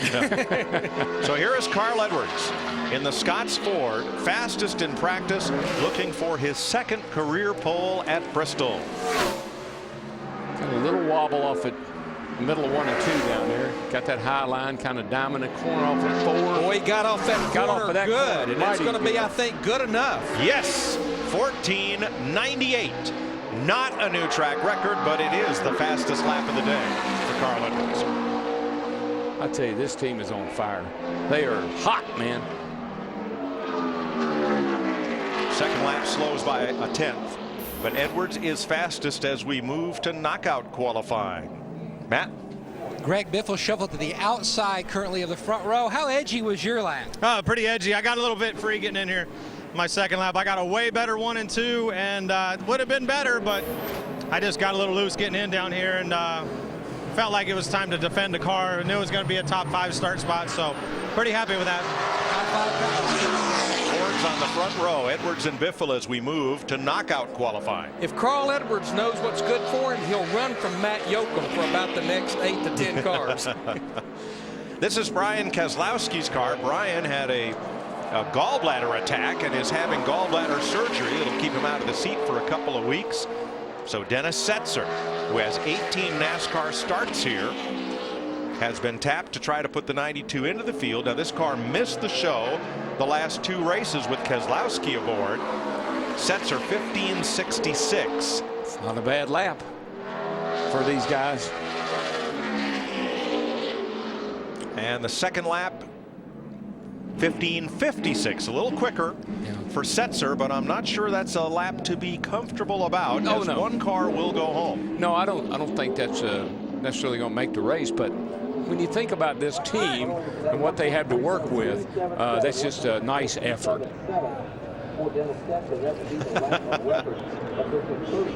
So Carl Edwards, unless something amazing happens in knockout qualifying, will start Sunday from the pole. Michael McDowell from Phoenix. This is the car that in 3 of the last 4 races Dave Blaney has put into the top 10 overall. McDowell now the driver for Phil Parsons and Randy Humphries. He has 1 Cup start here. Flirting with that wall off of 4. And he's in. 15:47 is quick enough to race on Sunday.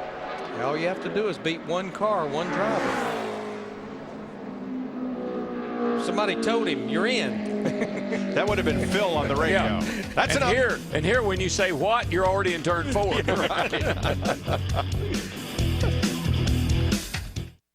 Grave digger. Hey, Dennis, hold up. Do what? You're going to sit this one out. Oh, man. It's as real as it gets. Monster Jam Path of Destruction. Available with custom wheels. Rated everyone.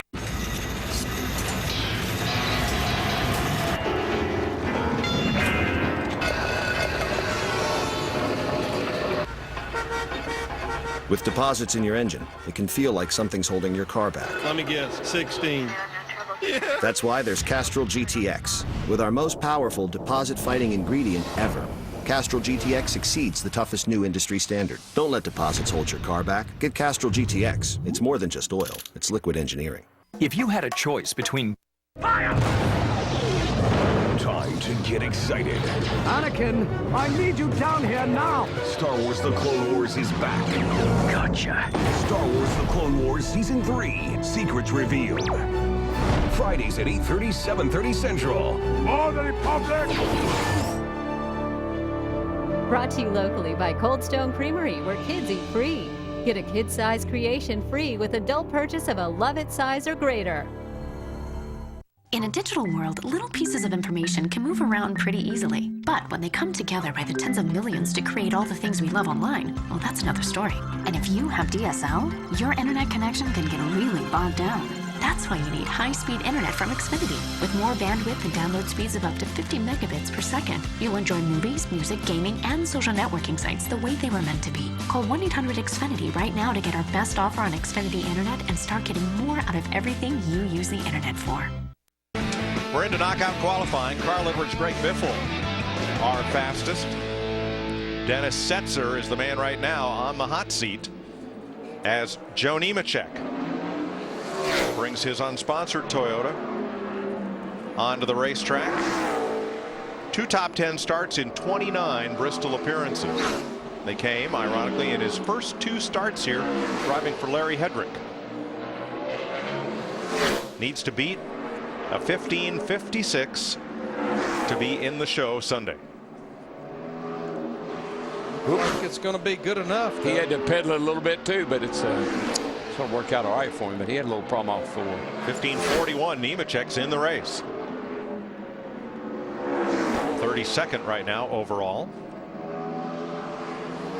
You said all he's got to do is beat 1. Joe doesn't race that way. Joe is out there and he's going for the pole. Yes, he is. It doesn't matter if he said you're in a race, you don't even have to qualify. Let me go try for the pole. Nemechek is 32nd, McDowell 35th, and Dennis Setzer remains on the hot seat.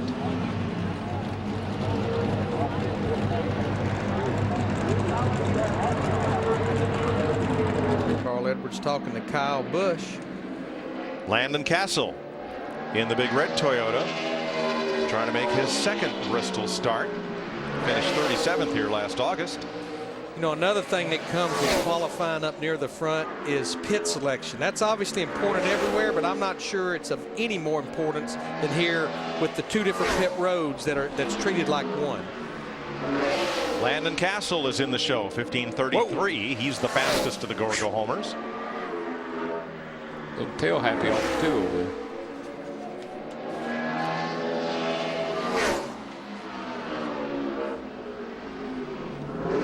So 5 cars to go, and Setzer remains on the hot seat. Bill Elliott is next. Download the free Speed app for your phone. Keep speed at your fingertips and fuel your passion for racing between events with Speed on your phone. Get the latest stats, results, and news as soon as they're available. Download the app from iTunes or the Android market now.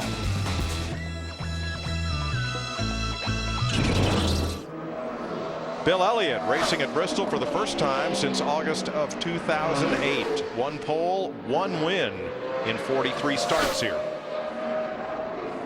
Bill was up pretty high on the practice sheet there till a lot of the big guns started making practice qualifying runs late in that session. I think he bottomed out a little bit getting into 1. So I saw a little smoke come off the left front there. May have hurt his time over there. Elliott times in 15:32. He's the quickest of this group.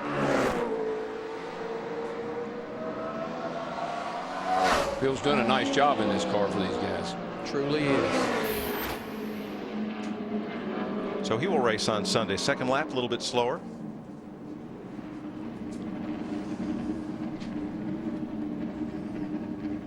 And Bill has 44 wins in Sprint Cup, but only 2 at short tracks. That win here, and then he won Richmond, Virginia back in the early 90s. 4 cars to go. Dave Blaney is next.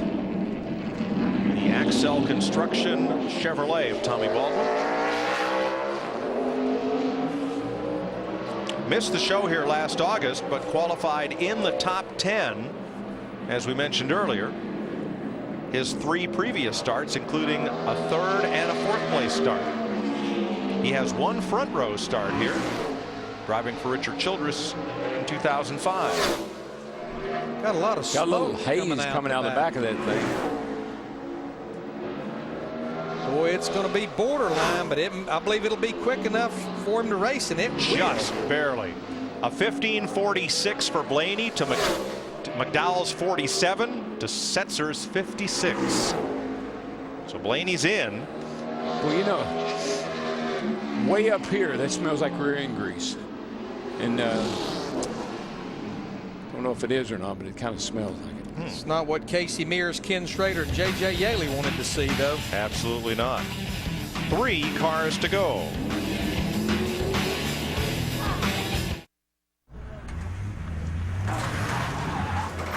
Truckers know towing nearly 10,000 pounds up a steep grade ain't good for your tranny. And when the heat's on, failure ain't an option. This truck's got a 6-speed aluminum tranny and a big old dedicated fluid cooler. So when it's cooking on the outside, this truck won't break a sweat. Holy smoke. Available in the full-size Tundra. The truck that's changing it all.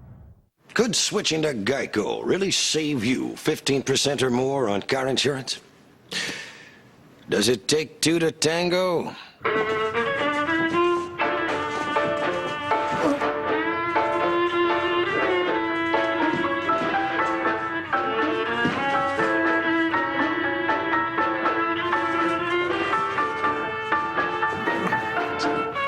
Geico. 15 minutes could save you 15% or more on car insurance.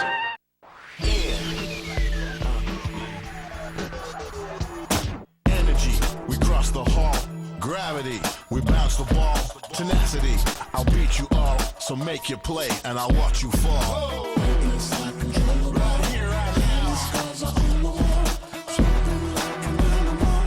Ruthless individual. Right here. Number one off the wall. Zag from back in the zigzag.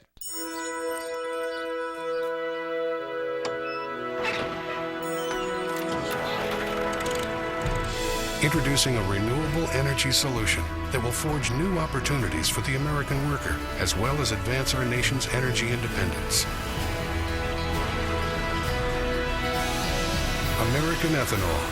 From America's cornfields to America's racetracks, it's a brand new race day.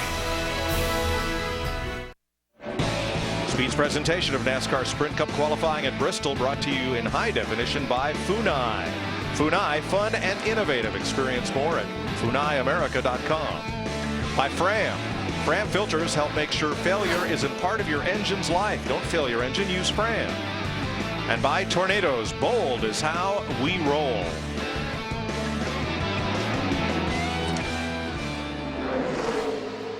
Casey Mears' best start here is 5th. He has one top 10 finish in 10 starts at Bristol. He's going to have to go. Yeah, He may go home. He's slower than Dennis Setzer right now in this 13 car. That car just was not sticking at all.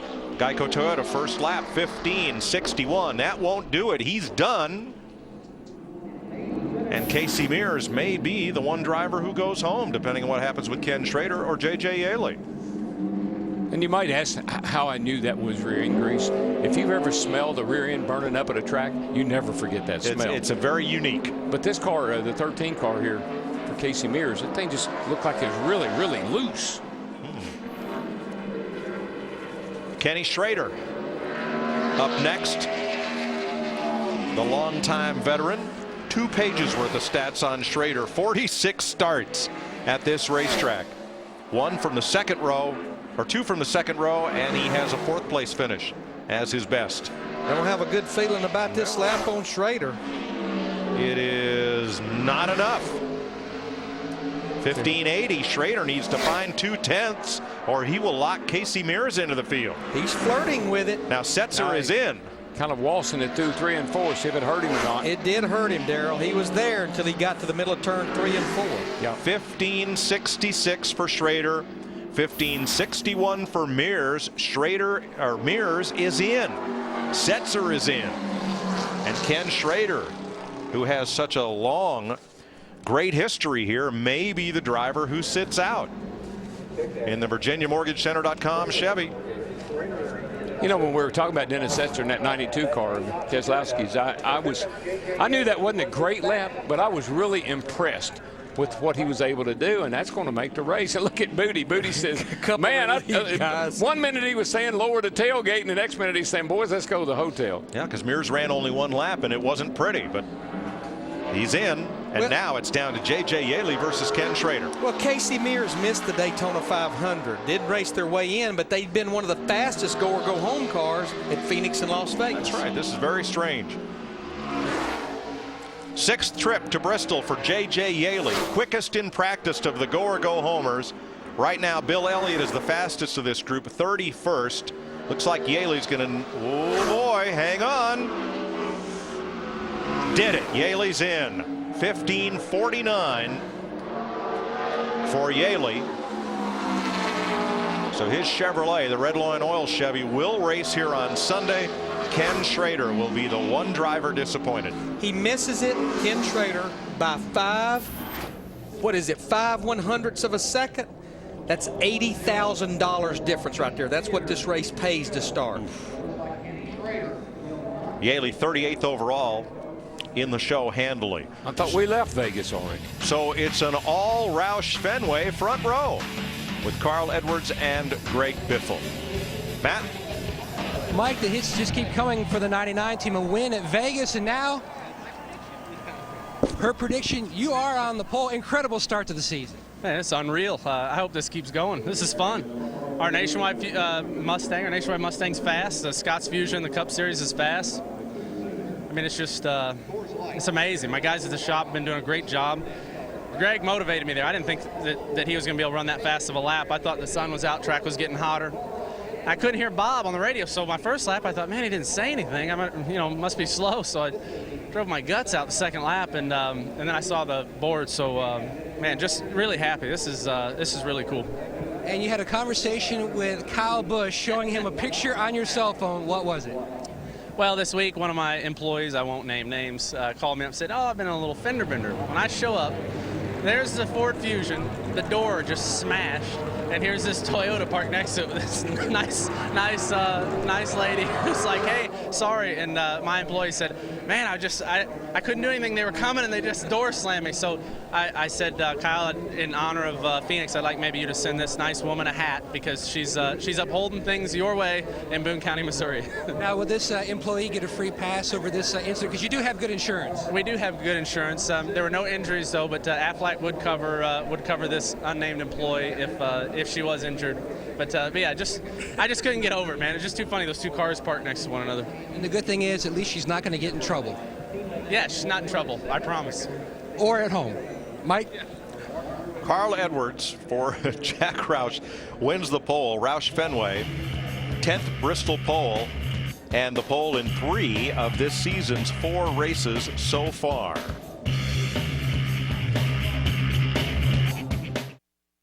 Wednesday on an all-new Car Warriors. Will sexism tear the All-Stars apart? To have a guy not take you seriously pisses me off. Wednesday on an all-new Car Warriors, followed by Car Science, only on Speed. Hey race fans, it's time to kick off the 2011 season opener of the Lucas Oil Off-Road Racing Series at Firebird Raceway, March 19th and 20th. Be there as the 2010 champions of short course defend their title, while series veterans and rising stars will be tuned up and ready to give their all to dethrone the champs. Don't miss all the high-flying, door-pounding action as the nation's top short course teams thunder around the 0.8 of a mile stadium course. Tickets just $30 at the gate, or visit firebirdraceway.com for more info.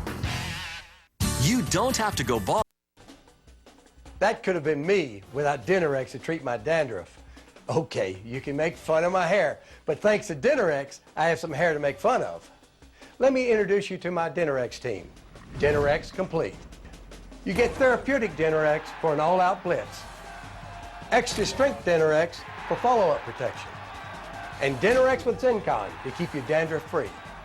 Dinerex has been my champion for 15 years. Make it yours. Say hello to Xfinity Voice, only from Comcast. It's the home phone service you've been waiting for, with unlimited nationwide calling for $19.99 a month for 12 months. Chat with friends and family all day, every day. Get voicemail you can check online, and 12 popular calling features, including caller ID and call waiting. Plus, get the best call clarity, all for $19.99 a month for 12 months. Get Xfinity Voice now for this incredible price. Call 1-800-XFINITY today.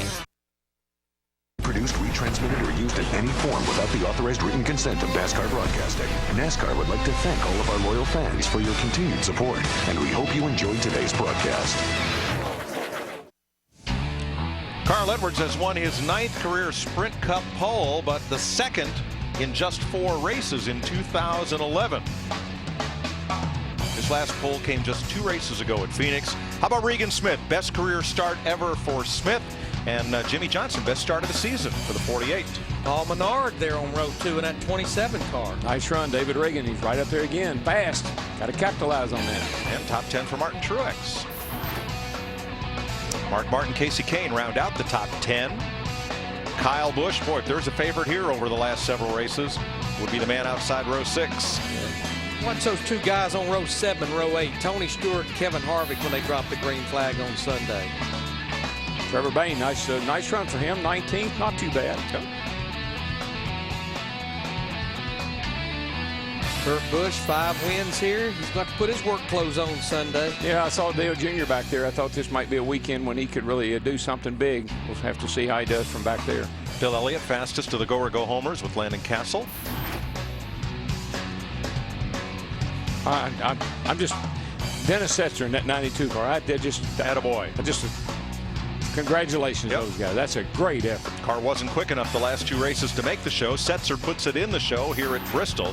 And then the strange ending to qualifying, Casey Mears, after what almost looked like an aborted lap, gets in because Ken Schrader doesn't have enough speed.